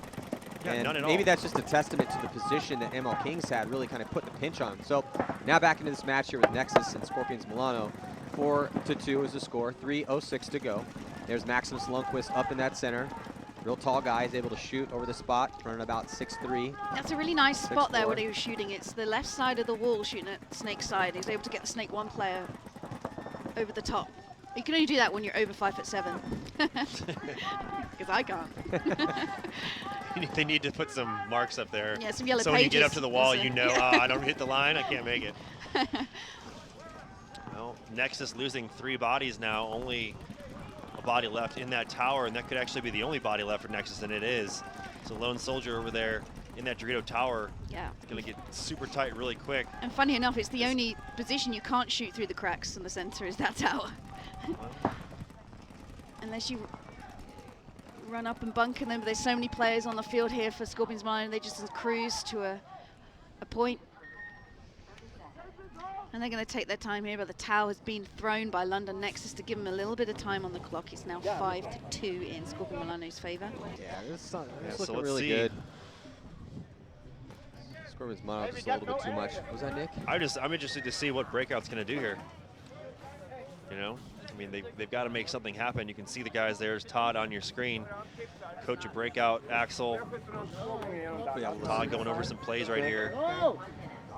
Well, the thing is they, you know, it's not quite desperation time yet. Yes, they're down by 1, but there's 2:18, so they don't really have to come with a crazy exotic gameplay here. No, but they can't sit. Oh, they can't. And I would rather you go aggressive on the break, see if it works, and then work your way from there. Yeah. Than start slow and then.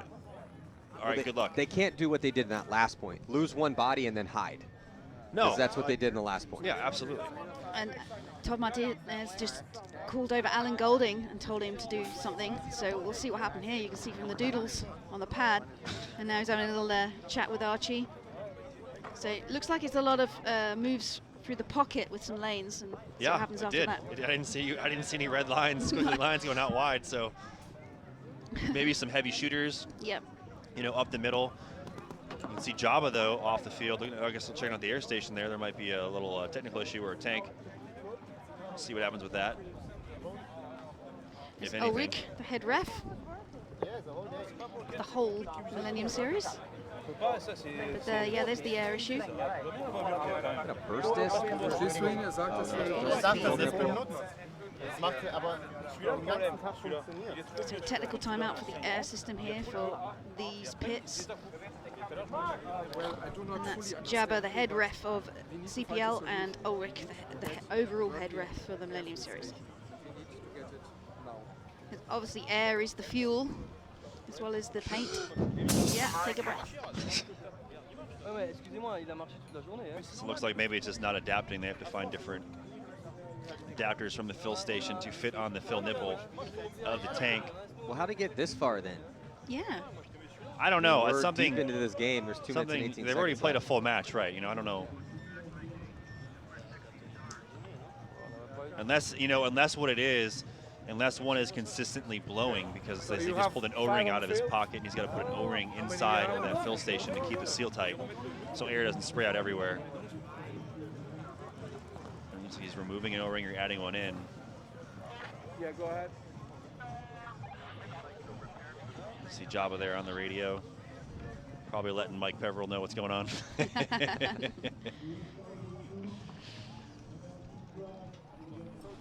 So you can see no problems over there for Scorpions. Yeah, it seems like they're good to go. ML Kings have their 5 bodies out ready to rock here. Slava, Ryan Greenspan, and Kyle Spica. Mars, and I think Svatos. I think so. Maybe could they let Breakout Spa borrow a gun or something? Get this point rolling. Well, things look to be taken care of right now. Well, the point won't start without Jabba on the field. There he is there, the head ref. Because he wants to make sure the equipment's working, making it fair for both teams. It's obviously an issue on one side of the pit, not the other, I guess. There's Carl Samuelson looking at him with that kind of like, hey, can we get this rolling? Yeah, yeah, right.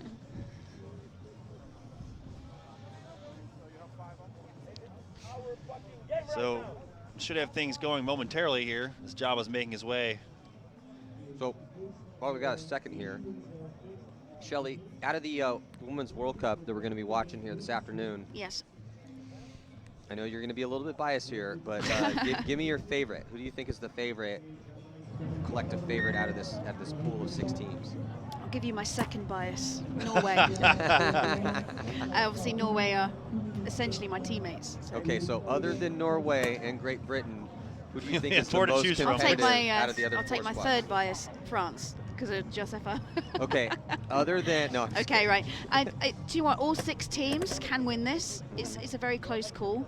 And I was able to watch Poland train and Russia train, and France are still strong as they were last year. It's the same squad. Obviously, I'd say Great Britain, but I'm going to go for a finals match between France and Norway. That's my call. We'll see. So you heard it here first, folks. Finally getting back into this here. Breakout Spa, ML Kings. ML Kings with a slight lead, 2 minutes and 13 seconds to go. And it looks like the first body to drop is, I think that's Vatos for ML Kings. Oh, and Ryan Greenspan takes the walk. So this is the opportunity that Breakout Spa needed right there. So those last seconds, they're talking about those off-the-break shots, ended up paying some dividends there, Nick. Yeah, absolutely. They had those guys in the back center. They didn't do anything too crazy. Some decent movement by Ducharme on the snake side, but that's just what he's known for. It looks like he almost got taken out right there as he peels back into the the snake 2, and Kyle Spiga getting shot. So 3 bodies down for ML Kings. Minute and 35 seconds left to go in this point. So all Breakout has to do with the 5 bodies they have left alive is work the way down and peel off Mars and Slava. Well, they just need to break this point and tie it up. Yeah, Slava able to fill out here to this Dorito corner. They just need to close the game now. Quinton Duchesne, just see what he can do. Snake side, you can see him creeping his way all the way into their snake 3, gets the kill. And there goes Archie Montemayor cutting through the center, taking out the last couple players. One of them might have got shot from that snake though, but still excellent work by the boys here for Breakout Spa to tie this game up with 1 minute and 6 seconds left to go. Yeah, good, good play calling there by Todd Martinez. Definitely paid off. Again, the point is good. So just over a minute left remaining for this match. As we go back to the London Nexus Scorpions Milano matchup. 5-2 in Milano's favor. Saban on your screens. He's been playing every point, hasn't he? He's playing strong. Yeah, Saban Samuelson, one of the best players ever to come out of Scandinavia. And his brother Carl also has just become an amazing player in his own right. So now 2 minutes and 12 seconds to go. Trying to seal the deal here and take their first win of the day. Scorpions Milano, they're 0-1 right now. And looks like 2 bodies dropping early here for Nexus. They might lose a third. Nope, still 2 bodies alive on that Snake side.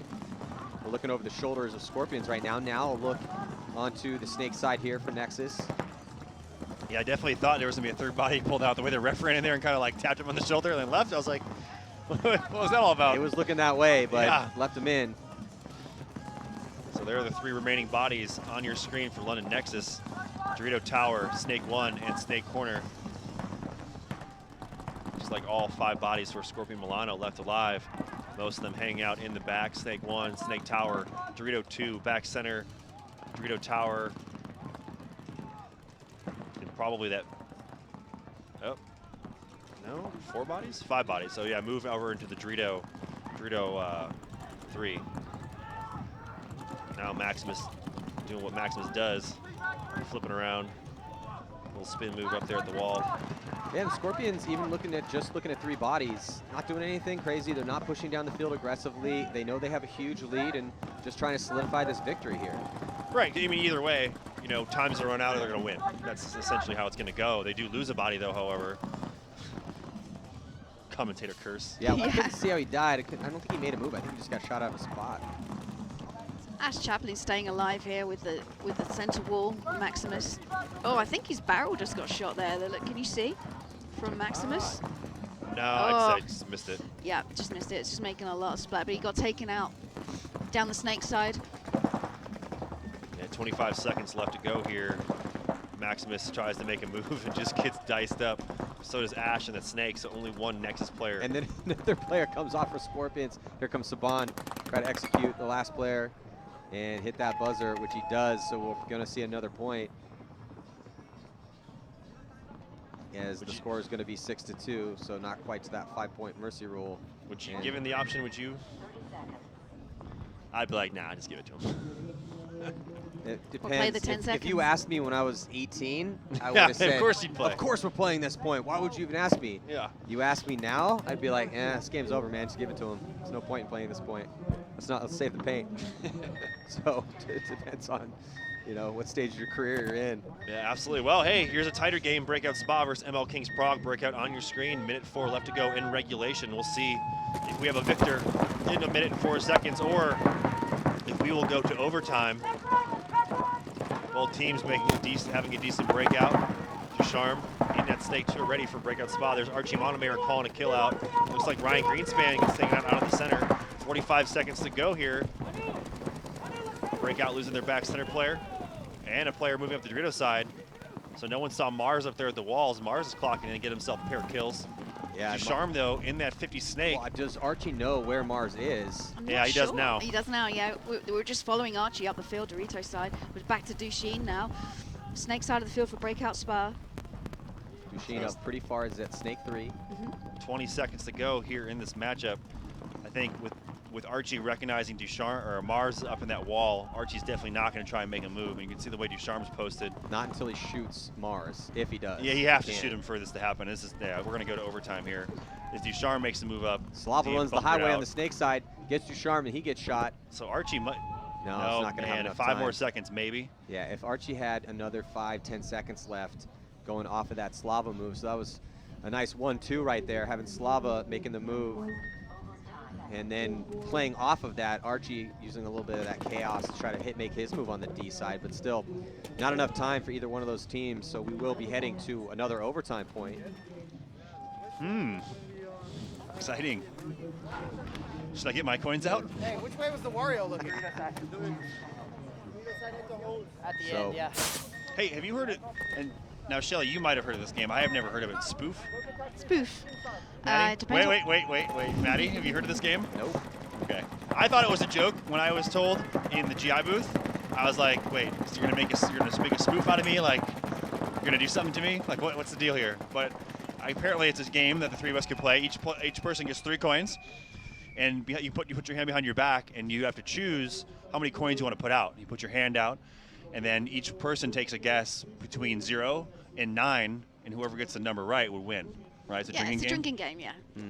Yeah, It's I'm a thinking, university. Well, then I'm in. University Yeah, game. absolutely.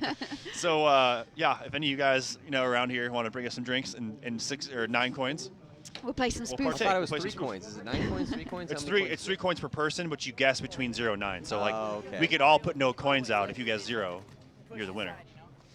Well, speaking of winners, congratulations to Scorpions Milano taking that win against London Nexus. So that's going to take their record to 1-1. Yeah, keeps them in the race for Sunday Club. Yeah, and then London Nexus really, still have a lot of work to do. They are 0-2, and still about to find out who's going to win this match between Breakout Spa and ML Kings. Yep. So this is another nail biter here for Breakout Spa. ML Kings, on the other hand, completely dominated London Nexus in their first match, 5-0. So this is their first close match of the day, of the tournament. We've got some great games coming up next, haven't we, Matty? Yeah, Look at Edmonton that. Impact is taking on Outrage Valence, so must-win situation for Outrage. And Edmonton Impact had a close one against Coming At Ya, ended up winning that game 4-2. And then Offenberg Coming At Ya, who has Brandon Cornell from the Ironman, one of my favorite players to watch, one of the young phenoms coming up in the States. Taking on Manchester Firm with Damian Ryan and Kevin Cali-Rudolph from Infamous, who just came off a win in Dallas. And Damian Ryan getting the MVP of that event. Manchester Firm, they look great. Oh, Manchester Firm just won the last CPPS in the UK, which is the big league in England. And they beat Outrage Valence this morning. Yeah, so I mean, Manchester Firm won that event without the American friends, so they're looking strong as a team. Yeah, they're... Because they didn't have a great tournament in Barcelona, did they? No, they did not. But it was their first adventure into the pro ranks, first CPL event there in Barcelona. So just getting their legs underneath them. Sure felt good to welcome him in. Yeah, GK Paris doing well. But So ML Kings. Yeah, ML Kings on your screen. Breakout Slava shooting cross. I like that. He stood up tall and shot cross on the snake side from the Dorito side. Looks like, though, no one hits Ducharme as he seems to have a force field around him as he makes his way all the way to the Snake 2 again. But Mars is up there at the wall. He misses his shot. Oh, he gets his shot.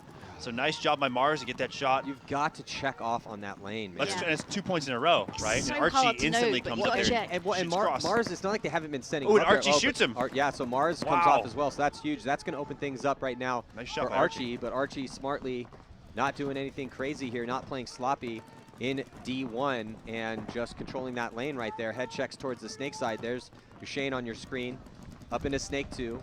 And so 4 players, it's 4-on-3 right now. I think it's just Greenspan over here on the snake side, or sorry, on the D side for ML Kings. It is, and ML Kings lose another body, so only 2 bodies left alive. It could just be Ryan Greenspan and Kyle Spica for the ML Kings. Ryan Greenspan in that Dorito 1, Kyle Spica. Well, Archie's yelling across field too, trying to get that count. Remember, it's the responsibility of the players on the snake side of the field to keep the count. Absolutely. The dead bodies have to walk past you in order to get off the field. So it's the dynamic dynasty duo. Yeah, Archie now knows that Ryan's in Dorito too. Yeah, so if anything, look for Archie to try and put himself in a position to at least trade out with Ryan Greenspan. That's the move that he wants to have happen. But this is a great battle on the D side shaping up here. Is 2 of the best players in the world, Ryan Greenspan, Archie Montemayor, dueling it out. And there's Kyle Spica, who gets out wide, trying to do damage control. And looks like Archie eats up Ryan Greenspan. So Archie's going to wrap around and put a stream. And shoots both of them. Back Yeah, to Kyle Spica, and he's definitely going to get Breakout Spa's second win of the day here. Archie is having an outstanding time with Breakout Spa. I mean, both those kills are big kills. He's having an outstanding career. Yeah. He's just, there's a reason why Archie has garnered the respect that he has playing against the best players in the world for as long as he has. He's just so creative. He's got a wicked snapshot. He's small and fast. He's incredibly intelligent. And he's just that perfect paintball player. If you were just, creating a mold for a perfect paintball player, it would look something like Archie Montemayor. And there's Archie pounding his chest, big win for them. Yeah. So they should feel. Gets Emma Kins. That makes it 2-0 for breakout spot. Yeah, and it was a crazy day for them. I mean, they did not look that good against Scorpions in that first game. Ended up getting a little bit of a gift to go on to into the sudden death. So that's 2 overtime periods, I think, Nick, for breakout spot. Yeah, and the first one was they made it there by sheer luck. Right? So good job by breakout, squeaking through today, going 2-0. Not playing bad if you look at Archie and then Deschamps, like the consistency which those 2 guys have played, definitely standing out and, picking up breakout and just putting them on their shoulders and doing Archie doing work on the judo side, Deschamps over there on the snake. So yeah, and some good off the break shots when they needed them too. So some clutch. Right, and that's Todd calling out those plays, and excellent play calling. I liked the intensity out of both teams, ML Kings and breakout off the break right away. I mean, we had people getting bunkered up the middle, we had people getting bunkered on the snake side, trade outs on the Dorito side. It was a lot of good action. Things definitely slowed down a little bit. Some penalties on both teams. But they fought through it. So, yeah, big congratulations to Breakout Spa. 2-0 on the day. Scorpions and Milano go 1-1. ML Kings, they're also going to go 1-1. And London Nexus 0-2. But do not go anywhere. One more set coming at you here in the CPL prelims. Edmonton Impact taking on Outrage Valence. Offenburg coming at you. And Manchester Firm. And then the Women's World Cup will be going down here on center court. Second stop on the Millennium Tour here in Bitburg, Germany. I'm Manny Marshall with Shelly Farmer, Nick Sloviak. Stick with us.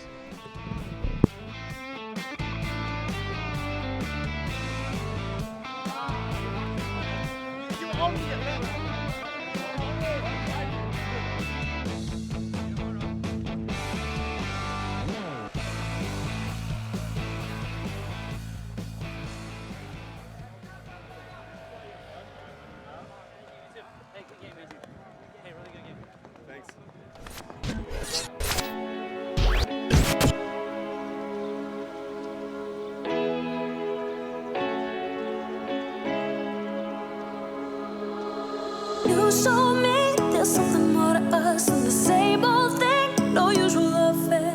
I will never dream of your love till you take me there, till you take me there. Oh, baby, you got more love to give, baby. Oh, baby, oh, baby, you got more love to give, baby. Oh, baby, oh, baby, you got more love to give, baby. Oh, baby, oh, baby. You got more love to give, love to give,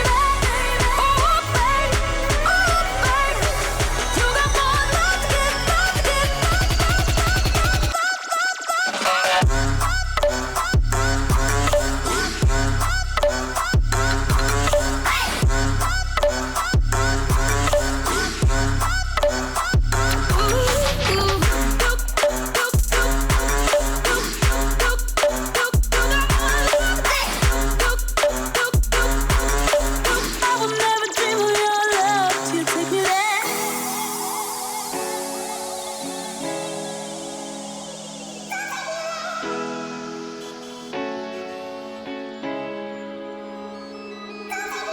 You show me there's something more to us than the same old thing, no usual affair. I will never dream of your love till you take me there, till you take me there.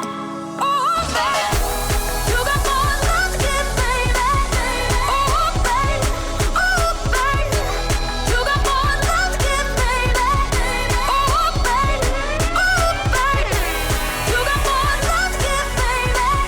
Oh, baby, oh, baby, you got more love to give, love to give, love to give.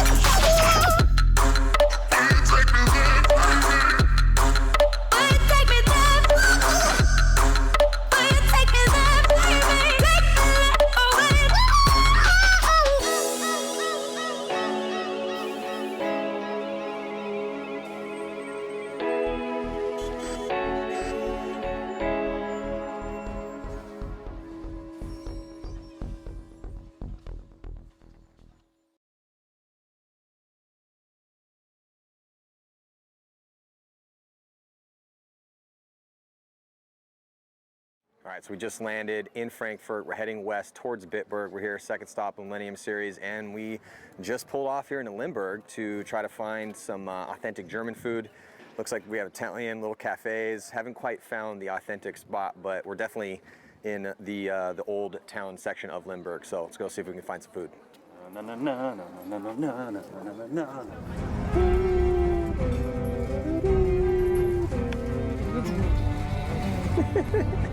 I could eat pizza. I feel right like now. I know what, if I could do one thing for these people, it would be to That's just right there. Let's go. Found it! Yeah!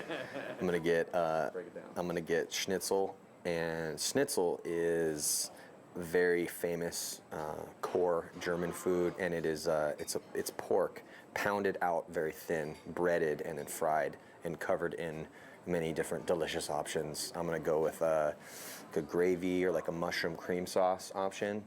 Get some onions on top of that, some grilled onions hopefully, and then may go for a little caprese, a little mozzarella, tomato, like a balsamic drizzle on top of that.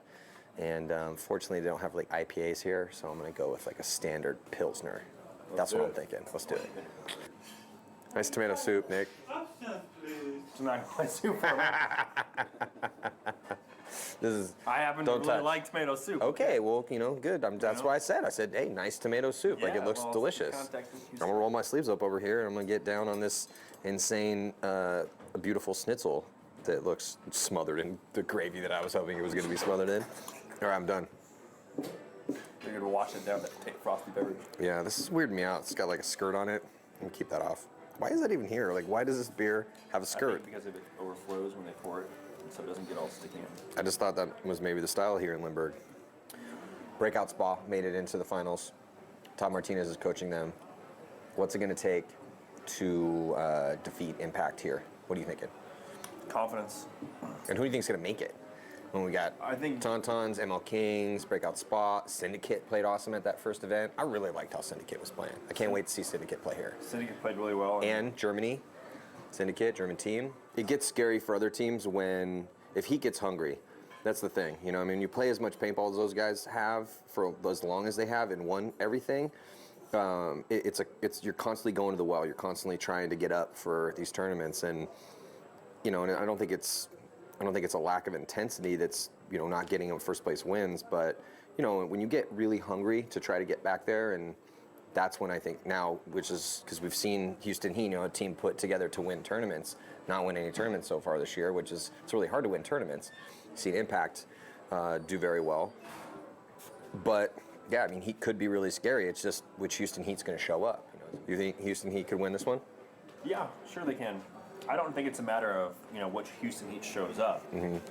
It's just going to be them being on the same page. Across this town, we luckily stumbled across. We can't stop anywhere. Yeah, we luckily stumbled across the best schnitzel I've ever had in the world, and then now we just need some coffee because we're jet lagged and super full, and we have to drive. And we walk into a little cafe that has the oldest wall in this town, which is from the 1200s.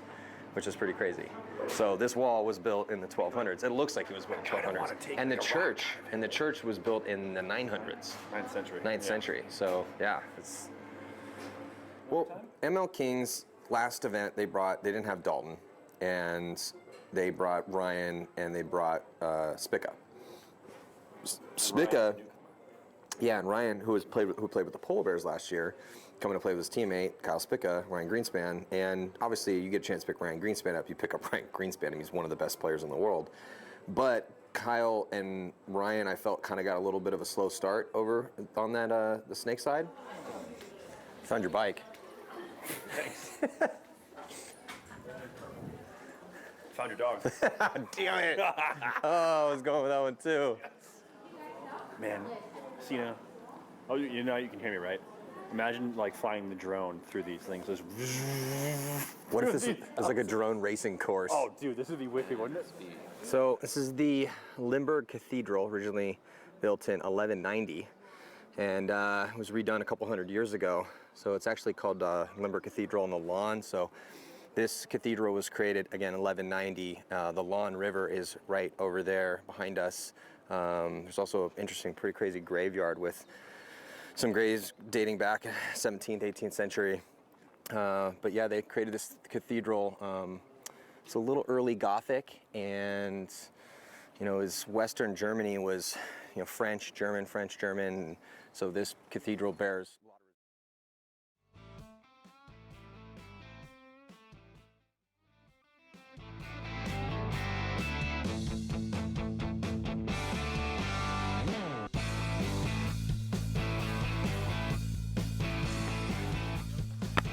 Jumping into it here, first point of the last set here in the CPL. I'm Matty Marshall with Patrick and Nick, and we're calling this game right now. It's Edmonton Impact taking on Outrage Valence. Offenburg coming at you, and Manchester Firm here closing out the prelim action here on Friday, 2016 in Bitburg, Germany. Looks like Big Dave Baines going up into that center for Edmonton Impact. He's going to run around and then try to get back clean, and he does. Nice job, Dave Baines. So that's 2 bodies here, dropping right now for Outrage Valence. Outrage Valence, they are 0-1, and Edmonton Impact able to win their first game. Yeah, Keith Brown getting some spins over here for Impact. On this Dorito side, the last 3 events we've seen as 2 more bodies walk off for Outrage. We've seen Alex Goldman get spins on both sides of the field, but it looks like now Alex Goldman's main concern because Justin Cornell and Rabikoff are not here for Impact. Alex Goldman's main role is over there on that snake side, so kind of nice to see Keith Brown getting some spins over here on the Dorito side, doing some work for Impact, as well as Dave Baines, who we haven't seen really all year, go up there and do a little spin around the W. But interesting probably to Impact. I don't know if you talked about it, but like Justin Rabikoff's not here, Justin Cornell is not here, and Josh Quimet.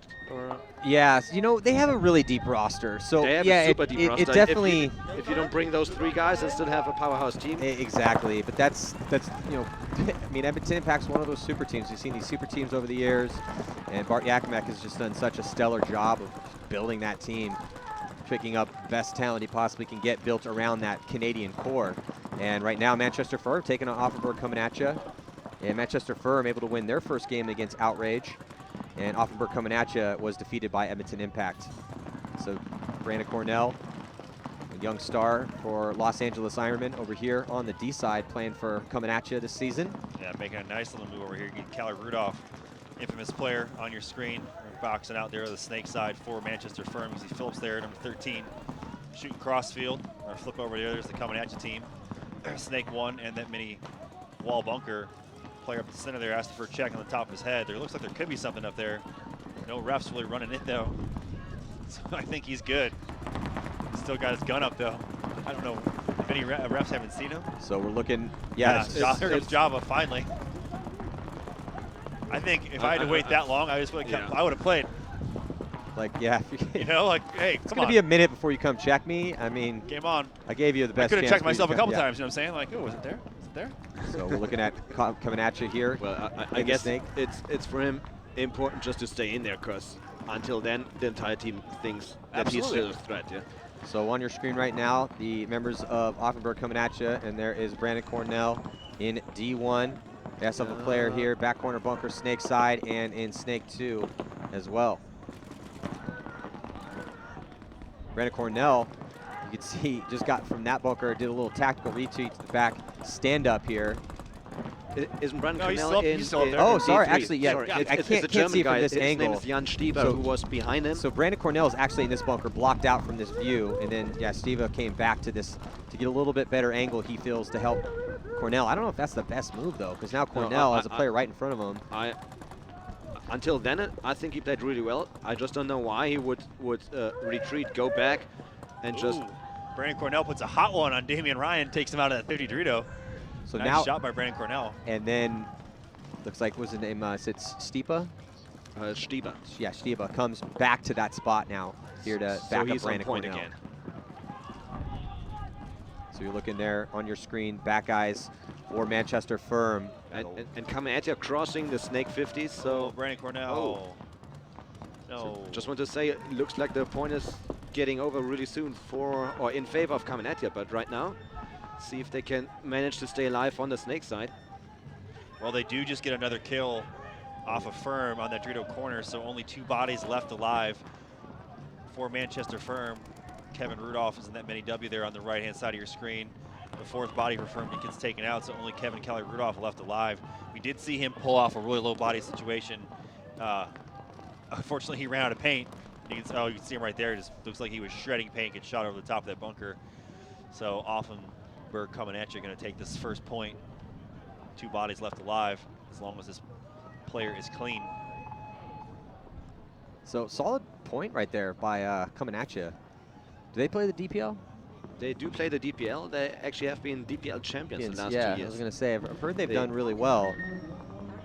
There's no where they were in the standings. The 2 guys from Kamenetia went to Syndicate in the off-season, but they got some, like for example, the guy that just played the Snake is the guy from Austria, Tom, and I think he played also the game before the Snake pretty good. Yep, very aggressive kid. Yeah, and still pretty young. Edmonton Impact there on your screen. Keith Brown, Rainey Stanzak, Dave Baines, Nick Laval, and Alex Goldman. Going to do a decent job of shooting off the break as they eliminate 1 Outrage player, 2 Outrage players. 1 on each side of the field, Dorito and Snake. Big Dave Baines. Players. Yeah, there's Dave Baines on your screen. So Outrage is pretty much just trapped in the middle now. They don't have anyone on the Dorito side really far advanced, and no one in the Snake yet. Yeah, and their kind of semi-attacker on the Snake that could refill the Snake is pretty much just shooting cross now. Yeah, and I like the move by the Outrage player to get out here to the Dorito corner. Just spread the field a little bit, maybe make something happen. You know, we say Big Dave Baines doing his job up there in the middle, and yeah, there we go. So the Outrage player now making a move from that corner into that Dorito 1. You know, down 2 bodies, pressing forward. And Dave not really getting any spins this year, but he does own a paintball field, and for him it's like riding a bike. And, you know, all the games he's been over the years, and I've said this many times, and I'll say it until Dave stops being a part of tournament paintball, which I don't think is ever going to happen. You could put Dave Baines' career with any guy that's ever played at all, period, in this sport as far as success is concerned. He's played on so many top teams over the years. Dynasty, Excessive, Avalanche, the Russians, Edmonton Impact, and he's won with all of those teams. Yeah, he just made a move. He came around the W, trying to get a shot on the Snake side player for Outrage. Didn't get it and ended up retreating back, because there's now only 1 Outrage player left alive, and he's going to make a desperation run and get taken out. So it looks like Edmonton Impact, all 5 bodies alive at that point. And Dave just masterfully playing that center bunker. I mean, a bunker like that was made for a big guy like him. But I also love Dave because Dave's the type of guy that proves that big men can play this sport. I mean, Dave running about 6'4", 230, 240. I mean, he's a big guy. He got that football body, and yet still able throughout the years, all the different incarnations of paintball, he's still always been able to stay at the top of the game. Oh, definitely. He's one of my favorite players, actually, because he still is in the game. He's on point. When they need him, he doesn't play for 3 tournaments, and then he gets a spin and then plays like he never stopped. Yeah, like he never put the gun down. So now Damian Ryan going up into the center here. Manchester Firm down by 1 against Offenberg coming at you. But as we just got things going here, a ton of time left in this match. First body to drop is for Manchester Firm. So a little bit of an advantage here for Offenberg coming at you. And you're looking at their line. Now we're looking at the line for Manchester Firm over the back center bunker here. And there's Damian Ryan up in the center. There are days I dream about being able just to stand and be completely covered by that tall cake. Alas, it will never happen for me. No, Nick Slovack, also a pretty big man himself. Not quite as thick as Dave Baines, but I'd be up there with Damian at the wall. You see him there on your screen. Feel a little more like at home. Damian now trying to get a shot on the Snake player. You can see that right there on your screen. A great move by coming at you, getting that Snake. You can see the way he's playing it. See, and that's the Austrian guy again, Tom, who's really playing the Snake really well and really aggressive. Yeah? And someone just put a hot one on Damian. Damian just got assassinated. That was nice. So things not looking good for Manchester Firm as they're facing 5 coming at you players. Callie Rudolph tries to make a little desperation run down the Snake side. Trade out. He does not. He gets taken out. So only 1 Firm player left alive, and he just does not even look at the Snake. Takes a couple to the dome. So 2 really strong points here by coming at you and winning this one, all 5 bodies alive. Well, they needed this one. They need to win this game. They're down a game here. They lost their first one. And, you know, you don't get a lot of games to work with here in the prelims. So really must-win situation already for Offenberg coming at you and looking real strong. Manchester Firm, on the flip side, though, they did win their first match and won it pretty convincingly, too, defeating Outrage Boulogne 6-3 and pretty much had control of that game from the opening horn. So now, speaking of control, Edmonton Impact up by 2 against Outrage Valence. There goes Zach Yakimek, been MVP for that team. So is Nick Laval, and there's Zane Yakimek. What would you suggest Outrage to do right now? Because pretty much the first 2 points have been without too much. Try to shoot Golden off the snake side on the break. Actually, going up in the center, and Zach Yakimek trying to get out wide. But it really helps you. Obviously, shooting guys off the break is huge, regardless of who you're playing. But you want to put Edmonton Impact on their heels. Edmonton Impact plays best when they're feeling that vibe, when they're up bodies, they're up points, and they find themselves in that position a lot. And so you really have to play aggressive against them and not make mistakes and really try to shoot bodies off the break, which didn't look like Outrage was able to kill anybody off the break for Edmonton Impact. But Outrage got a good break too. Well, it looked like Outrage bounced the Impact attacker on the snake side who went to the corner guy who went to snake corner. Yep. But so it looks like their breakout shooting was on point, but maybe, I don't know. It's difficult to pick a right paint with this temperature changes now, because this morning was really, really cold with 8 degrees now, and it's getting a little bit warmer, but not too much. Yeah, but I also feel like it's going to start getting colder too again. I feel like it's gotten a little bit colder since the the past couple sets. A little bit more windy. Another thing I wanted to say about playing Edmonton Impact is you have to win the if you get a chance, you get an opportunity against Impact, you have to capitalize on it, because you're not going to get them very often. And that's how you keep things close against Impact. I mean, they're mortal. They can be beat, as we saw at the last NXL event, but it's just, you're not going to get a ton of opportunities to do so. So when you have those close points, you have to win the close points. You have to capitalize on opportunities. If Impact gets penalties, which they do occasionally, take advantage of those. But as we see here, Impact's slow playing this. They took the spots and they control those lanes. This is what Impact does when they get points on you, and they start to frustrate you. They put you in that situation where they know they're up points, they're up points, and they may shoot a body, and then they're just going to post up and hold on those lanes. Pretty much what Alex Goldman is doing right now, just shooting crossfield for the Dorito guy, and which he has done for the last 30 seconds. Maybe he's advancing now further down the field, because I don't see too many people holding him down. Well, and just when you think that, Impact, they're just going to sit there, pop, boom, one of them will make a move. And you're like, oh, man. So but that's why they've been so consistent at the top levels, and they've been able to win so many tournaments the past couple seasons. They just don't make very many mistakes, and other teams just are not as consistent as they are. Other teams are just as deep, and you're talking about Heat, Dynasty, X Factor. I mean, a lot of these top teams are just as deep man-to-man as Edmonton Impact is, but they just aren't as consistent because the vibe that Edmonton Impact creates with their schedule and their traveling, and the cohesiveness, the teamwork that they have. That's why they've been able to be so consistent. They really don't make mistakes, and they capitalize on your mistakes. Good job by the Outrage.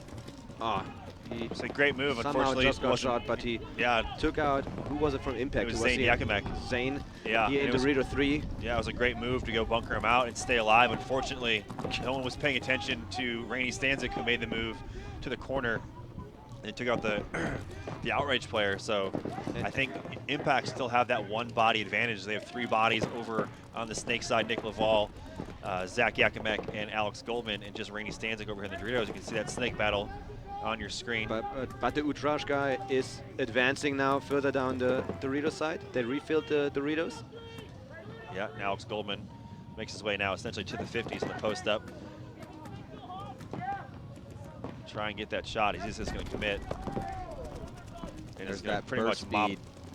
There's that scary burst speed from Goldman. Once Goldman realizes the move's there, he's going to make that move, and he's amazing at running and gunning. So cleaning things up on that snake side is Alex Goldman.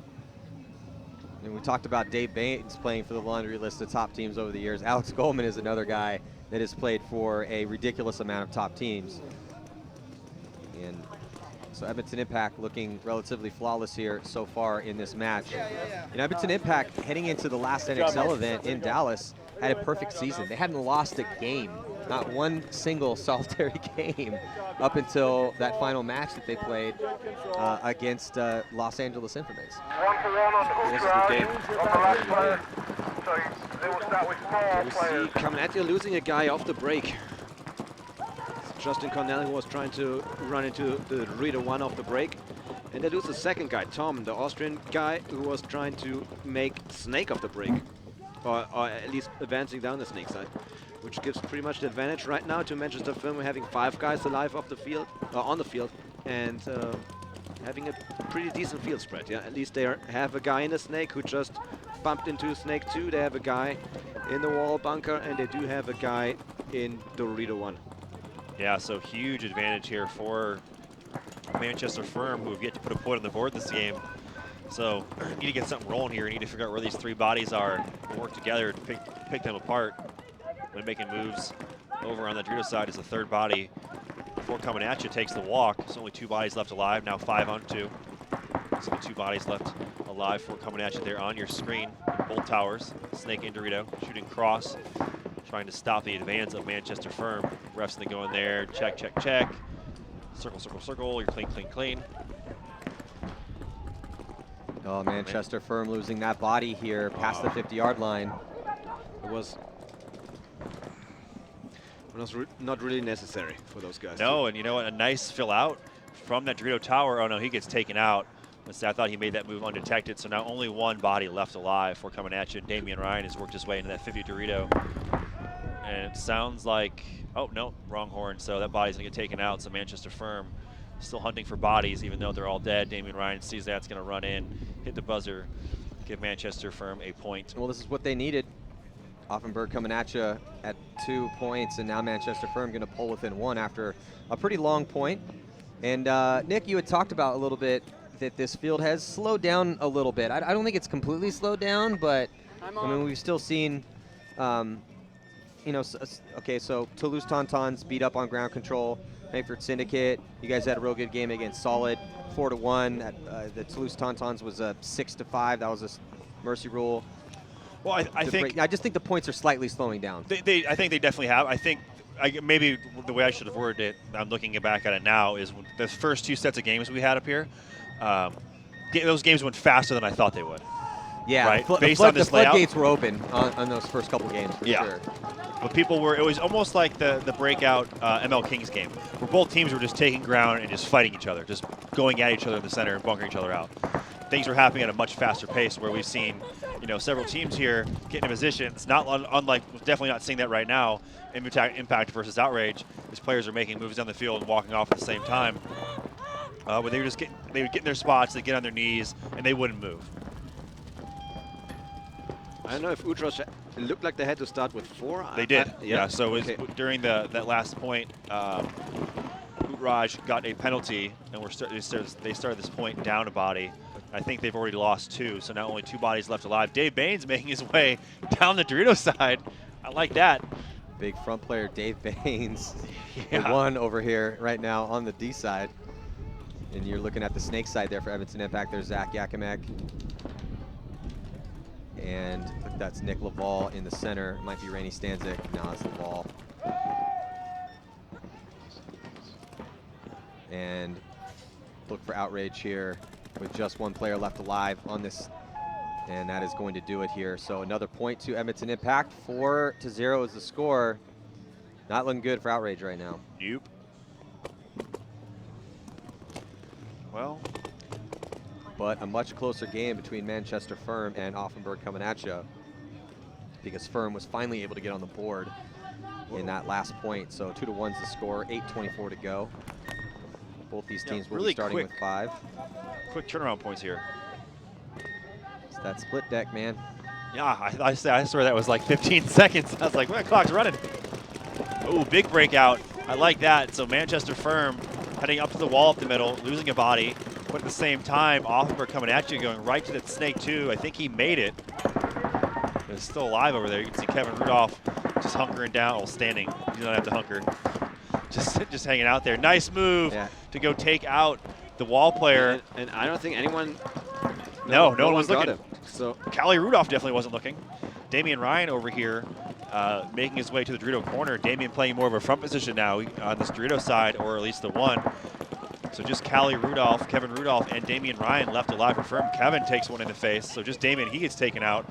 So really dominant point there by coming at you. Again, 5 bodies alive.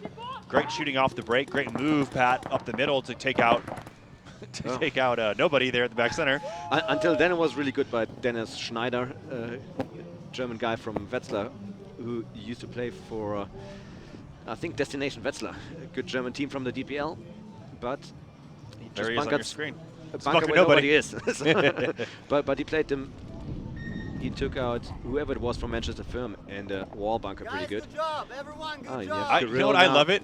Every time we go to Krill, he instantly says, "Good job." That's at least 3 or 4 times in a row. It's the first thing we hear out of him. Well, the thing is that Krill doesn't know when that camera's on, probably. I know, but it's just uncanny. Yeah. It's ridiculous. Oh, there's Krill. Let's see what he says. And Brandon Cornell. Let's listen in. No white. No white. Get ready. Ah, we missed it. But, yeah, coming at you, keeping that one close here. Or, I'm sorry, pulling away by 1. And speaking of pulling away, Edmonton Impact 1 point away right now for Mercy ruling Outrage. And Alex Goldman just getting into Snake 3 within like 10 seconds. Walking into Snake 3. Yeah. Into the game, yeah. Well, that's the thing. When you have, I'm sorry, Nick, go ahead. No, you go ahead, man. Well, I was just going to say, if you're playing Alex Goldman, you have to know what that man does, and he is an aggressive force on the Snake. So you have to put guns that way. Anytime you see him over there, he's playing the point. You don't have some sort of during your game plan. You have multiple guns, at least keeping him honest. Put pressure on Mouse. When you're playing Mouse, you really have to try to frustrate him by putting a lot of pressure on him. You can't let him get comfortable in his spot. And it's, I think, the 3rd point in a row where at least the 3rd point in a row where Edmund Impact doesn't lose anybody off the break. Yeah? So Utrash, I don't know if their paint is too hard or whatever they're doing, or their shooting is not on point, but for sure they don't push or threaten Alex or the other guys too much with their breakout shooting yet. We've definitely seen bodies get bounced right on Impact side, them checking themselves and refs running in there and checking them. Oh, Keith Brown, that one definitely broke. And it looks like here comes Dave Baines running through in the center. Gets 1, gets 2. Also, I was about to say that Dave had made an awesome shot on the run up to the center 50 on the Snake. Knew exactly where the angle was, and on the run made that shot. And then he got to the 50. He knew there was no one in that Snake anymore because he just shot that guy. He wrapped around. No one was looking at him. Boom. Starts the attack and gets another 2. So a quick 3-pack there for Dave Baines to put the exclamation point on this game here. And he assassinated the last guy. The refs have to walk him off the field. But it's with the mercy rule now, 5 unanswered points, which means game over for Utrash. Yeah, and if you go back and you rewatch every point that Dave Baines has played up the field, he has run up to that wall bunker with his gun on the Snake. Whether or not he knows there's a guy there, it's just good, smart paintball. He knows that the one guy that's really going to mess him up if he makes that secondary move is the Snake. And he has made that move, and here he is coming through his replay. Drop his gun for a second, sees the last guy. Where am I going to shoot him? All up the back of the head. Hey, night-night. Gotcha. But it was only 1 shot. Baby, I'm back. 1 headshot. But hey, still beautiful work by Dave Baines, man. Again, not getting too many spins this year, really helping Bart Yakimek with the coaching duties this year with that stacked lineup that they have. But he gets his chance coming out here again as they're missing the Justins. They know Justin Cornell, no Justin Rabikoff, and I haven't seen Joshua Met out here either. He's not here. Yeah, so Joshua Met. So that's a lot of aggression they're missing there. But you know, when you're as big as Dave, I mean, Dave's not the smallest guy, obviously, and he's not the fastest guy. He's really athletic for his size. But when you're that big, you have to play as flawlessly as possible, and you have to be a great gunfighter. And Dave has just over the years just refined his skills that you don't really see him make too many mistakes.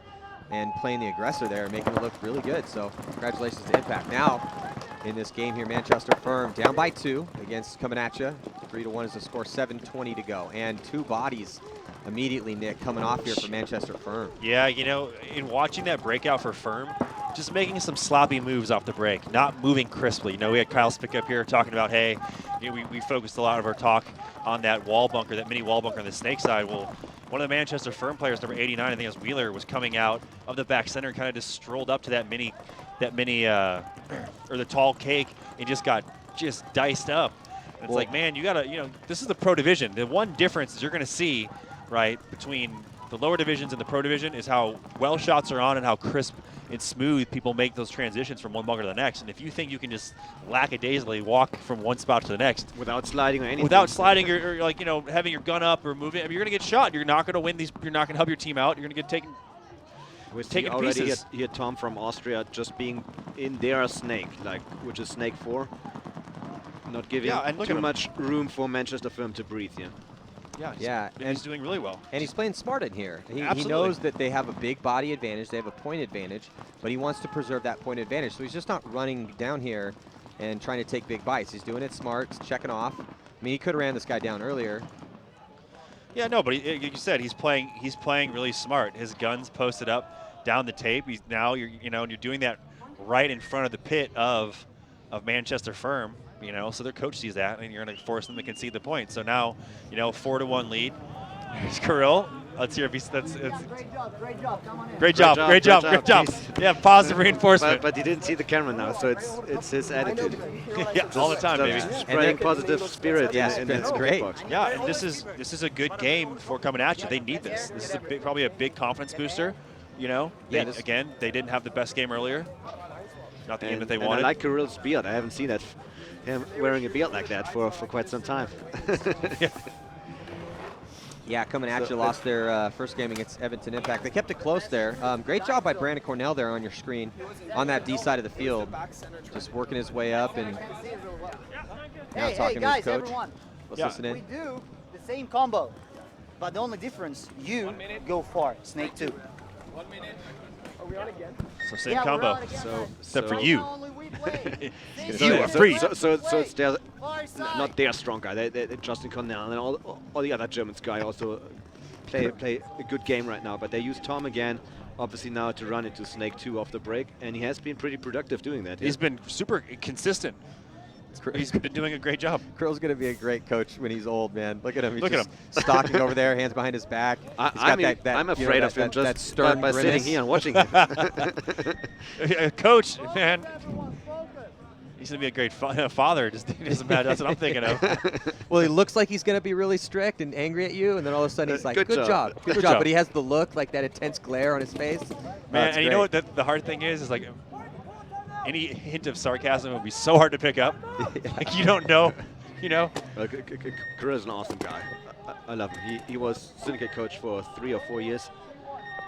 He taught Syndicate a lot. The reason why Syndicate played today like this is mainly, not mainly, but Kirill is a huge part of that. Looks like Manchester Firm only starting with 4 bodies. So it must have been assessed a penalty there at the end of that last point. That doesn't help then, yeah? Doesn't help, but you know what? This is the most aggressive breakout we've seen from them as they're already in the Snake 2. And they managed to stay alive with like the 4 guys that started, yeah? Yeah, it's Phillips here, Manchester Firm in the Snake. Firm in those blue and black jerseys. Offenberg coming at you in the red and black. And looks like Offenberg also with 5 bodies alive. And it looks like they play a little bit slower now, because, I mean, they are 3 points leading, but Manchester Firm just loses another player. And there are only 2 more. So they're just left with 2 guys in the back bunkers. And pretty much coming at you. Doesn't need to push that much now. Having 4 on 2 currently, and only 5 minutes to go. Yeah, I mean, it's say that infamous duo of Kevin Rudolph and Damian Ryan still alive here for Firm, and really in a situation where the positions they're in, I don't know with the way Coming At You is playing that they're going to throw any bodies away unnecessarily. Here comes Brandon Cornell down this Dorito side. He's going to shoot Kevin Rudolph right in the face. Brandon Cornell just one ball, perfect shot. Oh, Brandon Cornell making it look pretty. Making it look Callie. easy, recognize where Callie was, and I think that Firm's going to concede the point and say Damian Ryan, and Callie right there, both their arms up like, guys, come on, Well, this is when it gets really frustrating. Nothing's working for Manchester Firm right now. They're losing guys on the break. They just had to start with 4, and Offenberg Coming At You is executing their game plans. They're winning gunfights. You just saw Brandon Cornell nail that perfect 1-ball accurate shot right on the goggles. It's the only thing Callie was giving him on the head check, but was able to get that kill. And it's just kind of what we've been seeing out of Coming At You. Lots of execution. They're really executing right now, and you can see as by that big point spread here, 1 point away from skunking out Manchester Firm. Guys, I need Thomas, let's listen to Creel. Shuby, Alex, Yan, and Brandon right now. Come to me. We need to get him up here. We need to get him up here to call a game. Please. I'll go talk to him after this. Hey, man, when are you playing the SPL? Yeah, don't play. Come up here. Love to have him up here. Krill, a longtime member of Moscow Red Legion. He's been with them pretty much since the inception of the team. I'm not sure exactly when he got on the squad, but he was there during their big run, and they were winning world championships. And I think he might be the last guy left on that team. Yeah, aside from their coaches? Yeah, aside from the coaches. Some of the coaches also switched. Yeah, it used to be like Sam at the beginning. Yeah. No, Sergey was even there before Sam as a coach. So But Kirill must be on the team at least since 14, 15 years, yeah? Yeah. Kirill wasn't there because I played against Red Legion during 7-man back in like 2000, 2001. Yeah. He wasn't on the team then. That's when Mishka Mishka was the first star to arise out of that team, running around. With and we're like, who is this? Pajama pants? Yeah, with the pajama pants. Who is this kid shooting everybody out here and making it look really easy? Then the next big star to come up was Fedorov, and then Malloy Alexander Burtnikov and Pantaleev, all those guys. But I think Fedorov and Kirill joined the team at the same time, as far as I know. I think Kirill told me a story that they played together on some birthday party or something. Oh, wow. And then somehow joined the team.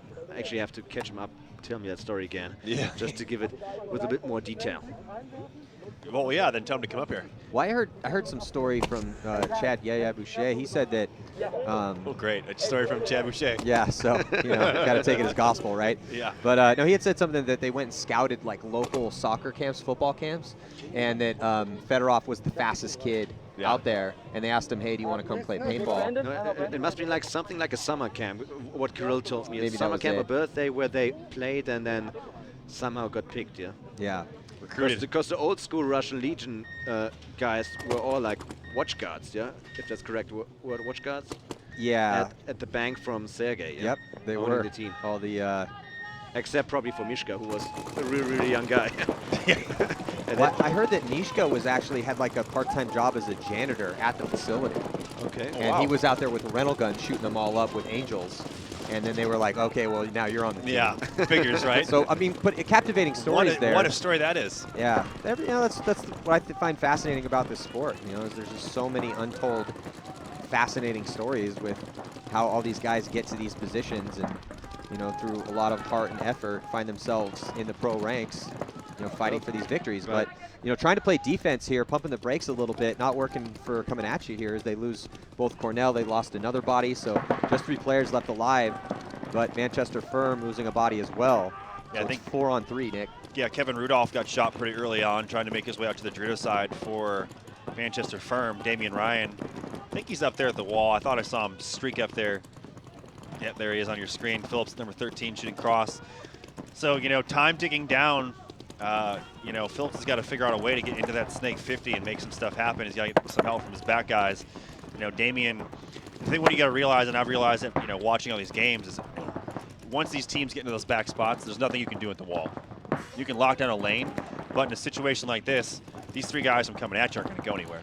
There's no need to. So Damian's going to have to look to wrap around that wall and make something happen. As you can see him there on the right-hand side of your screen trying to get a shot on that back center player. But Damian, from this angle, I'm trying to imagine if he comes out wide and uses that tower to block out the back center, if he can make a run through. There is a Snake 1 player, but he right now is not looking infield. He's looking down the tape. I just don't understand the move right now, why Rabarozzi, I think he's a Belgium or French guy who's on the team, why he just went towards the snake side. Yeah, I was thinking the same thing, Pat. He should have spread the field out. He's an experienced guy, yeah. Well, he does have to worry about the center 50 being hot, but still, I mean, that's an unconventional move if you already have 2 bodies one way to send your 3rd body that way as well too. Yeah, and Damian, I think, just shot the last 3 guys single-handedly. That was impressive. By Damian then. Yeah, he switched from the wall. Do you think it was a good idea that, I mean, coming up there for sure wanted the clock to run down. They managed to do that. It's only 2 minutes, a little bit less than 30 seconds left, yeah. But they're still up by 3. Yeah. And, I mean, I hear where you're going with this. They changed their game plan up a little bit, went to play defense. Yeah. Which, and that's a question. We talk about that a lot. Yeah, let's see what Kirill has to say. Did he do a good job? I mean, for sure didn't Kirill expect when saying, hey guys, let's play defensive, let's have the clock run a little bit down, that like 2 guys of the squad who made the bunkers alive would die within the first 10 seconds. Yeah. In gunfights, that wasn't the plan. Yeah. Hey, we need you to go out there and lose a couple gunfights real quick. No, definitely not the plan. Let's see what happens. Hey, you 2 die right away, and let's see how the other 3 guys handle it. But you know what? I mean, I don't, like you're saying, Pat, I don't know if I agree with that move out there to the snake side. The one move I definitely don't agree with is from the snake 1 to that pin. If I know I'm already down 2 bodies, now I'm down 3, I'm not going to move to the smallest bunker in the corner where everyone could pinch me out of. He didn't make it, but we've seen a few guys try to make that desperation move out to that pin and just get obliterated.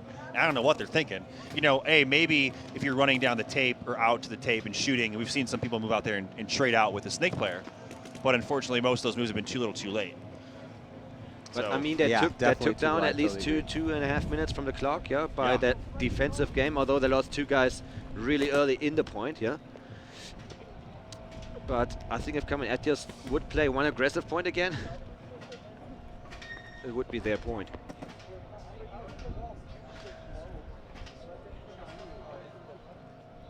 Well, Manchester Firm there on your screen. 2 minutes and 26 seconds left to go in this game. Gonna have to make something happen here. Down by 3 points. Here we go. You see like Callie Kevin Rudolph there and- now playing. Looks and like the lead Damien on the Dorito side. Team up on the Dorito side.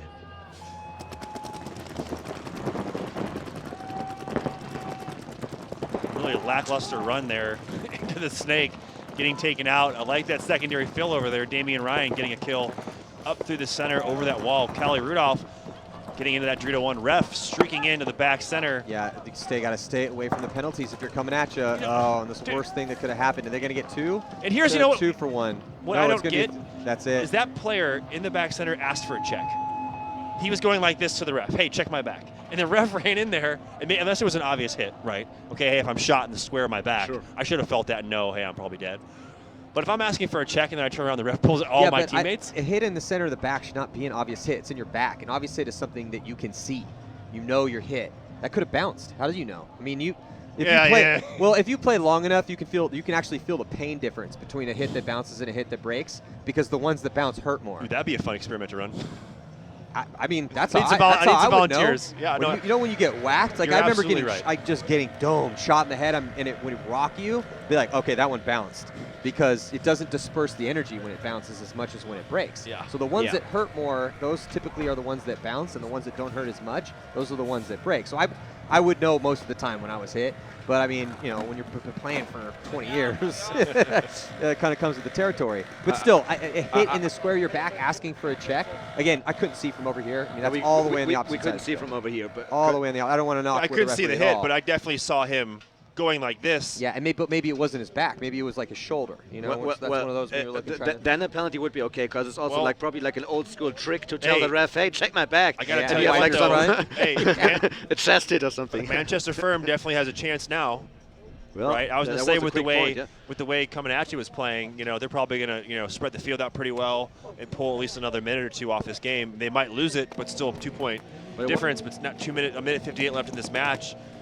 Manchester Firm need 2 points if they can push aggressively. Hey, it's tough, and you know this is possible. I mean, 2 points, 2 minutes, 2 points, absolutely possible. You could totally do that in this field. But just Kamen At You needs to get their stuff together, because I mean, with a penalty, it almost looked like because Manchester Firm lost their snake attacker somehow. However, the second guy tried to refill the snake and got shot immediately as well. It didn't look so good for Manchester Firm until everyone gets Coming At You. How many times have we seen this, guys? We've seen this before, where you have a team that goes up a bunch of points, and then they start to play defensively, and it's not the actual defensive plan that causes them to lose. It's in their heads thinking, oh, we got this. Yeah. I can now play a little bit. They're obviously not thinking, oh, I can play sloppy right now. Oh, I'm going to come out and have a little bit of a lame gunfight here. No, but it's kind of this. It's this unconscious thing. You think you've already got it tied up when you don't. When and so it's not the game plan. It's what they're doing, because we're watching a lot of guys now die out of their spots, get penalties, die out of their spots, make sloppy moves. But Coming At You at least attacking now again. I think they made snake off the break. Justin Cornell went into Dorito 1, and looks like Dennis Damian Schneider Ryan stays alive. He's asking for a through check. I don't know. Draba's going to run in there and check him out. So if Damian's hit, yeah, he's going to pull him out. So Damian definitely not happy with that. So 4-on-4. Minute 25 left to go in this point. And Manchester Firm dies in the snake bunker. He needs to manage to stay alive if they want to have a chance to still win the game. Yeah? But now not having anybody on the snake again, only Damien, who pretty much locks down the further movement from Coming At You down the snake from the wall bunker. Yeah, I'd say, look, Callie Rudolph does make a move into the 50 Dorito. He's posted up down the tape. I don't know. He's got to be looking to make something happen. I like the move he made. He made the move on the inside. up to that Dorito, the 50 small wall, mini wall. And the refs just gives the sign that there's less than 60 seconds left. Under a minute to go here, really up to Manchester. They have to try to push forward aggressively, having to score 2 points now, 44 seconds. And it's looking that Offenburg, though they did lose those past couple points, I really think that there should be someone for this victory here. I think it's over. Unless another penalty happens, it's over. Caminiti has a pretty good field spread, while Manchester Firm doesn't have anybody on the Snake side. No, and they would have had to have made this run down the field in like 30 seconds ago, 35 seconds ago. Well, Callie was trying to go for it. You know, Callie a veteran now, and not a chance that Callie's going to let that time expire without him trying to make something happen. Yeah, Brandon Cornell going to shoot the last player on Manchester Firm. Time's going to tick off. Could go for the buzzer just to get a better point spread now, but it's too late. Oh, he got it. He got it? I think he got it. Are they going to give it? Yep. Looks like they're going to give it to him. They're going to check him. Yeah, I think he got it with about a half a second left. Nope. Job is saying no. No. Oh, come on. Oh, Brandon. Poor Brandon Cornell. But hey, still Brandon Cornell playing some good, solid paintball here for coming at you. Yeah, you know, they made some mistakes at the end, but at the end, I like the beginning. What Caminiti played a lot. Yeah, they were dictating the game, and then when they started trying to play defensive, then they. Yeah, which you know what I think is really it's a really testament to Kirill being a coach and being aware of what's going on and going, hey, he's a guy that's going to pick up. That didn't work. All right, scratch that. Get your ass over the 3-1. You get into the Snake. You go up the middle, and it worked out. Yeah, so a big congratulations here to Offenburg coming at you, taking this victory here against Manchester Firm. That puts coming at you 1-1. Manchester Firm also going to go 1-1 on the day. Outrage Valence losing to Edmonton Impact, so they go 0-2. Not getting a good start here, but Edmonton Impact, they go 2-0. So that concludes the prelim action here from the CPL, but do not go anywhere because we still have the World Cup for the women's division, 6 teams representing the best female players, and that is going to be coming at you here on GoSports.com, so we'll be right back.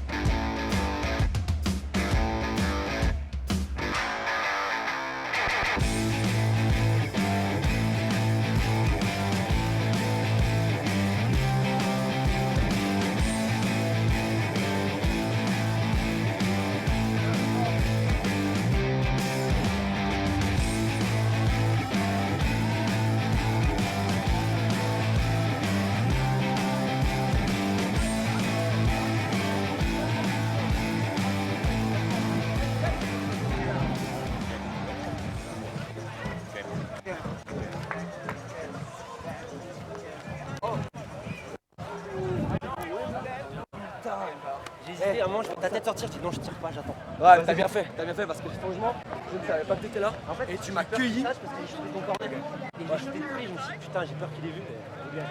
Ah, tu m'as cueilli.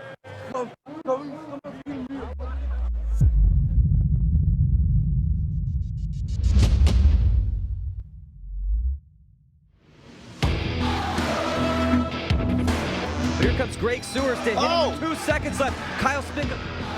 Stuffs the last player for Dynasty. Slams home that buzzer.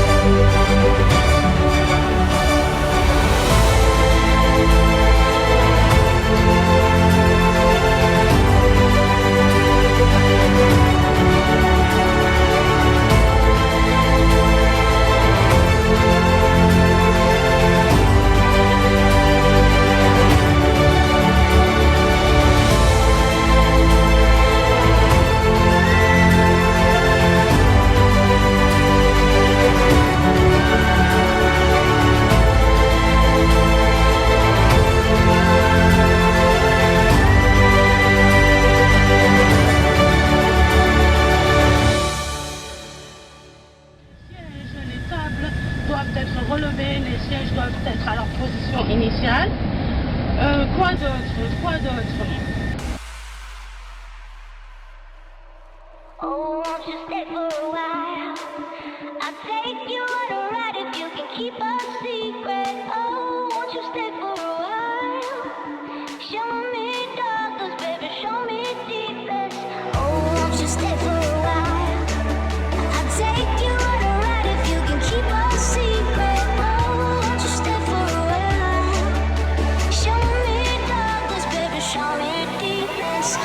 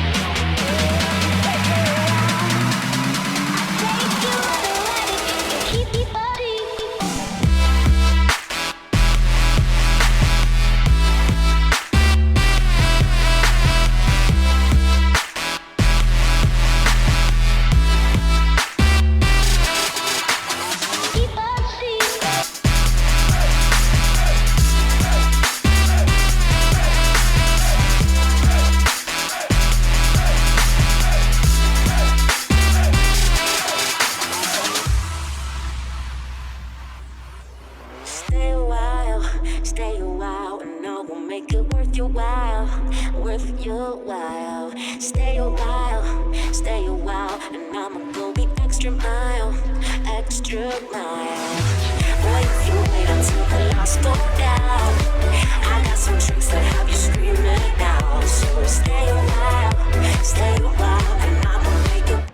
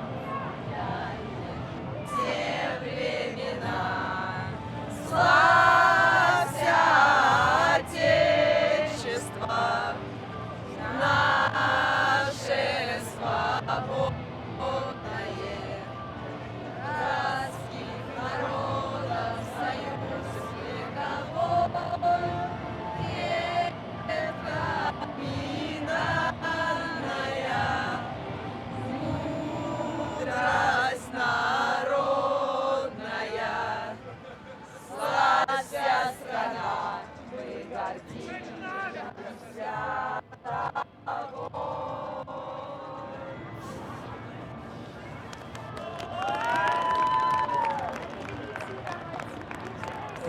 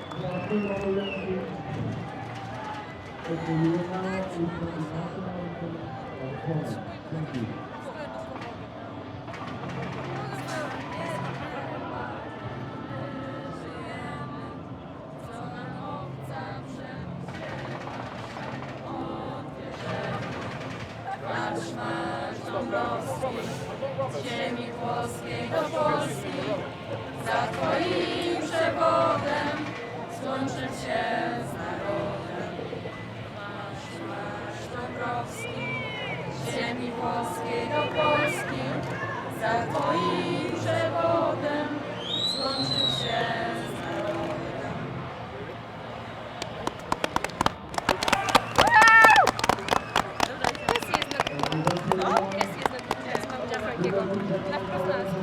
Idziemy? Best of luck. Have a nice team. Good luck. Good luck. Good luck.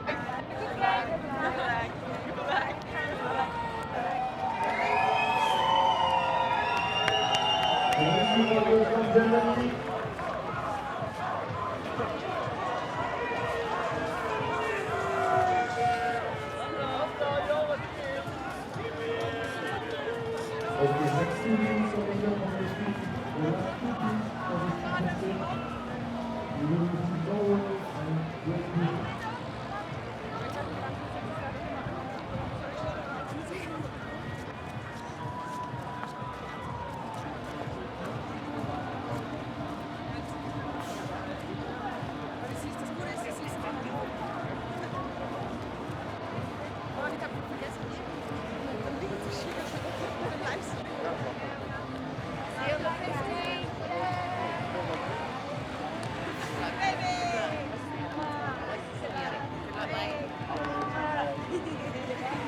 Go slowly, right?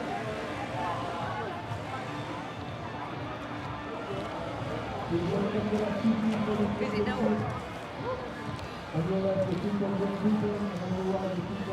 Okay.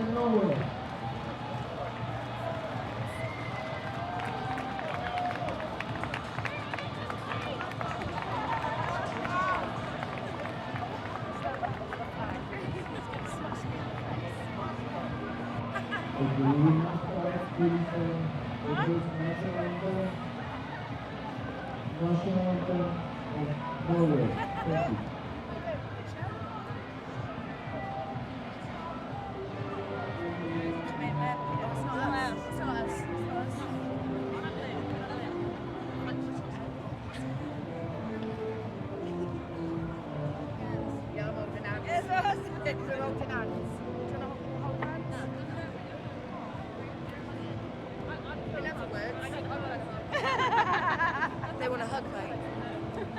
We can hug. Alright, I'll wait. I'll wait. Look at your dad, Lucy. He's so proud. Lucy, can I give you the flag? Lucy.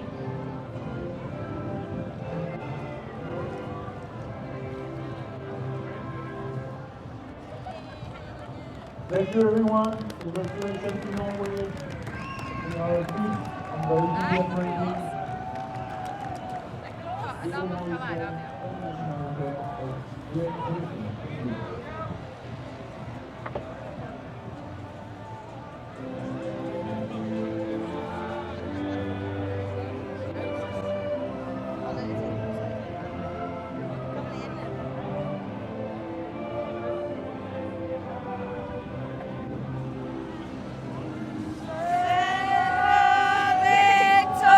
Victorious, happy and glorious, long to reign over us, God save our Queen. Thank you, everyone. Thanks for being here and supporting the country. The big blessing, Norway and Great Britain. Norway is fifth on the ranking, Great Britain is sixth. Good luck, everyone. We are done now with the ceremony.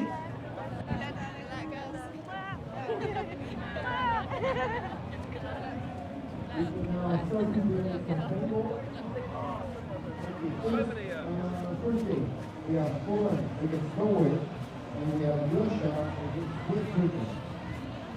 We're going to start as soon as possible. Let's go to here.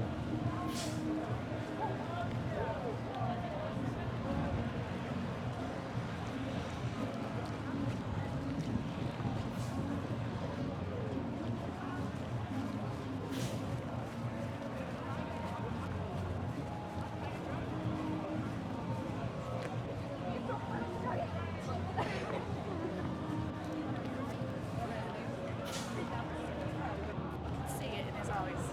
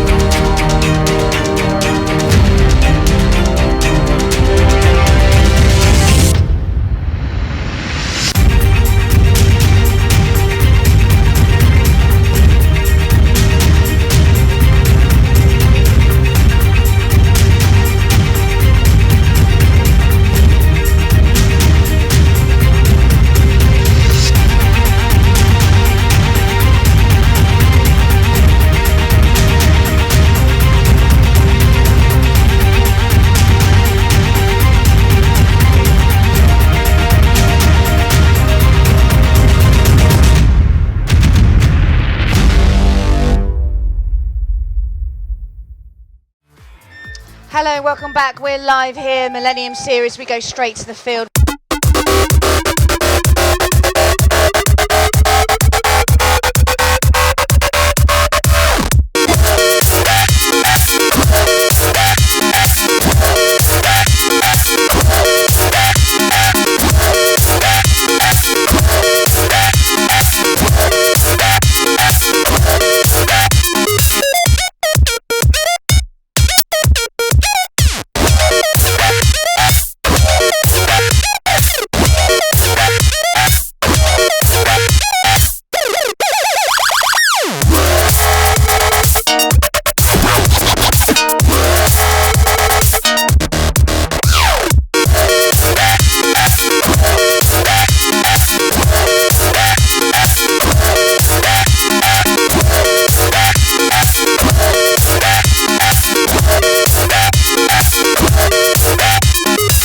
Stay classy. Thank you very much. Yes. I'm Booyah. Shelley Farmer and I'm up here with... Nick T. Slowiak. Hi. Hi. Hi. Hi. So I'm really excited to be here. Hi.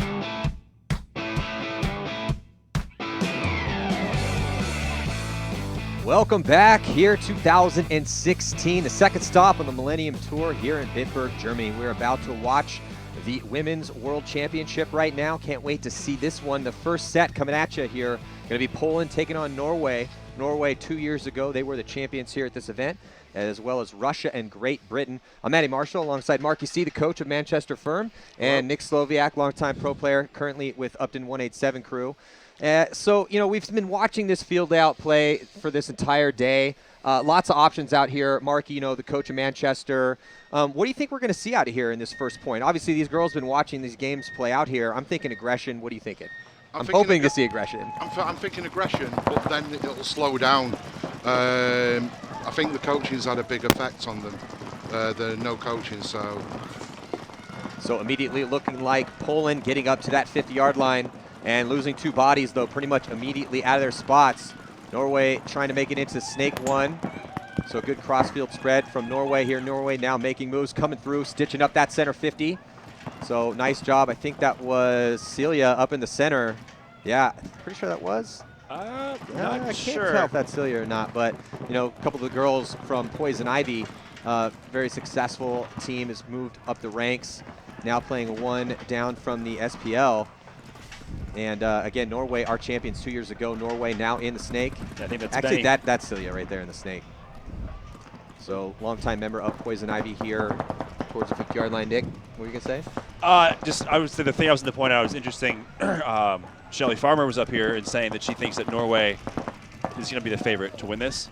And you can see Poland just getting shot out left side, right side. I think they only have one player left alive.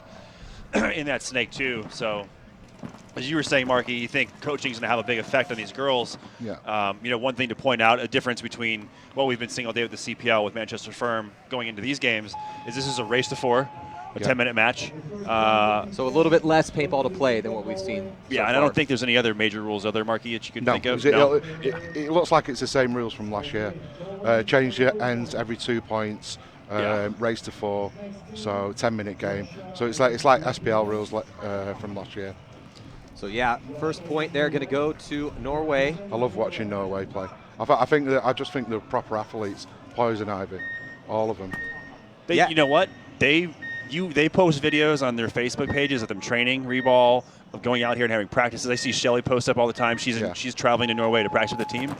I mean, you see more dedication out of that Norwegian team, those girls, than you see out of pro players in the States. Yeah, right. Well, it's like Shelly in her off time. She plays hockey at the highest level as well. I'm not too sure about the other girls, but you can just tell the ballers if you want to give it that kind of. Yeah, so getting in this match here, Russia taking on Great Britain, and doubling up in that center is Russia. That's a good tactical decision to send those 2 players up there, each looking towards the snake side and another one looking towards that D side. Great Britain, and there's Shelly Farmer. Is that Shelly? Can't tell could from be. this angle. Can't tell. But a couple bodies walking off. Looks like Russia losing a body in that center, and now pushing up on the snake. Great Britain lost a body there on that snake side. There's Russia on your screen. Yeah, I don't think that's Shelly, because I think Shelly wears. I think Shelly's in the dye bunker, goggles. the little. There she is. W. That's Shelly. There she is. Oh yeah. Ooh. I think she just took one side. Oh yeah, she did. Just took one over on Compensator's that. curse. You know, and that's a tough bunker. We've seen. That's the bunker of death that we've been talking about. It's a seductive bunker. Yeah. You know, it's like, oh, look how big this bunker is, and it's in the back. But, you know, it's tough because so many different angles come in from that spot. So our girl Shelly getting domed up. Looks like Russia going to take this point, as I don't think there are any Great Britain players, any GB players left alive. So good point by Russia. I like the doubling up of the wall, right? I mean, a good aggressive move. The player that wouldn't be down the snake, she made that move with her gun up. I think you do see a lot of moves when the girls play that the men normally don't do. Like they're trying different angles and stuff like that the men don't do, that they think they can get away with. So. No, I think you're absolutely right. I've hardly seen it doubling up the W unless it's like. We haven't seen it all day. Yeah. No team, no CPL team has doubled up the W today, and it worked out for Russia. I think we saw one double X play all day today. Right. And it was we definitely saw it. Pilsen. I think it was Pilsen when they were down a couple points, having to come back. So now back into this match here. Norway up by 1 here against Poland. Yeah, so there's Cecilia on your right. Benny going up the middle. Not up the middle right there, but other girl on the side of your screen. So both teams taking the wall. You see the Poland player right there on your screen shooting towards the snake side. Poland losing 1 body early on this Dorito side of the field, as well as Norway losing a body on the Dorito side. The wall player for Norway getting shot. I think there goes Benedict, runs up there. She's going to come around, trade out. So 1 body advantage now. Oh, no, maybe not, as another Polish player is walking off the field. So I can see 2 Poles, and looks like to be 3 Norwegians. Yeah, I think it is 3 on 2 right now, but Poland losing a body here. Back bunker on the D side. See Norway in the snake. There's Celia in good position here at snake 2, trying to count the bodies and trying to see how big of an advantage they do. And that looks like Poland going to be forced to concede that point. So Norway going up a quick 2 points here. Who's that small person in the snake? Like, that person is so tiny. Oh, it's Cecilia. Okay. So now coming back out here to play this next one. Russia up by 1 here against Great Britain. So this is the opening round. So obviously, you know, a win here is going to help your chances in this tournament, but they do have some more paintball to play tomorrow in this World Cup here for the women. Marky, we talked about the girls on Poison Ivy training a lot. Do you notice any of these girls here for Great Britain? Do they get out and train? Do you see them regularly? They train when they can, because they're not. The only problem with the GB is they're not all on the same team, like say Norway is and stuff like that. But they train whenever they can. Okay. So it's either down south or at the CBPS. But every chance to get, they're always training. So Shelley does a lot of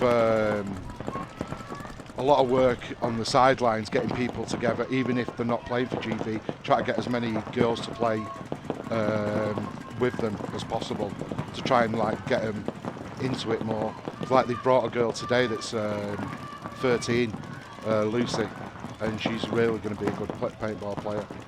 Her brother plays for. Is she currently 15. playing for Great Britain at 13? She's on the squad. I don't know if she's going to get a spin on that. So. Well, that's a start. I don't think there's yeah. anyone doing anything like that in the U.S. I mean, you know, Destiny had a run. You can go back and, you know, look at Tammy Adamson and the Femmes, the Femme Fatales, and Keeley, and, you know, all the girls that played there. But that's we're going in the past. Yeah, we're going in the past with that. Yeah. Yeah. So right now, good field position here for Russia, as they have bodies up there in the center, so dictating the pace of this game so far. Russia, though, Great Britain definitely pushing in that snake, but definitely controlling the action here. Russia player up in that 40-yard line on the snake, now getting to the 50-yard line, also up in that center, the 50 wall. Looking snake, also looking towards the D side. You can see there's the player for Russia at the 50-yard line. She has a teammate right beside her. She gets taken out, though, but Great Britain losing a couple bodies as well here with this push coming from Russia. Need to see Shelley up the field more. She's an absolute killer when she gets going. Yeah, it's tough, though, when you're playing on a team with a lot of people less experienced than you. Yeah, that's Shelley's problem. She likes to take too much on. And if you just like get her to move up, play that one position instead of two, I think they do a little bit better. Well, in saying that, how can you translate that to, say, Damien or Callie on your team? Do you think, do they ever try to do like to play back? You know, like say I saw Damien transition more this last match. He was playing on the Dorito side. He wasn't really going up the middle like he was the last event. And Callie then towards the end started playing the number one on the Dorito side. Started off the middle pretty solid, but then you guys started repositioning him. Yeah, because the problem was that was coming at you was watching us literally all game, and they finished their game quite early to ours, so they literally watched Damien every single point, and so we tried something a little bit different. But they literally had all the guns going up over the M and stuff like that. So we tried and that's when we were down 2 points, and that's when we moved Callie this side just to try something new. A little bit works, but it was a little bit too late. So you guys didn't have a bad day. Went 1-1. No, I think we're getting better. Oh, you're definitely getting better. Yeah, and I think the first event we were literally like, whoa. Like you can't get away with stuff in SPL that we used to, so it's a big learning curve for us. So yeah, we're still not looking bad. So back in this match here is see the run through up in that center. Poland playing the aggressor against Norway. That's Benny on your screen. Captain of Poison Ivy now as we pan over to Poland's back line. So still 4 bodies left alive here for Poland. Looks like Norway also with 4 bodies alive and also with those back bunkers hot. So. And Celia gonna get in the snake. Is that Celia? No, Benny. I don't think that's Celia. That's Benny. Benny. So yeah, Benny, Captain of Poison Ivy, right there in the 40-yard line of that snake. So she's in good field position right now. Yeah, she's a very strong player. She's a very smart player. Yeah. And I'd say, you know, it's one thing to lead a team of all guys. I couldn't imagine what it'd be like to lead a team of all girls. Yeah. So, you know, hats off to the girls that do. You know, we've got 6 teams playing here in the Women's Nations Cup. So hats off to the girls that organize that, because I can't imagine that's no easy. Just to get a full women's team. Yeah. Right. We think about it. The U.S. can't even get that done ourselves. Come over here to to Europe, and I think at most I want to say the last few years, the Netherlands have had a team. There's quite a few teams we're not seeing participating here. For whatever reason. Had a team last year. Yeah. So it was always nice to see that, but Poland on your screen right now. Yeah, with Norway has a 1-body advantage here. Yeah. Well, Norway doesn't have to do anything. You know, it's again we've seen. You know, right away those first couple of points were pretty quick. You know, this point definitely slowed down a little bit, and Norway being in the driver's seat. You know, a race to 4, halfway there. You know, and as we're halfway through the game, you can see Norway doubling up that snake. Yeah, in good position here. Norway on your screen, 2 players in there.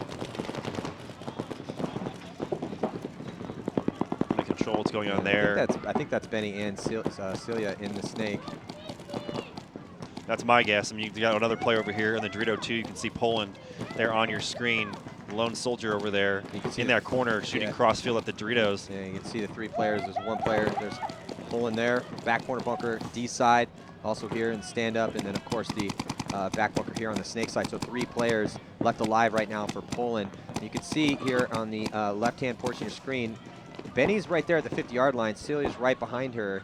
It looks like a body might be coming off here for Poland. And you know what, this Polish player here in the corner, if you look at both Benny and Celia, they haven't, now you can see Benny has looked out to the tape. And I'm not sure if that was a penalty as 2 players came running off. And yeah, it looks like there was a 1-for-1, or well, maybe a 2-for-1, as all 3 Polish players get eliminated pretty much simultaneously. And that's going to result in the towel being thrown. The referee really didn't want to pull that 1-for-1. He's It didn't look like it, right? I've got to. So now 3-point lead right now, a big lead in this race to 4 as Norway taking on Poland, and heading in here is Russia with a 2-point lead over Great Britain. So this is kind of the point where Great Britain needs to get something going here. Still some time, 6:10 on the clock in this race to 4 points. The opening rounds of this Women's World Cup, barely getting out in time to start the point, but able to make it. See if Shelly heard you, Mark. See if she plays up front. She's going up the middle now. Oh, there's a little bit one cross for Russia. Well, there we go. So that's a good start for GB. Russia, though, yeah. So Russia and Great Britain both in the snake. I think that's Lucy in the snake now. Oh, that's the new girl. Yeah, that's a new girl. Oh, nice. Yeah, hey, new girl. Stay on the break. I like it. We're down by 2. We need some production out of you. Yeah. Well, you know, she made it. You just saw her there on your screen doing it. Oh, I'm sorry, Russia. You see Russia on your screen. My bad. That definitely was not Lucy from Great Britain. But that player for Russia right there in the snake, you know, she came out with a crisp snapshot. You can see it in a good move up to that center can to put pressure on Great Britain's snake side. Ooh, is that Lucy? No, Shelly going now. Oh, there's Lucy, yeah. Okay, so yeah, so Lucy, 13-year-old girl, getting a shot out here. You know, the biggest stage of paintball for women. Yeah. Doing a good job making the snake. She's looking inside, trying to put pressure on the Dorito side of Russia. Russia's got looks like a player in that Dorito too. Yeah. So Great Britain, I think they lost Shelly. Yeah. Yeah, it's 4-on-4. I think Great Britain seems to be holding back a little bit now. Well, not the time to hold back. No, down by 2, under 5 minutes to go, even on the body count here. And losing another one out of their spot in that stand-up can in the center. So now 3 bodies left alive here for Great Britain. See Lucy on your screen. Is the last name Anstey? Lucy Anstey? Well, we'll never know. Ask the ref to move the hair. Yeah. Anstey, yeah, I think so. Her brother's here. Her brother plays for Lucky 15s. And Dad's here as well, so must be a proud moment for them. Oh, yeah, right here. I can see Anstey. A-N-S-T-E-E. There he is. Yeah. So that's always good to say. It's the one thing I noticed in the stands. There was for the German team, there was a huge, huge amount of, and say being in Germany, no surprise there, but a big sign painted in German's colors, a couple flags, the black, red, and yellow. So it's cool to see it. No matter where we go, no matter what division is playing, whether it's U19, men's, women's, always a huge amount of support from any team, you know, with that nation.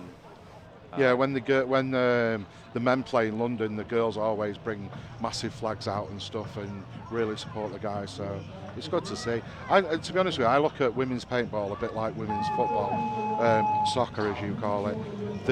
It's not that big yet, but you can see the trying. Do you know what I mean? It's football. Women's football in England's quite big at the moment. People are putting a lot of money into it, like the bigger football clubs like Manchester City and Arsenal and Chelsea are putting a lot of money into it. So I think it's like that. They're not going to be the best players, but you can see it's progressing and progressing and progressing. So, and it can only be good for the sport if we've got girls playing as well. So absolutely, they're half the population. Yeah, maybe a little bit more. Yeah. So right now, backs against the wall. Poland getting dominated by Norway here. 4 minutes and 24 seconds to go. And there's Poland on your screen, trying to stave off the attack of Norway. Poland does make snake 1 off the break. Back bunker here on the D side of the field. And there's and doubling up in that center. So Poland really trying to put the pressure on Norway now. Yeah, and they do. I think they shoot one Norwegian player on the break. You can see 4 Norwegian players: Snake 1, Snake Tower, Dorito Tower, and Dorito Corner. You can see the two players for Poland up at the wall. 1 player in the Dorito Corner.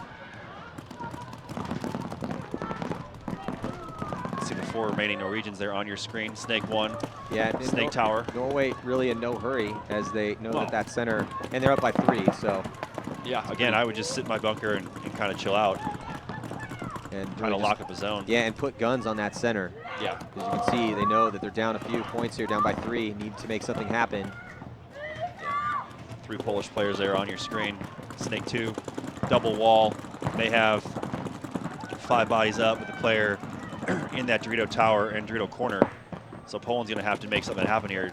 They allow the Norwegian player to make a move into that Dorito 1. Playing that wall, you got to hit that shot. Someone's got to tell this Polish girl in the Snake, stop playing inside, try to make that move to the 50. Now under 3 minutes to go in this matchup. Norway up 3-0, does not have to make any moves, as this is a race to 4. See the Polish players there probing the middle, wrapping around that W, trying to get shots. Well, it's tough. It's easy to get. It's pretty easy to get up to that center 50 because it's such a big bunker, a lot to block you out. But once you get there, launching from that spot's a whole nother story. Sorry, Marky, what did you say? Sorry, it was just a sort of Norway player getting shot out. Yeah, and it looks like also a body coming off for Poland as well. So losing bodies tit for tat, back and forth. 2:18 on the clock. Norway now getting into the Snake. That is going to slow Poland down even more. Yeah, I like that fill. So they lost their 1 Snake side player, then a quick bump over there to fill that Snake 1. Good heads-up play by the Norwegian player. Coming up on 2 minutes left. Still got to see a push. I don't say that Polish player in that back center has got to get out and make a move and decide to go one way or another. Same thing with the Dorito Corner player, especially if they want to put at least 1 point on the board. Here we go. Poland. 4-yard line on the Snake side. Good move, shooting crossfield immediately to put pressure on the Dorito Corner player of Norway. Big move here through the middle. She doesn't. I don't think she gets anyone though. I like that move. Oh, she did. She did. She traded with the Snake, so that's a good trade. And then Norway loses their Dorito Corner, so only 1 Norwegian player left. Yeah, making that move over here on the D side of the field, and the referee comes and bird dogs her, letting Poland know exactly where she is. Yeah. At first, it's like, as a player, it's frustrating. But, you know, they got to come and check them out, make sure they're clean. Especially when they go to a spot and don't get shot at. Yeah, but when I'm a player, I'm always looking at the refs, man. I'm trying to see where the refs are looking. You know what? Yeah. It's something you can count on here, for sure. I was lucky enough to have that happen to me playing the Tauntauns last event. One-on-one with Malloy on the Dorito side. I lose him, and all of a sudden I see the refs just streaking down the tape. I'm like, hey, I guess he's right in front of me. Okay, thanks, guys. And she's going to get tapped out, so. Come on, get that buzzer. And then trying to streak in here and keep all the time on the clock that she can. Player here for Poland, going to put a point on the board as long as she's clean. But with only 24 seconds left to go, it looks like Norway is going to be solidifying the early round victory here. So now Russia is 1 point away from mercy ruling Great Britain here, but 3 minutes and 34 seconds left to go, which means Great Britain is going to be forced to push aggressively as always when you see that high point spread. Need to see some fight in them now. Yeah, you know, I'd say we'll see what they come out with here off the break, as you can see them on your screen. So we'll watch Great Britain on the break. They have 3 bodies lined up on that Snake side. Let's see if they go there off the break. Looks like they do, and a body all the way up to the wall. Yeah, so Great Britain, knowing that they're down by 3, take the wall off the break, and then now making a move over here on the D side, making the move on the stand-up temple to D1, now to D2. No one's picked her up yet. And then Shelly Farmer is going to push on over to give some support to her teammate. Yeah, and you know what? It's interesting too, right? We've seen these teams that have, you know, gone down a significant amount of points and been forced to play aggressive and then done really well. Yeah. You know, we saw this in Dallas where as you see the Great Britain players that are lined up across your screen. Well, Lucy getting another spin right here. So the 13-year-old for Great Britain here in Snake 1. And Great Britain has a really good cross-field spread right now, but they're starting to run out of time. Under 3 to go, 2 minutes and 39 seconds, but they have really good field position. Their bodies are dropping right now for Russia. So Great Britain, Markey trying to get on the board right now. Yeah, they need to capitalise on this though. If they're losing people from certain bunkers, get up there. Russia have played it quite well actually and moved people in different positions to compensate for it as well. Yeah, as Russia was able to get in the snake, that will slow things down a little bit here for Great Britain as they need to find that body. You can see all the players for Great Britain right now back and forth in their bunkers trying to count those bodies, figure out where are those last bodies left alive. Now Shelley Farmer makes her move to D2. And I think I can hear one of them shouting Dorito too, but there's no one in there. That'll hurt you. Yeah. That'll come back to get you. But yeah, I'd say it's a good move that Shelley just made to get. We're looking over at the snake side for Great Britain. As Great Britain loses their front Dorito player, Shelley's got to realize that and look to take the lead, to take the charge. There's time. We've got about 1:30 left in this match. If Great Britain want to even put a point on the board, they're going to have to go. And Lucy had made her move there into Snake 2, but she's also going to have to hopefully make another move from there. She's got a shot on the snake. Yeah, so Russia dropping another body here. Oh, just run through. That's what you just want to say, don't you? Well, you want to. Yeah. I mean, well, down by 3 with not a lot of time. And we saw Great Britain's in great field position. You know, but they have to work together and realize, hey, you know, if you get to the Dorito 3 and to the Dorito 2, what do you need? What's stopping you? Well, I'll tell you what. I totally agree, Nick. But it's like looking at them play this point. What a great point! If there was 7 minutes left on the clock. If this was the first point. If this was the first point, oh, you guys are doing great. Yeah, you lost one body, but just now with under a minute to go here and down by 3, again, you have to have that sense of urgency, and Shelley knows that, so she's going to make her move. Up another bunker to D3. And the third body for Russia walks off, so only 2 bodies left for Russia, or maybe just 1 body left for Russia in that tall tower, so it looks like Great Britain. There we go. There we go. Gonna come through, stab that player, and Shelley's going to try to clean things up here. I think we're going to get a penalty. Yep. So Jabba goes ahead and ends the point. So it looks like Russia going to draw a penalty. They're going to have to start down a body. That'll be it. Only 30 seconds left in this game. That's it. Oh, no, we got the point. Oh, yeah, definitely. All right, sorry, I thought it was a penalty on us. Oh, no. All right. No way. I think the girl in the tower there spun. Right. So you can see the refs there discussing the outcome of that last point. Jabba instantly. Oh, what's for dinner tonight? The schnitzel, man. Yeah. It's Maddie's favorite. Oh, I love schnitzel. Oh, I can't stand the stuff. It's chicken nuggets, chips, and bolognese sauce. They've got decent food here. They do. In Barcelona, oh my God. We got there on the Thursday, played on the Friday. I was in bed for the rest of the weekend with food poisoning. Oh, no way? Oh, I'm sorry. So I don't know if it was a cheese sandwich that I had at the site or what, but oh my God. I mean, you can't normally go wrong with the cheese sandwich. It's bread and cheese. Depends how long they had it out in the sun. Yeah. So just 24 seconds left to go, and Poland does have a point on the board, but you know, I mean, is it physically possible to score 2 points in 24 seconds? Yes. Probable? Absolutely not. So Norway probably going to cruise to a victory here and give themselves a really good start here. This is the first round. That's what I like about Poland, because the girls have, how do I say it with being diplomatic, they've not done very well, but they're always coming back for more. So you can see the passion that they've got for the game. So it looks like a timeout was called. Well, they just switched the clock. They had the Great Britain game up there, so I think now they're switching over. We're going to give these girls 1 minute and 15 seconds, even though both teams are out there ready to go. Give a couple more seconds to talk about some last-minute game plans. Looks like Norway's ready to go. They have their game plan set. They're just waiting for it. So There's Benny, the captain of Poison Ivy, really been helping that team, Poison Ivy, guide their way through the different divisions now. If the coach was going to come out, I'd come out before it was 30 seconds to go. Yeah, good call.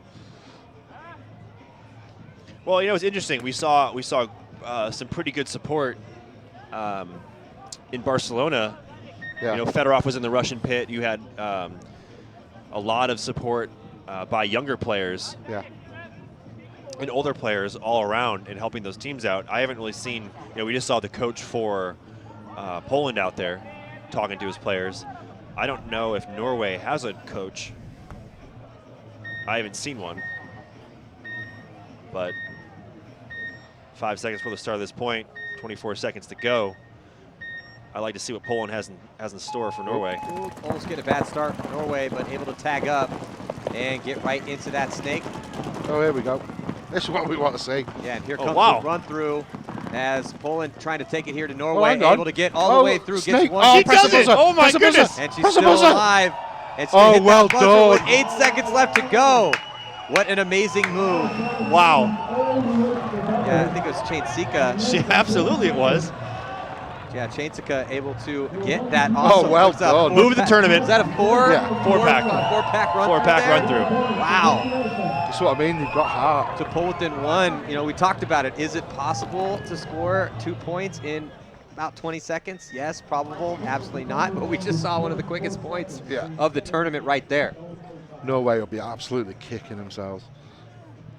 Yeah, you got to watch all the lanes, especially when there's not a lot of time left. 13-second point. Worst feeling in the world. 12-second point right there by Poland. And 3 girls up the middle through the wall. One ran through, shot the tower, traded out with the tower, and then I don't want to say her name. She runs through, bunkers out the snake, and shoots the last remaining 3 girls in the back. What a great run through. What a great move. And again, you know, it just goes to show the timing of that. You run through. Anna Chainsika. So hats off to Anna. What a great move and execution. You know. And he's still doing move of the tournament. I think that's easily. I mean, aside from the overtime point victory by the Polar Bears. Nabokov saved the day there for them. And then there was another 4-pack run through. They played with 3. Yeah, Russia's starting with 3 with that major penalty that they got. Just do the same again. If that's not going to inspire, I don't know what will. Yeah, well, looks like they're going for it. Running, doubling up, double wall. Lucy got picked out the snake. Well, here's the difference between Great Britain and Poland. Poland, you know, the scores were the same going into these final points. Yeah. Poland ran all the way through. They committed. Yeah. Great Britain stopped. And they're facing 40% less firepower. It's that stiff upper lip we've got. So as time expires here, Great Britain going to be taking the loss against Russia, who will be taking the victory here. Congratulations to them. 3-1 is that final score. And getting a good start here in the opening rounds of the Women's World Cup. And we'll have 2 minutes before the start of the next point between Norway and Poland, and 7 seconds left to go, so look for another desperation run-through attempt by Poland. Here going to try to tie it up, take it to overtime. Norway just going to try to suck that time off the clock here, just 7 seconds to go.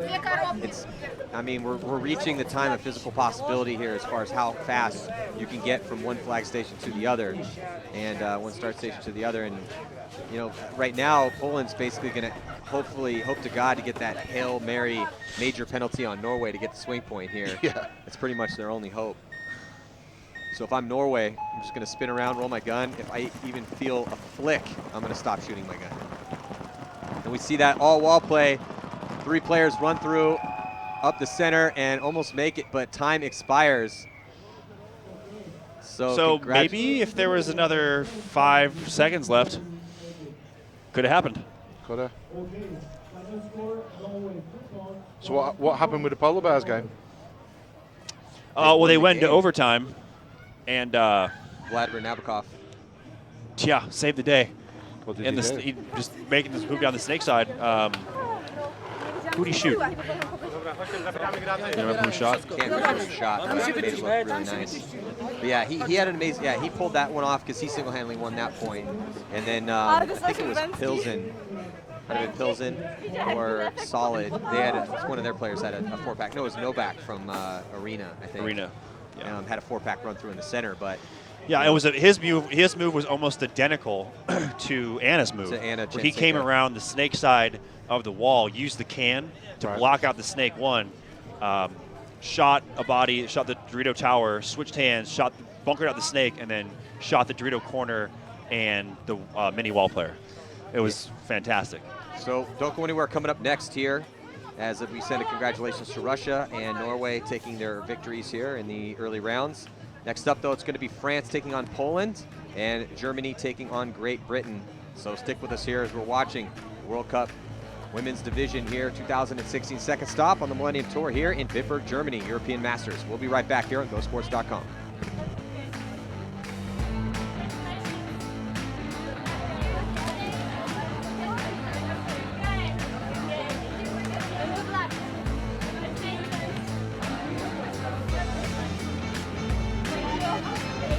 To jest nasze?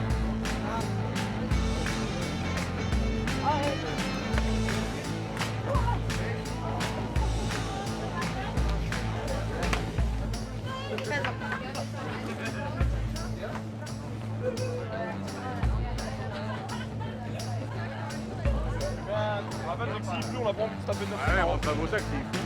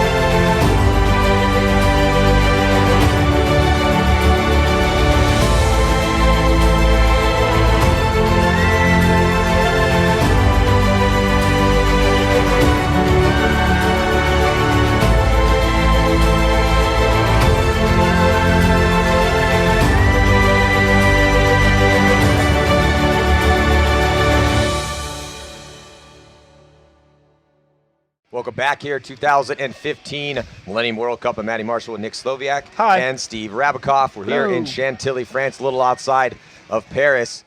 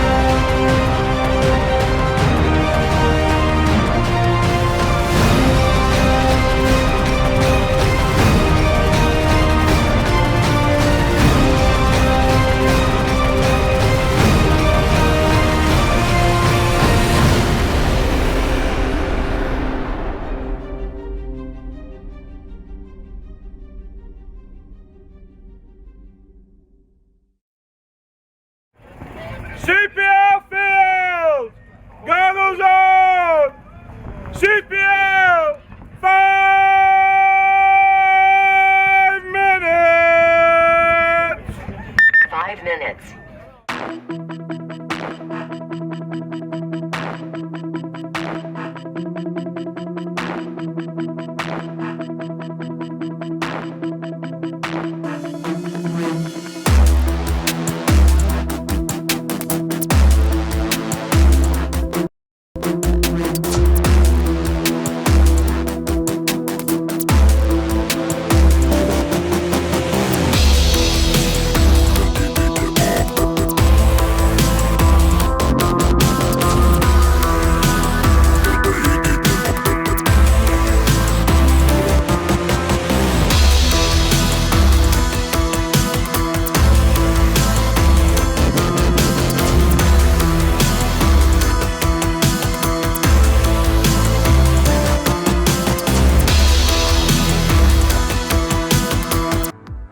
Us in the tower.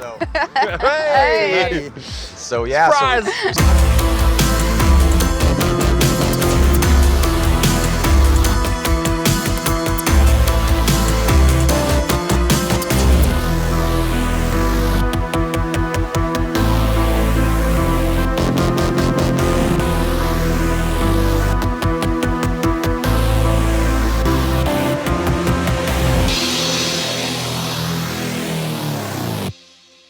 So again, thank you guys so much for tuning in. We guys see you guys next time.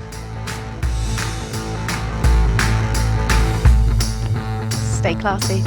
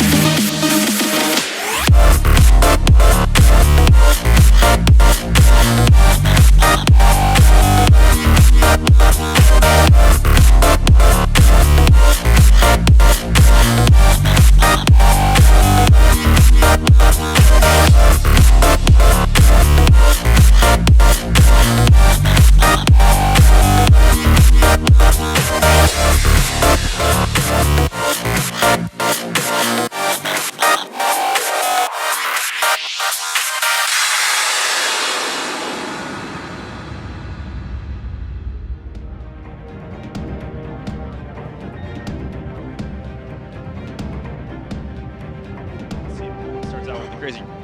Welcome back here, 2016 European Masters here, Bitburg, Germany, second stop on the Millennium Tour, and we are watching the Women's World Cup.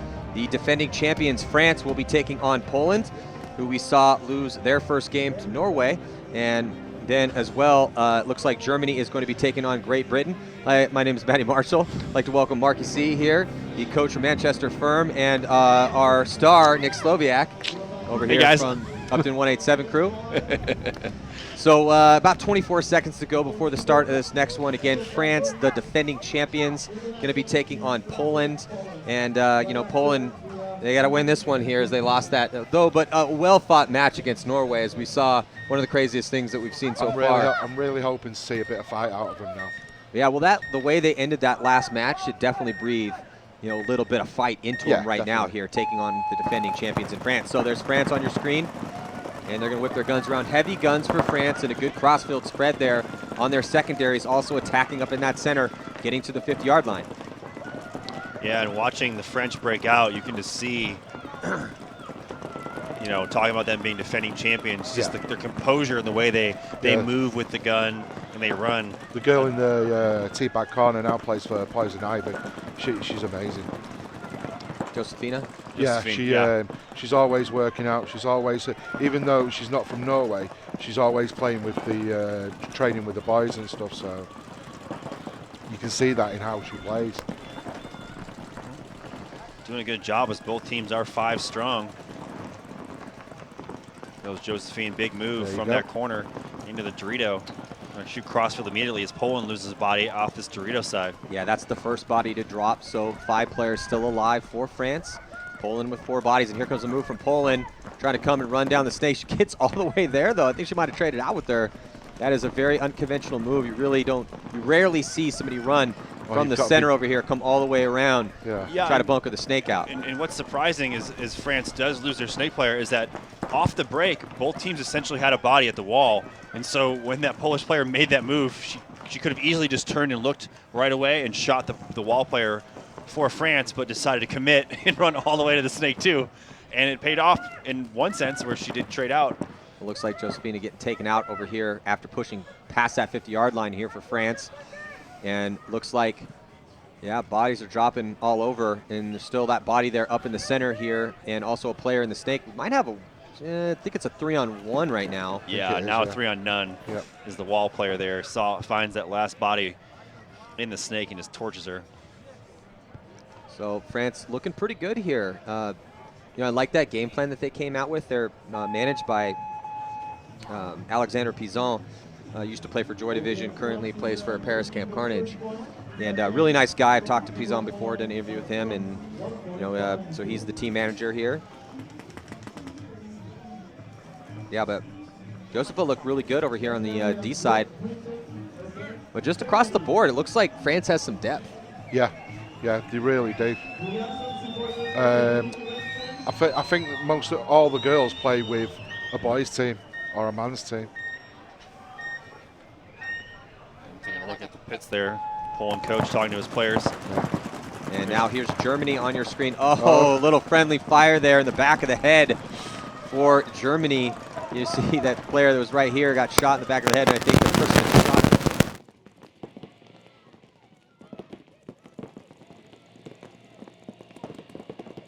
Breakout, trying to make it move up the middle.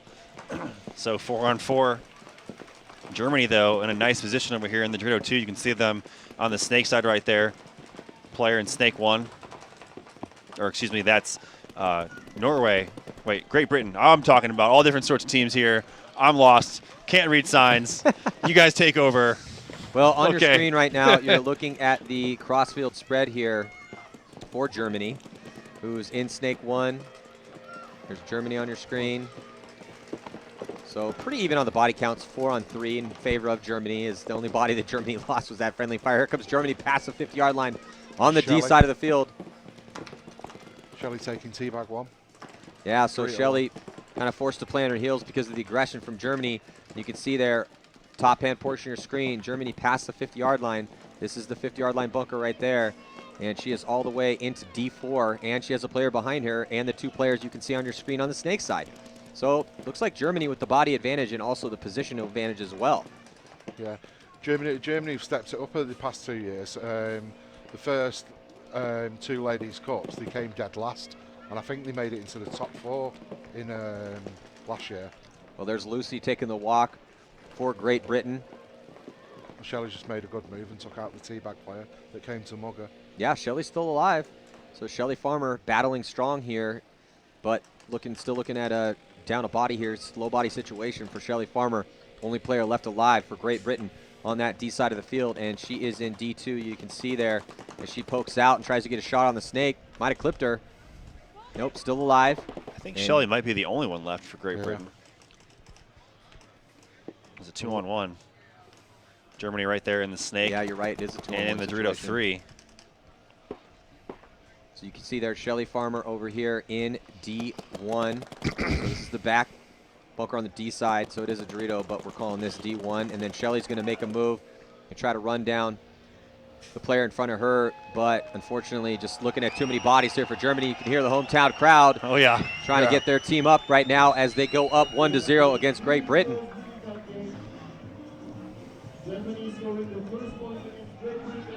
So nice job by Germany. Put that first point up on the board.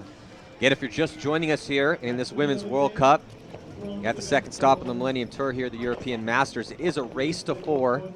So first team to score 4 points takes the victory, and this is the opening round, so these teams have multiple games to play. So you could potentially lose this match, and if you can come back and win your next one, you could somehow find your way into the finals. So now France up by 1 here against Poland. Looking at France, they're in the blue. The dye pants losing a body over here. 2 bodies.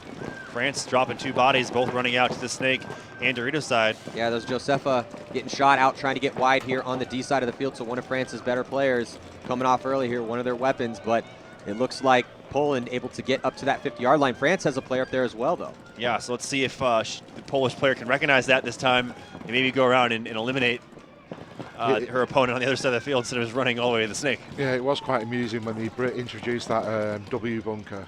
To watch, I think it was the NXL, the first event, wasn't it? And everyone was sort of cautious of what to do, and then just everyone mugs each other out now. Yeah, we've seen it get pretty nasty up there through all the events. I mean, even through Barcelona, there were some pretty good exchanges in Vegas and Dallas. Not so much here just yet. We did see some in the Norway game. Oh, there you go. So both players just kind of come around and go for one. Penalty assessed on France, and that is going to turn the tables here, pull off the remaining players for them, and that's going to give the points to Poland can realize that there's no one in front of them. I think it's so. It looks like if there was another body to be pulled, because I think they just ended the refs just ended the point. So if that was a 2-for-1, it's going to give an automatic point to Poland. Keeping it close here. Yeah, and I'm not sure now if they're going to if France is going to start down to a body. We'll find out from Jabba, or essentially when those 2 teams come back out here again with how many women line up. So now getting back into this match here. Great Britain down by 1 against Germany. 7:30 left to go here, just getting things rolling. Great Britain getting up to the 50-yard line in that center on your screen, right-hand side. Germany, though, again with another solid cross-field spread, have a body in D1. 2 dropping for England. Yeah, looks like another penalty assessed on Great Britain. Yeah, 1-for-1. But Germany loses a body here, D side. They lose their attacker, that first attacker. And then they get a body to get out wide here, back bunker on the D side. There on your screen. And you can see that player walking off. Yeah, really good fill out by Germany to recognize their front Dorito player died and to fill out there to get to that corner. You can see that Germany has 3 bodies stacked over here on the snake side. You can see 2 of them right there on your screen. The third body being in that snake 1. She's right. You can see the tip of her gun. So good, decent position by Germany up a body because of that 1-for-1 penalty, as Great Britain now lose another player out of the center of the field. Great Britain seems to be moving sideways instead of actually going up front. That's a good observation.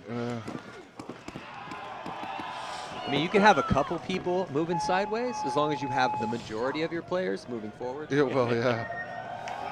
So that is going to be another point here for the hometown favorites as Germany goes up 2-0 here against Great Britain.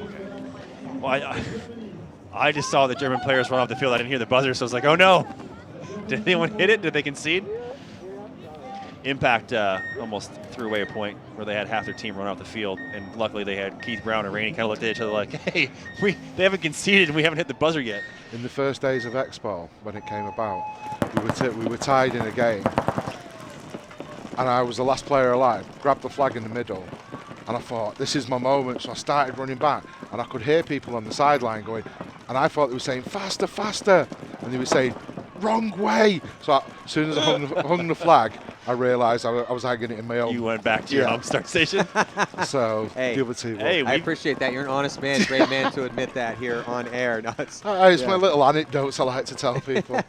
Hey, you know what? Hey, that happened more honestly in the first year. That happened a couple times. But even later on, we saw in one tournament we saw both Billy Wing and Konstantin Fedorov do that same thing in Phoenix. I'll never forget that. Yeah, well, because it was great because Fedorov did a little dance, and everyone laughed at him like, "Hey, Kostya, you just scored a point for us, bro. Thanks." So right now here, back into this match, tied up 1-1. Poland taking on France, one body advantage right now for France, and Poland see just the tips of their three bodies. You have body at stand-up tempo here on the snake side, also body back center, and then also in D2 right here, sorry, D1. So those are the three bodies left alive for Poland in those red jerseys, and France with their four bodies a little bit better field position. There's no one in the snake right now. Yeah, so hey, for Poland. Mark, how big of a difference is it right now with the no coaching, do you think? Or the no spectator participation? We used to always practice without coaching anyway, as much as we could. That's a good way to do it. But the sideline coaching, like last year, and has not been up to much anyway, because you couldn't go right up to the netting anyway. So I think it's had a little effect, but they've sort of phased it out slowly instead of no coaching. Because I remember the days when you couldn't coach anyway at 7-man and stuff. And then you'd get the people, the other team, your teammates, bird dogging everybody. Yeah. So. And you got guys like Matty Marshall just coaching, loves it. Biggest coaching enthusiast there is. Wrong. How do you guys feel about it? I've always hated coaching. Yeah. Since the inception, the first time they had X-Ball, and I was like, well, wait a second. This game is designed so you're trying to hide yourself from the opposing players, and now we can just have people screaming at where I'm at and when I'm coming. Oh, this is a horrible idea. So I couldn't have been happier when they finally did away with it. Okay, I think they're just going to try different things till it either works or it doesn't work. Looks like another body here dropping for Poland. So France slowly but surely working on this power play here. Wow, what a shot. Even though that last Polish player gets taken out from the snake side, she had a nice snapshot on that Great Britain player. So that is one more point here for France to take a slight lead, 2-1. Right now, Germany up by 2 over Great Britain. 6 minutes and 16 seconds to go here. Still have 2 more sets. France and Norway, and Russia and Germany. And then the last set to close out here, our first day of competition here in Bitburg, is going to be Poland taking on Great Britain and Russia and Norway. But back into this match right now, Germany and Great Britain. Great Britain, Marky, got to get something going here. Yeah, definitely. So there's that forward progression you were talking about, taking the center 50 off the break. And 3 bodies in that pocket. Yeah, Great Britain shooting a German player on the break. 2-body advantage. 2 bodies. Now. But this is where they need to capitalize on what they're doing. It's like no one's moving a muscle. Yeah, it looks like now a third body. The wall should have took out the snake then. Well, I thought I saw something break on her. Maybe I didn't. Well, it's the body language too. As we're looking across the field at everyone in Great Britain, they're locked into their lanes. Exactly. But you want to be doing your job, but that's step 1. Yeah. And then from there, what's the count? Where are they? What can we do from here? How are we going to get up the field? The referee in there, pulling out. Looks like Lucy is going to take the walk. That's going to even it up, not even it up, but going to get closer here. At Great Britain, though, with a big body advantage, and it's like Mike, you're saying, you got to take advantage of the situation. Definitely, if you're down points already, it's now Shelley's doing it. So Germany repositioning, 2 players left alive for Germany. Got a player right here, stand-up tempo, and then 1 more player left alive, just transitioned over from the stand-up temple to the back corner bunker on the D side. Because Shelley reads the field quite well. She took the shot on the girl running out to the corner, then the girl in the corner went back in, so then Shelley moved. So the other girl, we just need to be doing it a little bit faster. Yeah, down by 2. Elliott now in the snake for Great Britain. Yeah, a lot of crossfield looking. Yeah. Not so much straight ahead as Shelley now makes a move into the Dorito 3. Gonna try and get a shot on the Dorito corner. See that player for Germany right here is just focused on tightening up that lane. Looks like she might have got shot in the back though. Definitely took some through the hair, and she's gonna walk off. So only one player now left alive for Germany. I think that was Shelley. Yeah, Shelley definitely got that shot. So nice job, Shelley Farmer there on the D side of the field. Gonna get this point here where Great Britain pull within 1 here against Germany. And then we're gonna get back in this match between our defending champions, France, taking on Poland. And there is Poland in the red coming out to play this next point. 3 minutes and 55 seconds to go left. And then now we're looking in the pits here for Germany. So what do you think of the new format? The M500? Yeah. To be honest, I always was, anytime that change happens, I'm not one of those reactionary people that's like, oh, this is horrible, this is the greatest thing ever. I want to see it played out. Yeah. I want to see how it plays for a little bit, and then also I want to talk to the people actually participating in that. Me having one opinion from watching it, but seeing it played. Now, I've played a lot of limited paint tournaments, or back in the day, but I like it. I don't mind it. It doesn't seem to affect it too much. I wouldn't mind one more pod though. I wouldn't mind having, everyone right now is rocking 2 pods. That's what the Americans were saying when they trialed it at the NXL, I heard. Yeah. They were saying, what can we make it M700? Yeah, I think one more extra pod, having that 3rd pod would give you a little bit more ammo to work with, giving you a little bit, it gives you a little bit more firepower to try to make moves, but doesn't give you enough firepower to just sit in your bunkers and shoot those bounce shots forever and really hold those lanes. So you still have the better players able to make moves, not being forced into a bunker by just a guy that's not as good with a machine gun. Yeah. So I think one more pod, that's my honest opinion, I think one more pod might be the magic ticket. But yeah, it hasn't been bad, and again, that's just from watching all these points. This tournament now a full day here, first full tournament in Barcelona, now 1 day here, and then talking to as many people as possible, guys that are doing this for a long period of time, getting their thoughts on it. I haven't had one person tell me that they hate it. No. And this is again talking to all the top level pros. So I've honestly not noticed the difference, but then you have Damien and Callie saying we could have done with an extra few pots, and all right, well. Yeah, I think one more pod would be cool to see. I'd like to see that. Big move. So right now here, 2-1 is the score. Poland trying to tie it up with our defending champs, France, and Poland up in that center. And here comes a ref running over, going to pull out one of the players here from Poland. And looks like Josefa going to be coming off as well. Yeah, good move by Josefa to get out wide on that Dorito side. Unfortunately, she just didn't check off on the snake tower of Poland, who was shooting her way. But Poland does lose another player, so it is 4-on-3 in favor of France. Poland player up there at the wall bunker. You can see her head over the top of that pin. Left-hand side of your screen, there she is, shooting towards the snake side. Doing a great job not letting any of the French players make their way to the snake. Unfortunately, on her other side, there is a French player creeping up now into that 50. You can see her right there on your screen in the 50 wall bunker, mini wall.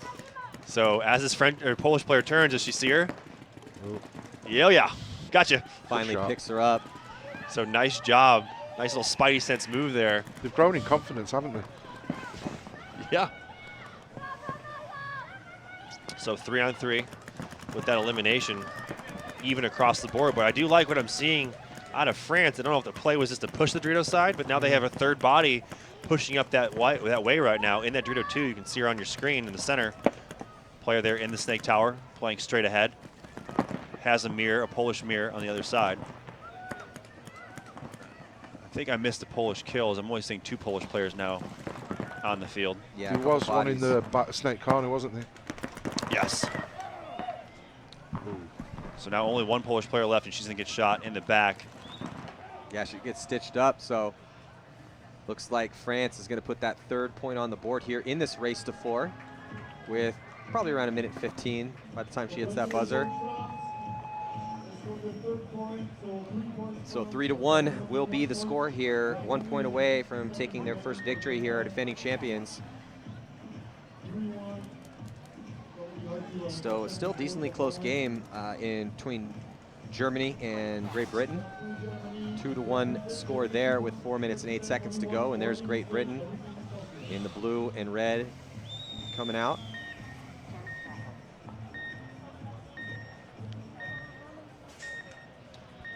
So we'll see here a couple seconds to go before the start of this next point.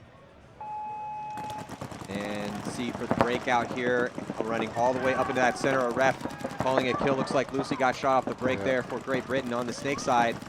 So 4 players left alive here for Great Britain, but stuck in that pocket. You can see the 2 players on your screen here, the stand-up temple on the right, and then there goes the move here on the left-hand side, trying to get out a little bit wider, but getting taken out. So now it looks like 3 players left alive for Great Britain. Yeah, 2 players though walking off the field for Germany. 3 players Maddie walking off now. It's a 3-on-2. Yeah, I wonder if Lucy, that ref was really quick to pull her out. I wonder maybe if she got an early jump. Yeah. But things looking halfway decent here for Great Britain with a good field spread being up the middle. Germany does fill over into that snake one, and they have a player at the far right-hand corner of your screen in that Dorito corner. So only 2 German players left alive versus Great Britain. Great Britain, though, again, having, they need to realize that 3 minutes left to go in this game, plenty of time per se.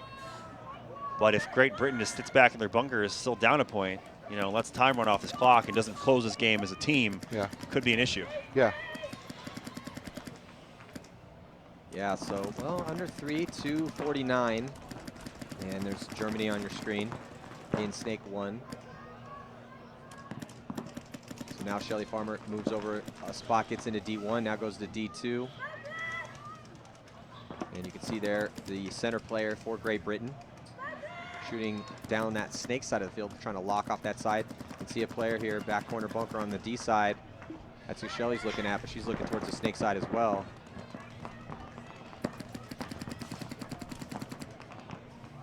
Yeah, Shelly is going to have to direct traffic with her other teammates. Someone's going to have to look over at that clock, and now is a nice move over to the pins. If she can, I wonder if this Great Britain player can keep going and get into that snake and spread the field out. Well, I'm also wondering, though, if her back, you can see she's kind of poking her back out a little bit, and if the back corner oh, yeah, she got shot. Angle. Yep. Yeah. Good call, Maddie. Yeah, I mean, I like the aggression. You're down by 1, try to make up the score and tie it up, but that's a tough move. Again, you got to know where those variables are. Where is everyone in front of you, and where can you get shot from? Yeah, and making that move by yourself. She has a player over there in the tower. If you just, took a second and turned around and said, hey, get in the snake. Yeah, or I mean, I don't think even that's the move. I think that the player behind her maybe should either go over and get in the snake or come behind Shelly to give Shelly a little bit more support. And you can see Shelly Farmer on your screen trying to work up. She gets into the 50-yard line. She knows the score here, and she knows there's not a lot of time left. But now Shelly past the 50-yard line, trying to angle out one of those last players there in that snake. Head checks down that center there, Shelly Farmer. Shooting that crossfield shot. Here at snake 1. Snake 1's going to wrap around, try to put Shelly in, and then she's going to move up to increase her angle. Yeah, Emma should be reading the field better now in that tall snake bunker. Well, now she cuts in the inside, so the player on the D side in front of Shelly has just moved up, and now under a minute to go here. So we'll see if Shelly and the other last player left alive. There goes the body, one of the bodies here dropping for Germany. So just 1 player left alive here for Germany in D1, right in front of Shelly Farmer. And you can hear Shelly's teammate yelling to Shelly, "Shelly, go get her." Oh, she one doesn't ball. even need to go get her. So Shelly Farmer playing the hero over here for Great Britain to tie this game up at 2 with under 30 seconds to go. Nice work, Shelly Farmer, and see who that other player is here for England. Emma Jane Stewart. Yeah, so nice work by Emma. Good communication, letting Shelly know what's in front of her, what the body count was, enabling Great Britain to tie this game up at 2. That was a huge point for Great Britain right there. Oh, big point. Ja, ganz genau, wenn wir dran sind. Komm nochmal alle There's zusammen. coach for Germany. Now, just a minute and 17 seconds left in this one. So we're going to see another Polish run through. As France coming out here. We're hoping for another Polish run through. Yeah. Look at that France trying sky. to maintain their lead here or put that 4th point on the board to secure victory. And here comes a battle up in the center. France begging for a penalty. Doesn't look like she's going to get it. Yeah, as Poland loses 2 bodies. Off the go. Making another move, though. I like the second fill up to the W. Oh, there goes another body dropping for France. And a big move with the dive over here into D2, bypassing D1, increasing that angle. Oh, and she gets taken out. Didn't know that there was another wall player. So it looks like only 2 bodies left alive for France, 1 in the Dorito Tower and 1 in the Snake 2. Poland still has 3 bodies left alive. Oh. And Poland, I don't think, realizes that there's a body, and she's just going to go and hit the buzzer as she shoots her. Oh, and then to torch herself. But did she actually hit the buzzer? I guess it didn't read it. It looked like she pressed it. Well, it looked like she was going to press it, but then raised her gun up, but then got torched there. Yeah, and no signal from the referees. So, and that is going to tick the time off here, unless one of the other player for Poland still scanning the field, but I don't think she's looked. Yeah, snipe player. So she's going to fully commit, and towel. That is going to do it. Is that towel or time? Towel. It's time. Oh, time. Okay. Yeah, so my bad. The game is over. Man. And it looks like I France. thought Poland had that one. Looks like France. I'm sure she pressed the buzzer. It looked like she did. And then I heard a beep as well. It looked like she went to hit the buzzer, but I don't think she actually hit the buzzer, because as she was about to press it, and all she needed to do was press it. You don't have to shoot the last player live. But she rose her gun up and then got torched. So Which is crazy, because she had her gun pointed at the Snake player the whole time, and then just said, screw it, and then saw the last player in this tower and just like, yeah, but now getting into this match, a lot at stake here. It's 2-2, 16 seconds left to go, and it looks like we will see an overtime in this match. Absolutely. As neither team here playing to try to get this victory and just playing it smart, playing it conservative, letting that regulation time expire, and going to be heading to an overtime point. Oh, it's tense.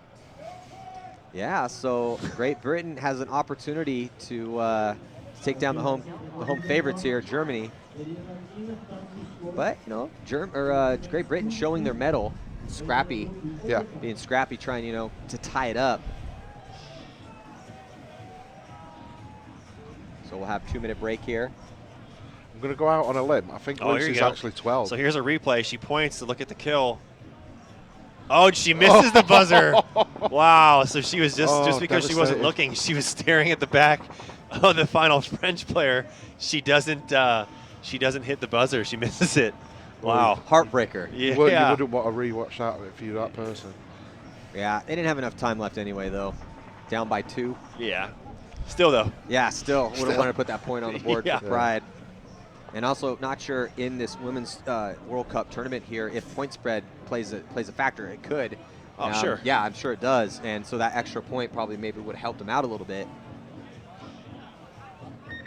So now a minute to go, and neither team taking the field so far. Here for this overtime point between Great Britain and Germany. Looks like a timeout's going to be called. Yep. So, Marky, you obviously coaching Manchester Firm, getting the team into the CPL here, second event, professionals. But if you were the coach for Great Britain, what would you be saying to the girls right now? Pull your socks up. Pull your socks up, stiff upper lip. Chin chin. Some of the girls read the field really well, and I think they're thinking too much about it. And like I said before, they seem to be moving sideways, but when they're making that sideways move, they're not producing anything from it.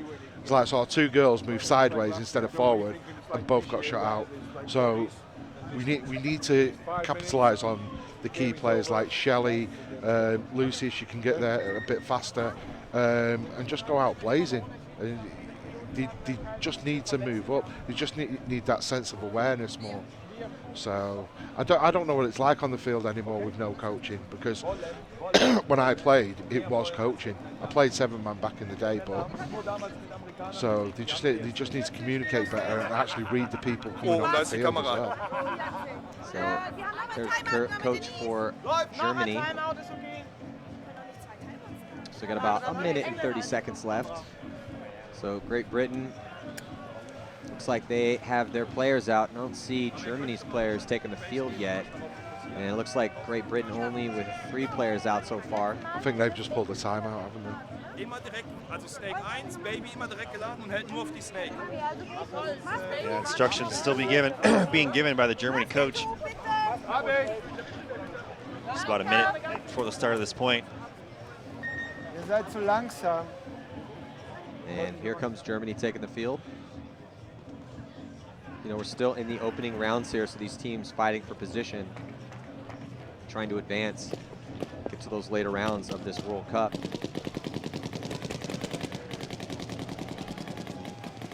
Now 40 seconds to go before the start of this next point. What do you think? We think we're going to see a double wall? I don't think so. I think we're going to get a pretty conservative breakout here. I think we have been seeing these teams take the wall pretty consistently. Great Britain's been getting up there. You know, there's a lot at stake here, and a lot of times teams default to a more conservative play when you hit these overtime periods, trying to go with that higher percentage of keeping the bodies alive. But sending a body up to the center, pretty high percentage of people making it in there alive. So we're going to have to see here. And on the breakout, Germany to the snake off the break, and Great Britain, you know, sending a body up to the center like we were just talking about. So Great Britain choosing to use their aggressive play up the center, whereas Germany makes it to snake 1 off the break, but good clean break for both teams. Yeah, Great Britain in the snake too. Yeah, Great Britain does. Did they make the snake? Yeah. Looks like it. Well, we're looking right now at Germany on your screen. Shall we making a big move to the now corner? Trying to get out wide. Yeah, it looks like Lucy for Great Britain. Yeah, there it is. Lucy on your Lucy screen. in snake 1. So Lucy, the 13-year-old here, playing for her country and getting a lot of spins, Marky. Yeah. I actually think she's 12 and she's 13 next week. Really? I'm sure she was talking. I had my little girl at paintball That's last impressive. week, and Lucy and her were talking. Well, she's got good form for somebody so young. So that's Lucy there on your screen, number 3. Lucy Great move by Germany to go around and trade out with the Great Britain player at the wall, and off that move, a move is made into the Dorito 3 by the German player. You can see her there on your screen shooting down the tape. The position she's in, she's causing the Snake Tower of Great Britain to have to shoot at her on the inside. Yeah, so now it's going to free up Germany's snake side. Yeah, Germany in better field position and repositioning in the snake. They're getting snake 2 on your screen. And by the body language, looking like she wants to come around to try to get into snake 3. Up on her feet and hasn't quite wrapped around, still focusing her firepower right in front of her. I can actually feel that the no coaching is affecting Great Britain more than a couple of the other teams. So there's Emma Stewart, one of the reasons that this team is in this position. And it looks like she's going to come off. So there's another 2 bodies. It looks like a penalty assessed on Lucy Anstey there in the snake. Wait, was that a penalty on Emma or a penalty on Emma? Yeah, so unfortunately for Lucy, she gets pulled out. That leaves no one over here on the snake side to put pressure on the D side. Here comes the attack. Pushing down on the D side, flips around, gets one, gets the other, and going to solidify the victory here.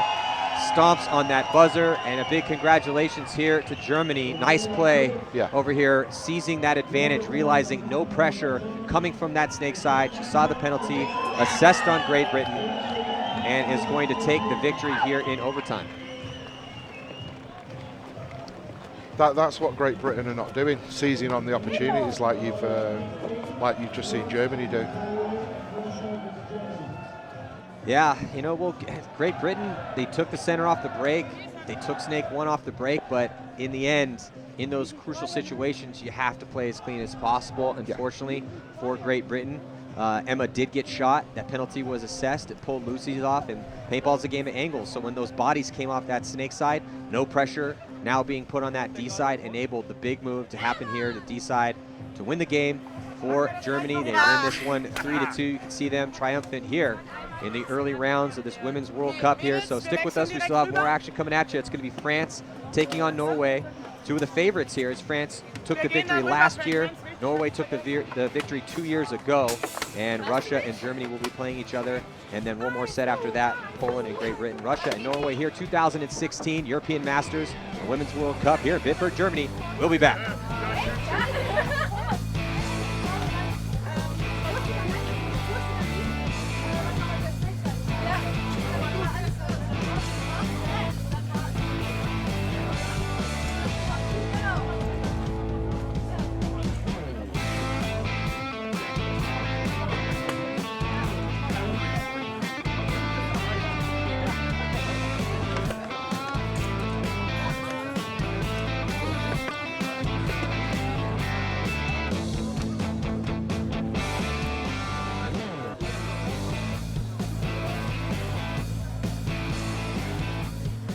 Good morning. Bonjour.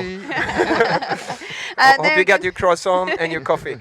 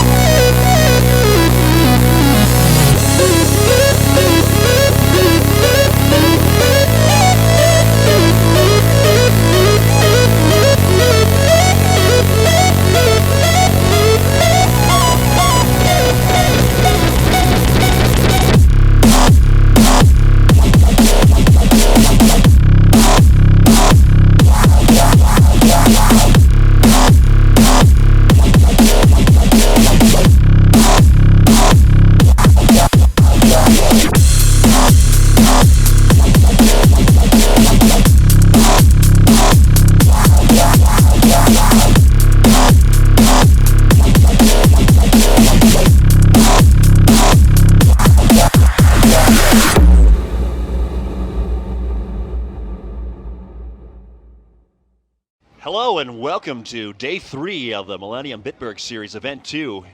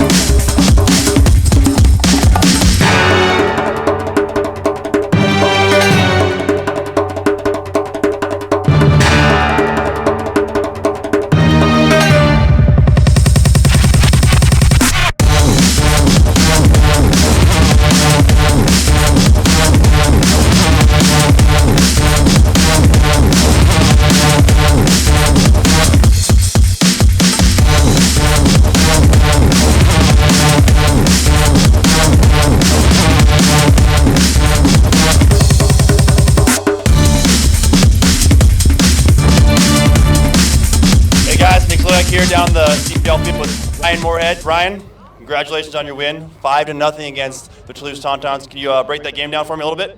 Yeah, I think last event they beat us just by the war of attrition. They got bodies in alive and just outworked us, and we kind of were too antsy. And this event we went into it knowing that we were just going to win by teamwork and staying alive and not force moves. We were going to take them only if they were giving them to us. Okay, I'm really happy that you brought up that last tournament because that's what I was going to ask you next.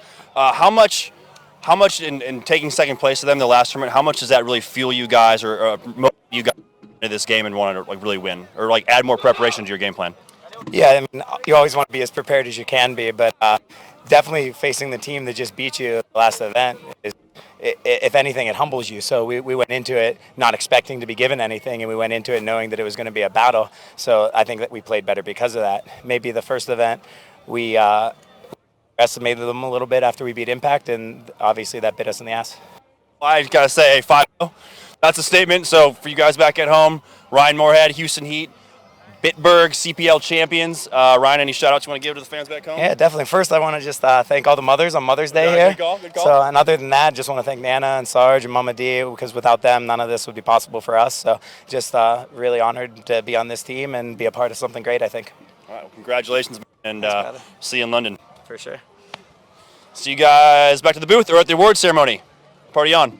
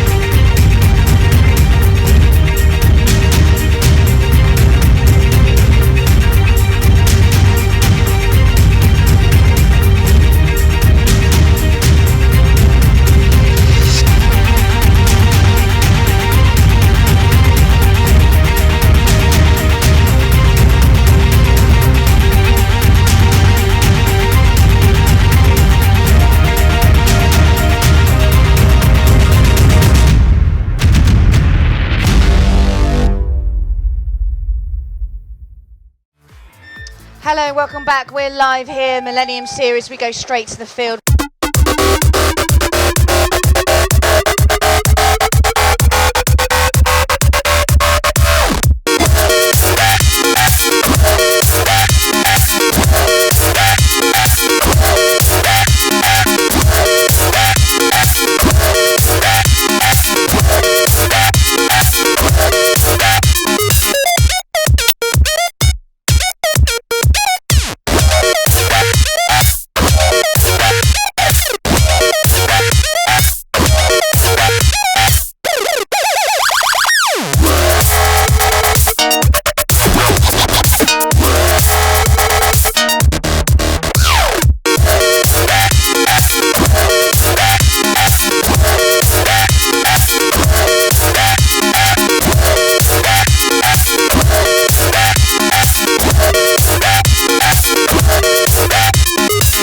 Stay classy. Thank you very much.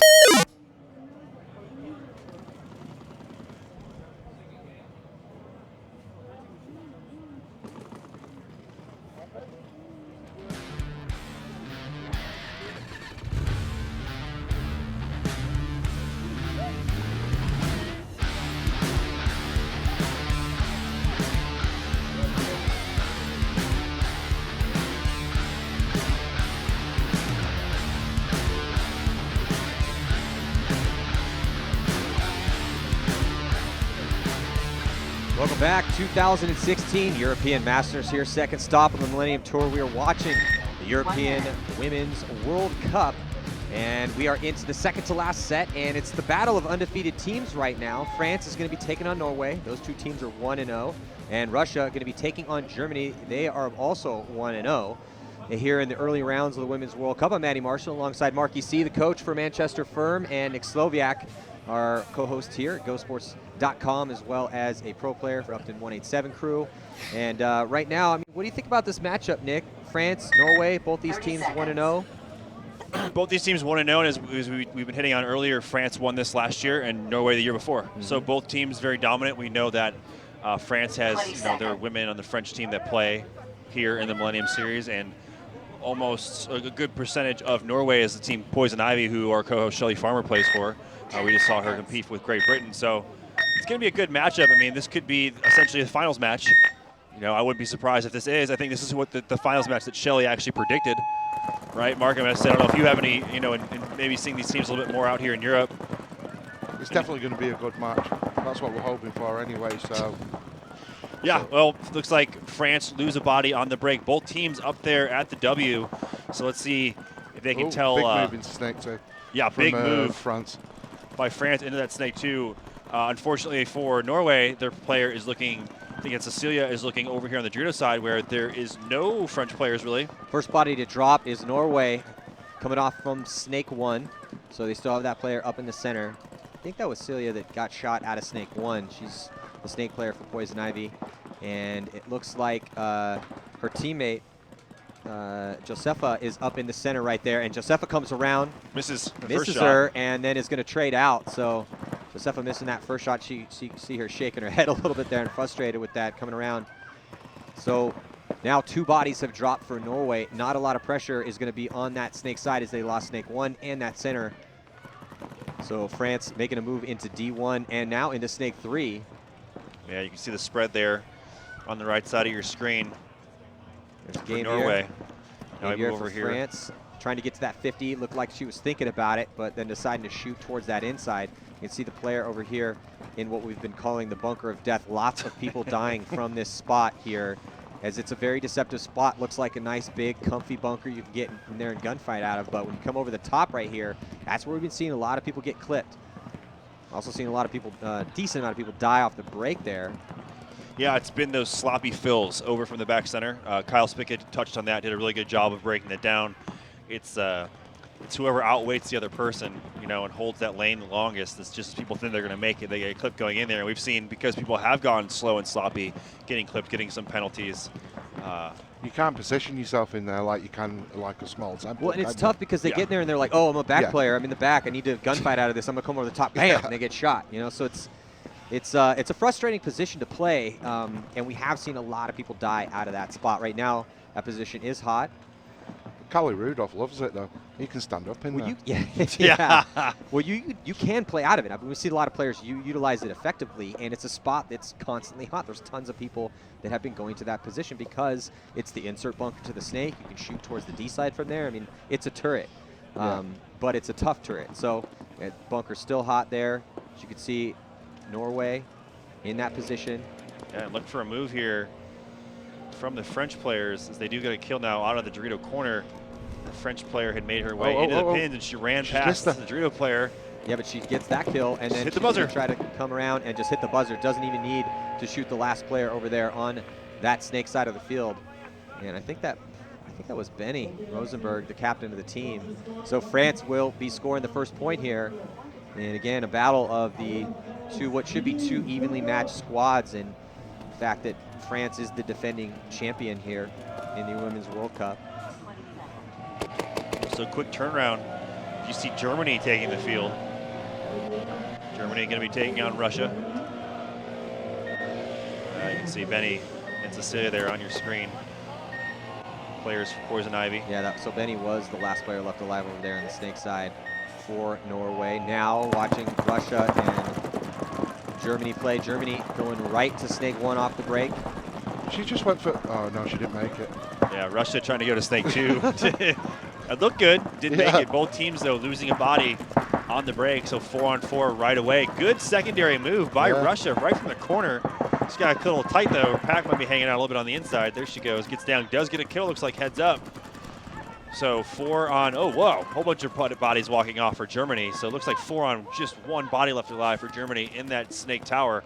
It's gonna get tight for her really quick. Well, Russia and Germany last year took second and third. Russia taking second and Germany taking third. So 2 more teams that could be in the hunt for the championship here. Looks like the point going to be conceded, and looks like Russia going to be taking that first one here. Yeah, it would probably, that's one of the quickest points we've seen. So great shooting and moving by Russia. Hey, Matty, how do you I was going to say, you give that name a shot there, Nick. Not a chance. The first name and the last name. Yeah, she knows. She knows. So France coming back out here. Quick turnaround point. France with the 1-point lead. So we'll be checking this breakout for France. 10 seconds before the start of this point. Looks like they've got 3 bodies lined up over here on the snake side. The ponytail getting in the... Yeah, runner on the snake side gets a 3-point stance and going to go right to snake 1 off the break. And looks like Josefa also able to get to that 50-yard line. So she was playing over here towards the D side, but now France has decided to send her up into that center. Oh, that's a penalty on Josefa. Oh, yeah. Yeah, and that's going to be, looks like a spinning penalty. Ooh, and a 2-for-1 here on Josefa. And that could very easily give this point to Norway. Yeah, and it looks like the point's going to be conceded. Just had 1 player left alive for France over there on the snake side of the field. And that is going to tie things up here. It's going to be 1-1. I saw my first 3-for-1 today. Has there been many 3-for-1s? There's been a handful, definitely. I wouldn't say a bunch, but there's definitely been a handful. Because it was one against us, and this new rule that the player gets banned for the rest of the game and the next game, isn't it? Well, I don't know that I haven't heard anything. We've just heard Jabba say it over the radio, major 3-for-1 penalty, and that's it. I want to say 2 or 3 today. At least 3. I think that's 4. That might be 4 today. Yeah, Outrage got one against us. the penalty that saved breakout. Yeah, and that's not excessive for a full day of paintball. I mean, we've seen. Well, we don't see that in the States. We're heading into our 25th game. It's just a major penalty.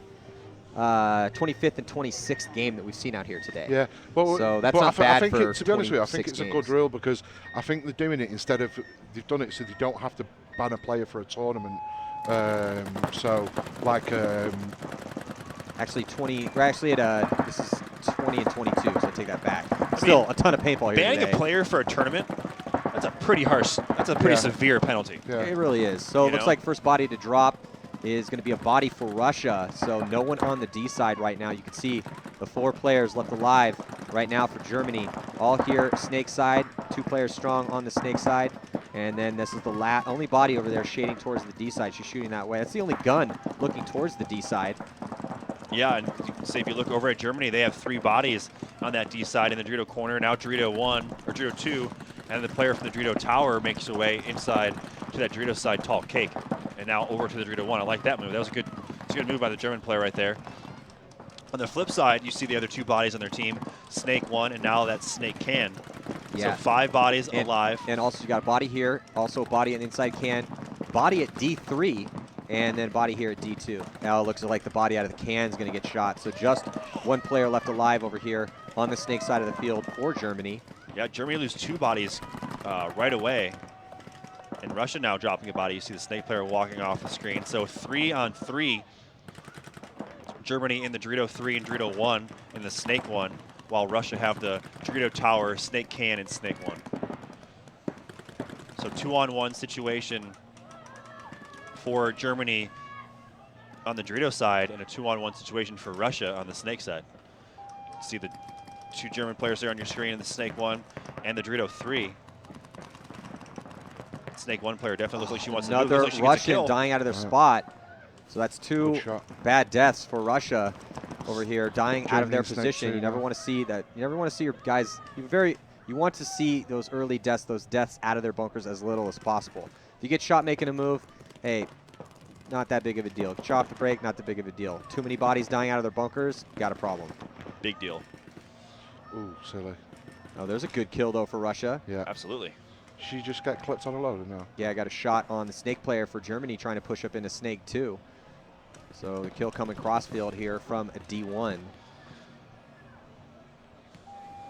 Oh, wow. So, say calling a thing as a 2-on-2 there, and the second to last player for Germany just takes a shot crossfield from the snake. So now it's a 2-on-1 in favor of Russia, and you can see the last German player there on your screen. She's playing heads up. You can hear the communication from the Russian players. The Russian player on the Dorito side pointing in front of her, yelling over to her snake 1 player. I'm not sure that anyone's aware of what the kill count is. Yeah, not a lot of bodies left. No. And I think it's, let's see. So there's a body in the snake. There's 2 players alive for Russia and 1 for Germany. So yeah, definitely have the kill count right there on your screen. Still though, Germany pushing forward past the 50-yard line. And you can see that the Russian women are talking it up. Yeah, but I don't think they have the count right. No, with the way the snake player is playing, she's playing like there's someone down her wire. If she knew that there was no one else left but this Dorito player, then she'd be wrapping around and looking to make a move to get farther down the field. Well, I would hope so. Yeah, because when you're in a 2-on-1, this is not how you want to play a 2-on-1. Even if you look at the body language of, and there's a great move by Germany. Yeah, beautiful work by Germany. So now, and she gets the other one pulled off the low body situation in front of the hometown crowd here. Stomps on that buzzer. Breaks it. Yeah, beautiful work, winning a low body situation, 1-on-2. Referee's going to check her out, and what an awesome move. I wish she had a name or a number on her back so we could give her proper credit, but still, huge move there by Germany. It's going to be 1-to-1 here. Staying in this match. Yeah. Wow, one of the better moves we've seen so far here in the women's competition here, the Women's World Cup. Do you, so is there any female teams in America anymore? Well, Destiny still technically has a team. They played in Vegas. Destiny played in Vegas. Not all girls, though. Yeah, I think they had a couple guys. Yeah, so not much. I mean, again, if you're going to look at, I think, popular names, I mean, I'm sure, you know what, actually? There is an all-girls team out of Texas, Dallas Diamonds, or Diamond. Right. I've seen a couple posts of them on Instagram, and I think they play at Cousins or somewhere in Dallas. But yeah, there is a girl. There are, I think, at least probably a few, but nothing big, nothing like this, nothing on the national level. Yeah, so getting back into this match here, 1-to-1, very close game, 6 minutes and 10 seconds to go into Canada. If you just joined us, France, they were the winners of this Women's World Cup last year, and Norway won it 2 years ago. So these 2 evenly matched squads and some teammates out there, as well as Josefa, who's been playing up in the center and on the D side for France, is competing against her teammates on Poison Ivy, who constitute the majority of the starting line here for Norway. France making a move up here, snake side, now going to get all the way past snake 1 and into snake 2. Nice little dive there. That was probably one of the best dives we've seen all day. Granier. Yeah, another Norwegian player taking the walk from that snake side, so it looks like the whole snake side is free.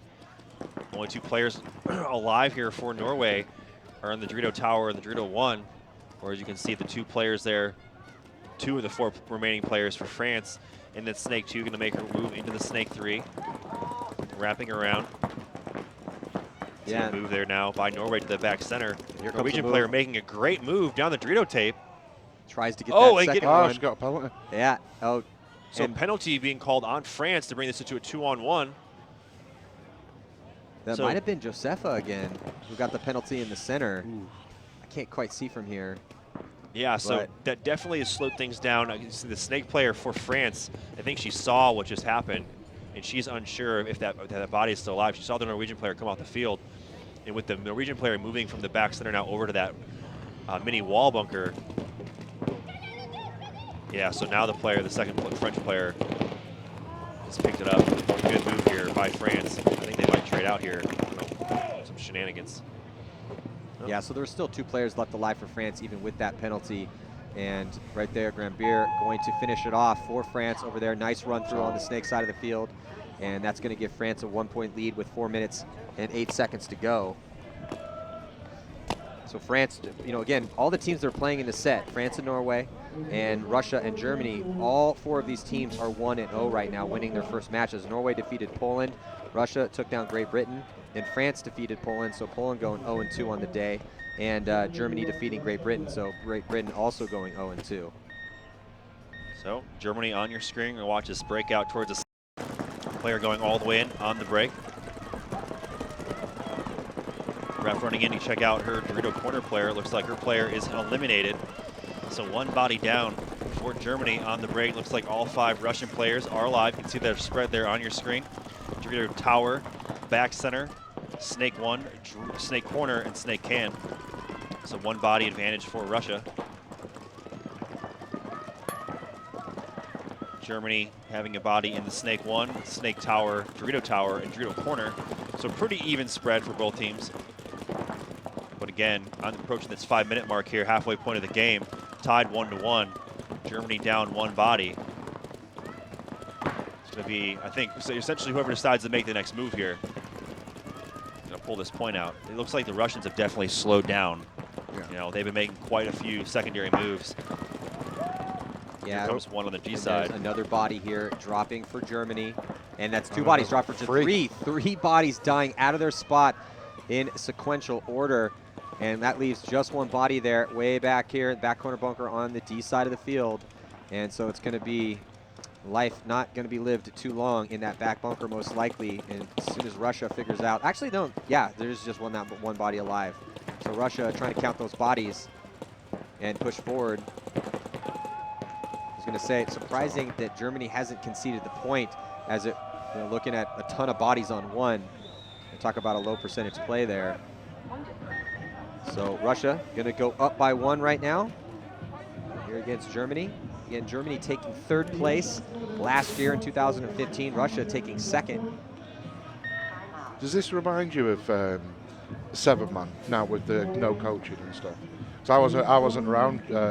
Well, I sort of came into it when coaching was sort of it's still different. It's just the format is drastically different than, you know, the 7-man game. You're playing just 1 game against your opponents, and you would get a score and move on, and you play your set in the prelims. And so the scoring's different. It's just a different vibe. There's obviously 2 less players. So yeah, to me, the purity of the game is still there in the sense that you're not getting moves ruined by somebody on the sideline screaming that the person's coming. So that was one of my big pet peeves. So it's good to see that's gone finally. But it seems more like it's sort of the chess moves like you used to see on like the old Trauma Head DVDs and stuff like that. To me, that's the purity of the game seeping back in. 30 seconds. So yeah, so right now, 2-1 is the score. Norway and France, slight lead here for France. 4:20 to go. Norway on your screen. Interested to see this breakout. See if Norway decides to send a body up the middle. Something they haven't done last points here, or they've gotten shot early. It looks like they do. So body going up to the middle for both teams. And instantly the French player runs around. She's going to keep going. Get 1, get 2, get 3, get trade 4. Out with number 4. Wow, so just move. 1 player left alive for Norway. Again, another, what, 3 or 4 pack run through. She got 4 pack run through, completely blowing this point open here. So Norway has been the victims on a couple 4 pack run throughs here in the prelims of this Women's World Cup. And then the last player left alive, Celia, is going to get shot out. Nothing really she can do, looking at a ton of guns coming at her over here from this D side of the field. So that is going to give Russia, that is going to give France a 2-point lead now. Wow, it's impressive. That was a great run through. Yeah, Norway needs to do a better job of watching that center lane. Just because you send a body up there doesn't mean that lane's covered. Absolutely. Yeah. Case in point. It's the worst feeling in the world, though, being a coach and watch the other team run through the middle and just go, oh. So there's Celia, one of the better players from Poison Ivy and on Norway, plays the 1 for Poison Ivy, one of those first attackers. As the breeze picks up here. Yeah, breeze picks up. Still a very chilly day. Chilly and overcast all day long, and it is, as we're getting on here, it's about 6:45 here. in Bitburg, Germany. So starting to get a little penalty chilly being again. assessed on Germany. Definitely not what they needed, as they're down by 1 with under 4 minutes to go here. So 2 bodies walking off for Germany on that snake side of the field. Russia immediately making moves off that to that snake can and the snake 2. And up now to the wall. So good job by Russia to recognize the 2 bodies getting taken out right away. 3:36 to go. Close game. Russia in that 50-yard line up in the center, and also has snake 2. Those are the 2 players you see on your screen.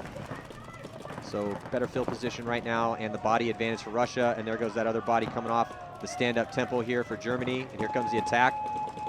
Pushing down on the snake side. That's going to be a point conceded here for Germany. So now Russia is going to go up by 2 as well. Again, it's a race to 4 points. So France is 1 point away from victory. Russia is 1 point away from victory. Trying to keep that perfect record intact.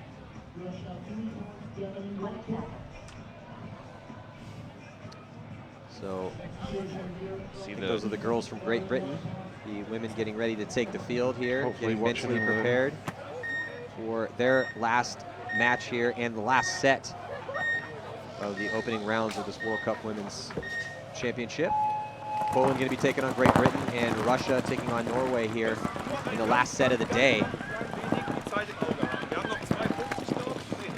Good move by France on the break, going up the middle. Nice and consistent. Norway making a move now into the snake. See their 5-body spread. Checking off. No one there. She's still alive in that pin. We haven't seen that really played all day. And a decent move because she's still alive and protecting herself fairly well. Of course, the snake now might have picked her up. Definitely getting shot at. She's going to ask for a check. The ref's going to run in there. Yep, she is eliminated. So not a bad move to get to that pin, but unfortunately exposed herself a little too much. Because now 2 French players are coming off the field on that Dorito side. But they do have, the French do have a player in this Dorito 3. Dorito 3, Snake Tower, and Snake 1. But Norway up 2 bodies, 5 on 3. Yeah, and this is, again, do or die time right now for Norway. It's a race to 4 points. They cannot concede another point here. 2 minutes and 40 seconds to go. And there's the line for France. You can see there in Snake 1 and the stand-up can on the snake side. Those are the 2 bodies left alive. And they're both looking towards the snake side. See, the players from Norway need to kind of pick up that aggression over there and move up the field. Well, again, you know. Nick, here's our 2 bodies. We got Snake 1, stand-up temple, or stand-up can. Nobody over here on the snake side, and these 2 guns are shooting towards the snake way. Right. Nobody's shooting towards the D side. Thus, no one's stopping Norway from moving up on this side. Yeah, and you see Norway now running down the field. I think it just comes down to communication again. You know, they have to recognize, hey, 2 bodies walked up the field early, now a 3rd body. But well, also, why didn't France put a gun that way? You know, they have to have the communication back and forth to each other, and at least one of those players needs to shoot towards that D side now, trying to do damage control. The Norway player just thought the game was over. Yeah, they definitely did, the way they were moving. Yeah. It's just bad communication. And now it's a 2 on 1. So hopefully for Norway's sake, they don't squander this high body situation. Cecilia going to finish it off. Cecilia Eriksson there finishing off that last player for France and going to make this a 1-point ball game here with 1 minute and 33 seconds. Looks like the point is good. Nice work by Celia.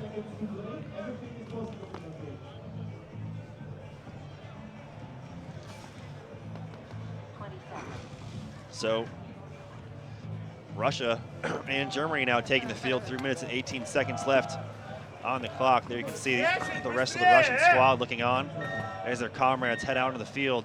It's 5 seconds before the start of this next point. If Russia wins this, game is over, as this is a race to 4. Score 3-1 in favor of Russia. There's a Russian breakout, taking that Dorito 1 and Snake 1 on the break. They do lose the body, though, going out to that tower. Haven't seen many people get shot making that move. No.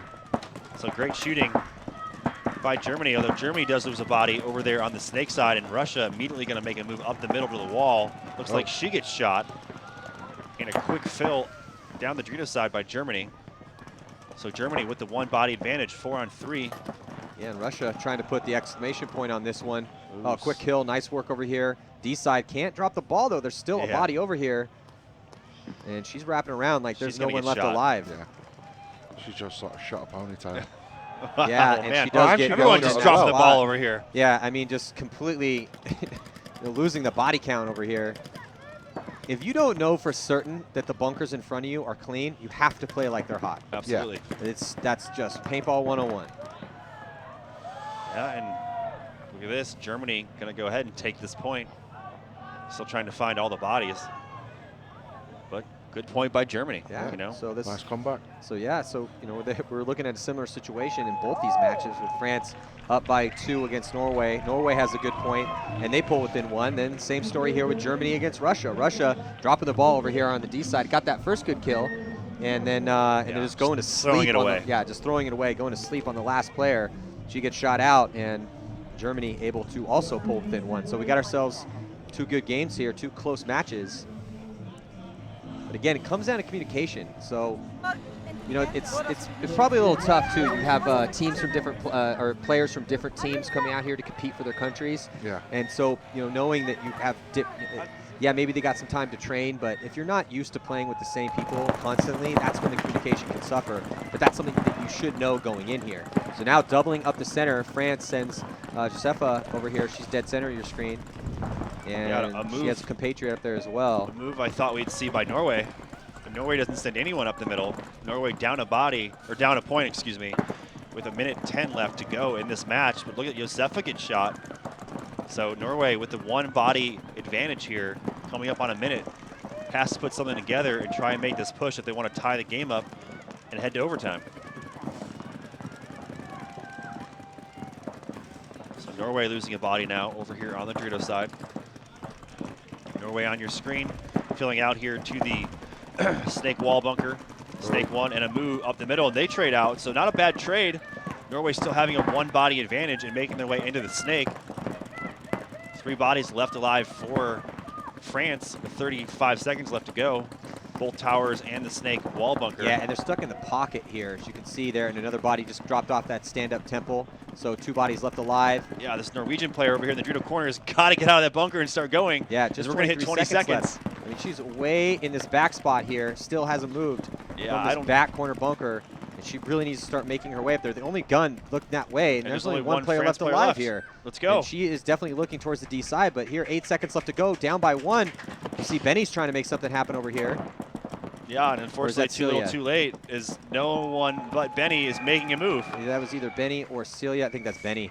Yeah, so unfortunately, yeah, that was Benny. So Benny Ronenberg trying to make something happen here, snake side, but as time expires, really, Benny's going to have to go and have a talk with whoever that player was in the back corner bunker.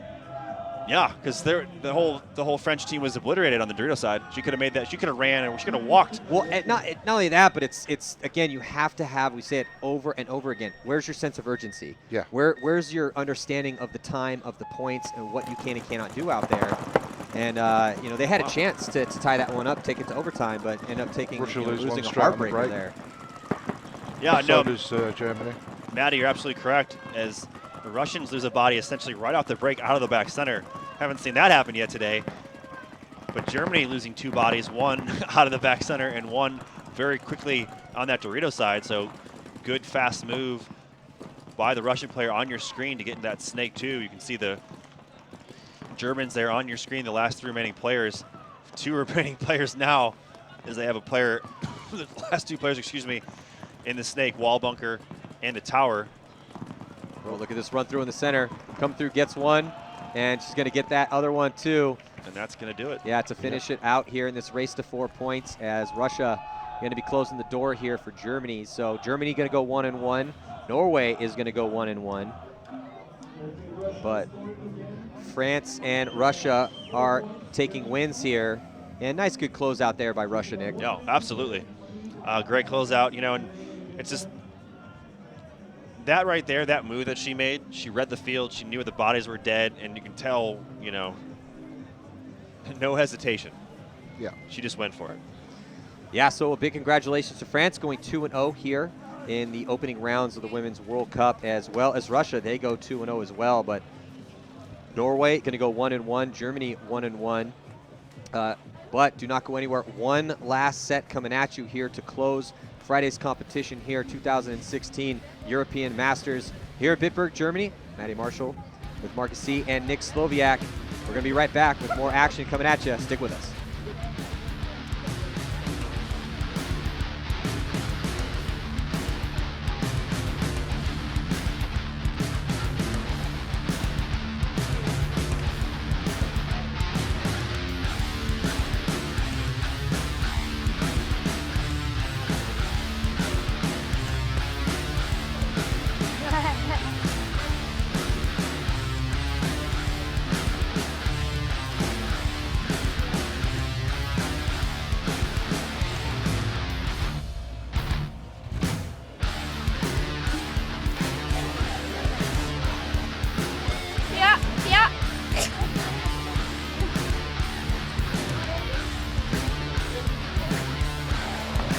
Yeah.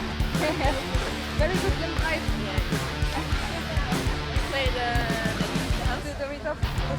Oh yeah, you weren't 50 Dorito, right? Yeah. You took me on the... I did? Yeah. What did you? Yeah, it was you. Good game fight. Yeah. Well done. Good luck for the rest of the... Let's meet in the final. Bye.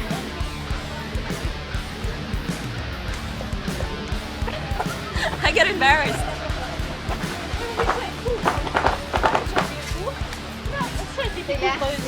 Ja, weil es einfach zu denken ist. Ja,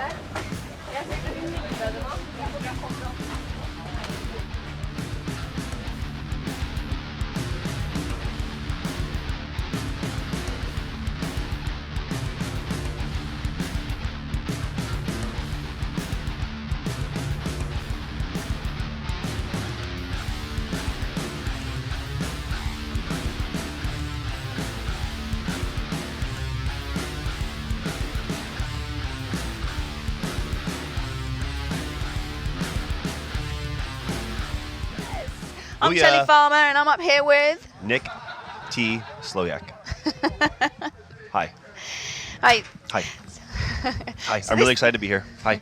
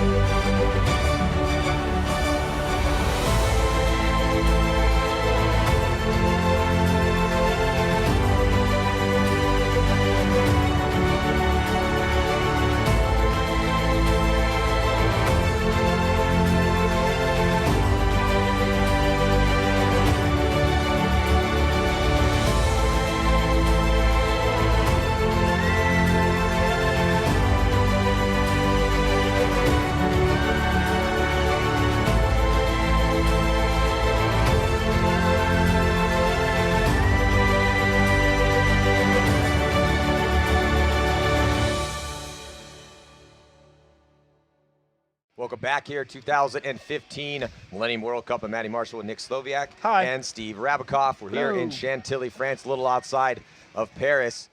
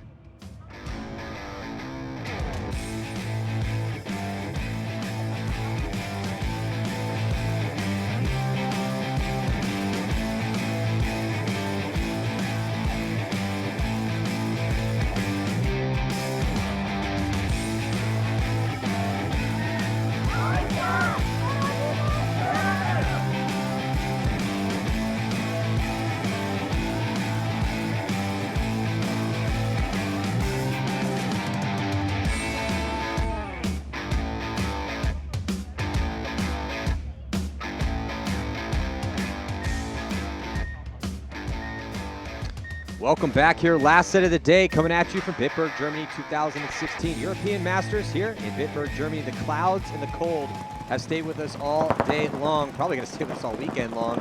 And here, this last set, Poland and Great Britain throwing down right now. Great Britain losing their first two matchups, and Poland lost their first matchup. Actually, they also lost their first two matchups, so. And also Russia and Norway also going to be playing here. So going to throw 10 minutes on the clock and see who's going to win this match. Yeah, Poland down 2 bodies right away, Matty. Good trade out up the middle. They did lose a body on the breaks. Only 3 Poles left alive. You can see Great Britain there on your screen. Lucy doing some work. Reports that she's 12 or 13 years old, so nice, good job by her. Getting some spins, fresh young age. Making it into that snake too. I think she's gotten the short end of the stick, though, a couple points where she's actually been pulled a couple times on penalties. Yeah. So it's good to see her actually make some progress and get down the field there. Great Britain losing only 1 body in a trade out up the middle at the W.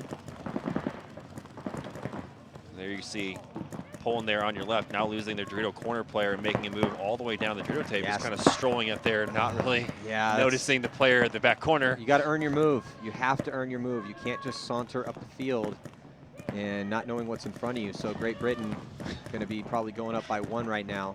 You don't see much sauntering in paintball. There's a little bit of saunter right there. I like that. As you can see, the sky looking ominous. Yeah, the clouds looking very ominous here. So it looks like that first point going to be going to Great Britain there, Marky. Yeah, they got a good kill on the break. 20 seconds. Yeah, so good solid first point there by Great Britain. So they take a slight lead here, getting things going in that match. And now Russia going to be taking on Norway. And, you know, again, Norway lost a heartbreaker there against France in the last set. And now going to look for a little redemption against Russia. Russia taking second at this event last year. First place was Team France. Looks like Russia first to lose a body, 4 players left alive for them, losing another body. So just 3 players left alive here for Russia, going up to that center 50. Going to be trying to shut off that snake side of the field. Yeah, and there is a Norwegian player up there at the wall as well. Looks like she's over here shooting towards the Dorito side. So, and she runs through, nice job. She's gonna keep going. Does she get another kill? Looks like she does. Nice grouping too. Like yeah, so she dies. Shots right in the face. Yeah, by running out of bounds, only 1 Russian player left alive, and she's looking at least 3 players for Norway. So Norway just need to figure out, again, you know, hey, who's watching the snake side, the tape, and counting the Russian players as they walk off. You hear the Norwegian player yelling snake too. Pips on the head there. So good job in picking up where that body is and getting that kill. Point approved. 30 seconds.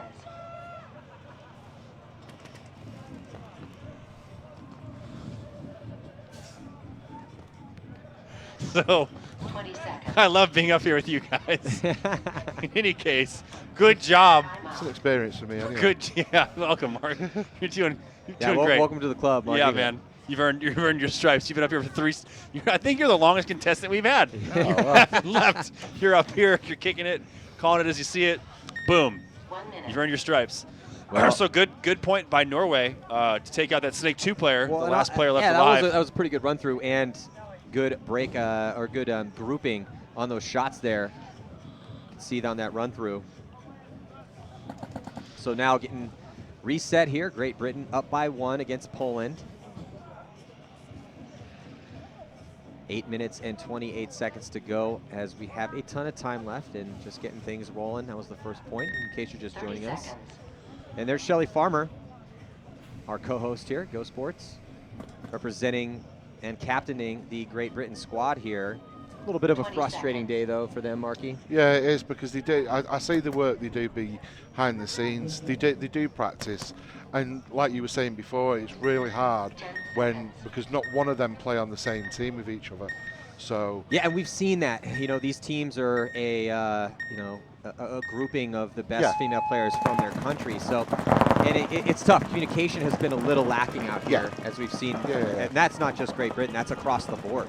Yeah, well, we spoke to, the reason I know about Lucy and her age and stuff, because I was speaking to her when we were at practice last, and we want to take her for our EDS team because we can see like the drive that she's got and stuff like that. So, and hopefully that rubs off on other players. Well, I just think it's great to see, you know, a 12-year-old out here competing for their country and playing and getting tons of spins, going to that snake.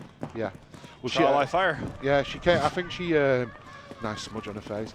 I think she came to the tryouts but wasn't picked. But then Shelley spotted how well she was playing within her team and then asked her to come on board.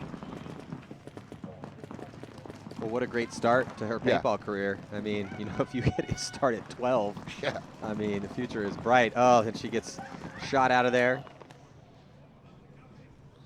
So there's going to be a point scored for Great Britain. I'm sorry, for Poland to tie it up. Here, 1-1. Referee checking her out, making sure that she is clean. Looks like the point is good. So we have ourselves a tie game there. Norway up by 1. So they are going to come out to play this next point. And Russia in the white, blue, and red jerseys, a lot more white in those jerseys, as Norway also in red, but red and black. So there's Russia on your screen. And they are down by 1 here. Again, Russia taking second place last year. And on the breakout, looks like Russia going to be trying to get Snake 1 off the break. Looks like she makes it in clean. Also going up to that center 50. Yeah, Ruff streaking in to check out that Snake 1 player. Still alive. Both players up at the wall bunker, though, trade out. So decent trade. You know, the one thing we haven't seen too frequently is that a secondary move then up to the wall, and that's both through the CPL and here in this women's tournament. You know, that's something that set Infamous apart in Dallas, where they would do that double move, a body would drop, and you know, whoever they were playing would just assume, okay, the wall's clean. Well, and they were sending Reeser, as we're talking about Infamous winning the last event in the NXL. They'd send Trevor Reeser past that 50, but Damien trailing behind him. Here, different layout because there is no Aztec, no little bunker up there, just pins up in the center. And to be honest, yes, we've seen tons of players play up in that center here at this event. Of course, it's a giant bunker, but that center much less important as it has been in all the previous tournaments so far in 2016, I would say. Yeah, it reminds me of that Tomahawk field back in the day when they had that absolutely man, we're throwing away back wow, here. Yeah, you're going massive. It was when I first started. They had that massive temple thing in the middle. Whew. So I had to reminisce there for a second. I kind of Still daydreaming. Oh, I'm like Jack and Ori, man. I'm full of stories. Yeah, there you go. So there you can see Russia in the snake. Snake 1, actually Snake 2. They have a player in Snake 1 as well. So stacked up on that snake side as Russia also stacked up on the D side. So good field position here. As you can see the players on your screen there, snake side. Now getting a shot. That's the crossfield shot from Russia towards Norway. Gets that shot in that snake. So another body going to be walking off for Norway. Norway going to try to reposition and take that spot in the snake. Good move from yeah, nice work Cam. by, I think that was Celia, able to get in there. Ooh, I think she might have clipped the girl in She the did. center. shot. She did. Nice shot by Celia. Yeah, and I don't think the Russian player who got that initial kill out of the snake on Norway knows that that position was filled now. So we'll see what happens. She makes that move. Either player now, if say either player make the move, they're going to open up or expose their position either further down the Doritos for Russia or further down the snake side. Cecilio catches one on the side of the head, so it looks like the Russian player might have backed up and taken that shot across field. And now Russia pushing that advantage down the snake side of the field, and as we pan over, you're seeing not a lot of bodies left for Norway. You can kind of see one, the edge there in snake 1, sorry, and D1. Referee going to get in there and check her out. And now past the 50-yard line here, Russia trying to get that cross-field shot. Yeah, everyone forgot about the Dorito 1 player. So going to tie it up here. Got ourselves a ball game. Going to be 1-1, just like the Poland-Great Britain game as well. So she's going to go in there, hit that buzzer to tie the game up, as long as she is clean. We haven't seen a dirty we have not. buzzer hit yet today, not one. No. Nope. We also have not seen the refs stop at 10 seconds to check the women's guns. Yeah, and we're into our 23rd, 24th game right now, so that's a long time to go here without a dirty buzzer hit. Seen, I wouldn't say it was a completely penalty-riddled day today. I think it was pretty standard. We've seen a lot of penalties, but I feel like that's pretty much every single tournament. Would you say more? We've not conceded one today, but it doesn't win your points though in the end. It doesn't. But the saw the other team take Get out. quite a few. So there's Poland in the red, up in that center 50, towards the snake side, and there's Great Britain also up in the center 50 as well, going to come around, play the aggressor trade out with the player from Poland. 1-for-1 on Poland. Ooh, that takes another body off, so here comes Great Britain. They have the advantage right now, the body count, trying to increase that advantage by moving up. Now they're talking it up. That's good to see, Marky. Yeah, that's what we've been waiting to see. Get that good cross-field communication. 3-on-1. Elliott makes her move into the snake, almost at that 50-yard line. That mini wall bunker, signifies that 50-yard line there on the snake side. Gets that crossfield kill. So another body walking off for Poland here. Looks like Great Britain is going to be able to put that second point on the board here. And yes, the point will be conceded by Poland, giving Great Britain, I think, their first lead of the day. Yeah. Well, they took the lead. They won the first point. Oh, that's true. That is true. So strutting on the field is Norway. Norway winning the first point against Russia. Russia answering back in dominant fashion. Yeah. 5 minutes, 48 seconds left to go in this game. 5 seconds before the start of this point. We'll watch the breakout of Norway on your screen. See the shots up the middle. Looks like they do not eliminate any Russian players on the middle as Russia takes that wall bunker. You see right there on your screen. She's going to make a move around, check off. She throws her, essentially kind of throws her body away. Not a bad move to check around, but maybe she thought she heard something. Maybe her teammates said, hey, possible wall. I would love to hear what the Russians call that. I want to know what they call that center bunker. I'm pretty sure we can find that out. Yeah, I'm going to make a point to do that. Although good fill, secondary fill into that snake 2 by Russia, down one body out of the center to get into that snake 2. And now play the tape side. They're going to switch sides. We're going to see, looks like Benedict on the screen there. Pope shooting from the snake 1. Under 5 minutes to go here, tied up at 1. And pretty even on the body count, Russia. Down a body and pushing up there on the snake side of the field. And also looks like snake side there on your screen here for Norway. Yeah, definitely a slower set of games. Both, I would say, all 4 of these teams we're watching in this set, being undefeated going into this round. Big move from the snake tower into the Sorry, I spoke to Norway was 1-1. Norway was 1-1. The last set they were undefeated. Russia is undefeated. Russia's 2-0 right now. Russia's defeated Germany and defeated Great Britain in some very close matches. But yes, and Poland is 0-1 so far here. Great Britain also hasn't won a game yet.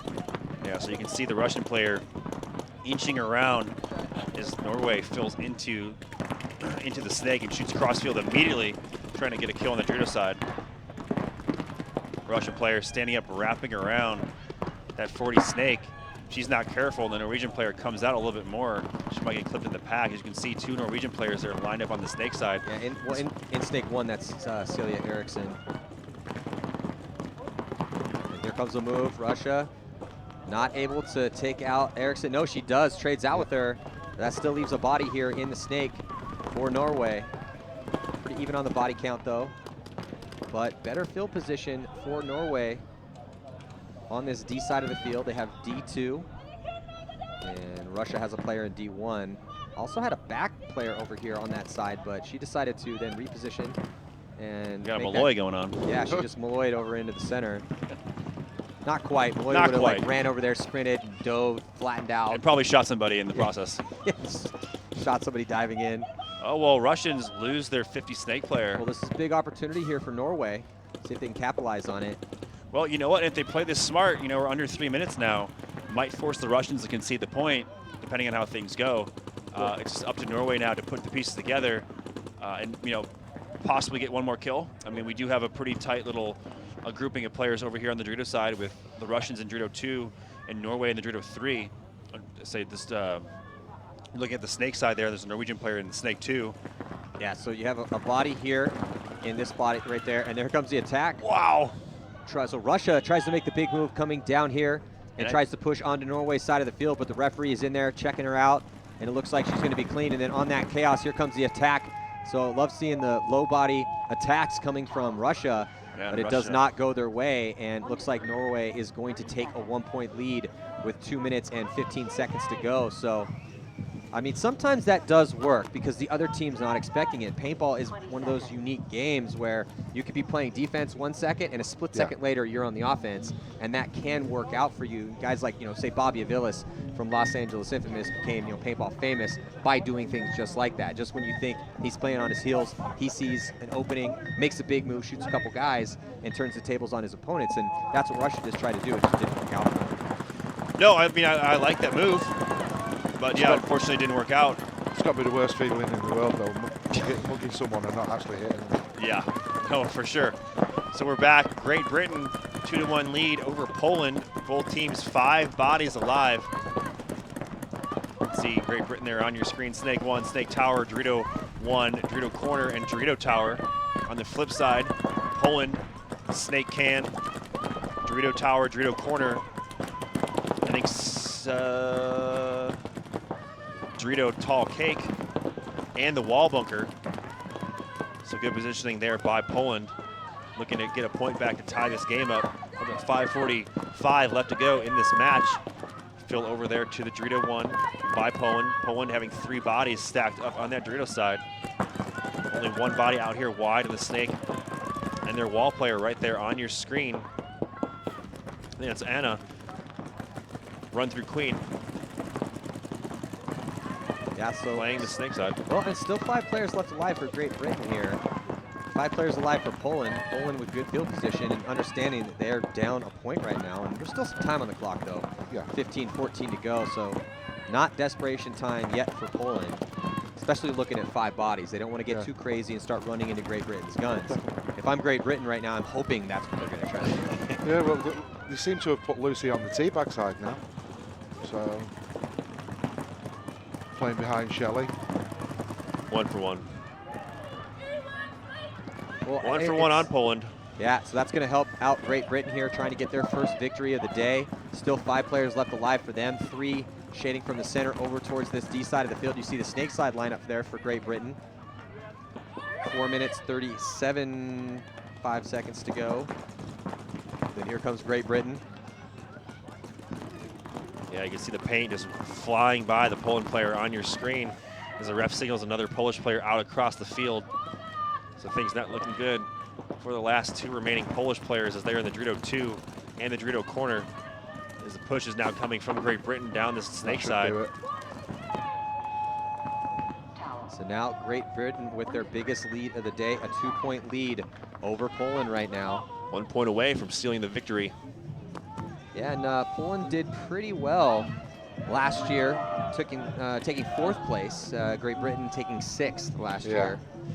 So not the performance that they wanted to have last season, 2015, but you know, trying to turn around here, if they get the victory against Poland, would help out their chances, send them to 1 and 2. Yeah, Marky, help me with this. I don't know if you know, do the women play in any other, are there any other women's tournaments in Europe? Like matches at all? Like, do they earn like series points at all, or is this it? No, this is it. They do like one-off events. I think the one this year got cancelled though in the UK, but I know there's one in America that they do, where all the girls come over and play.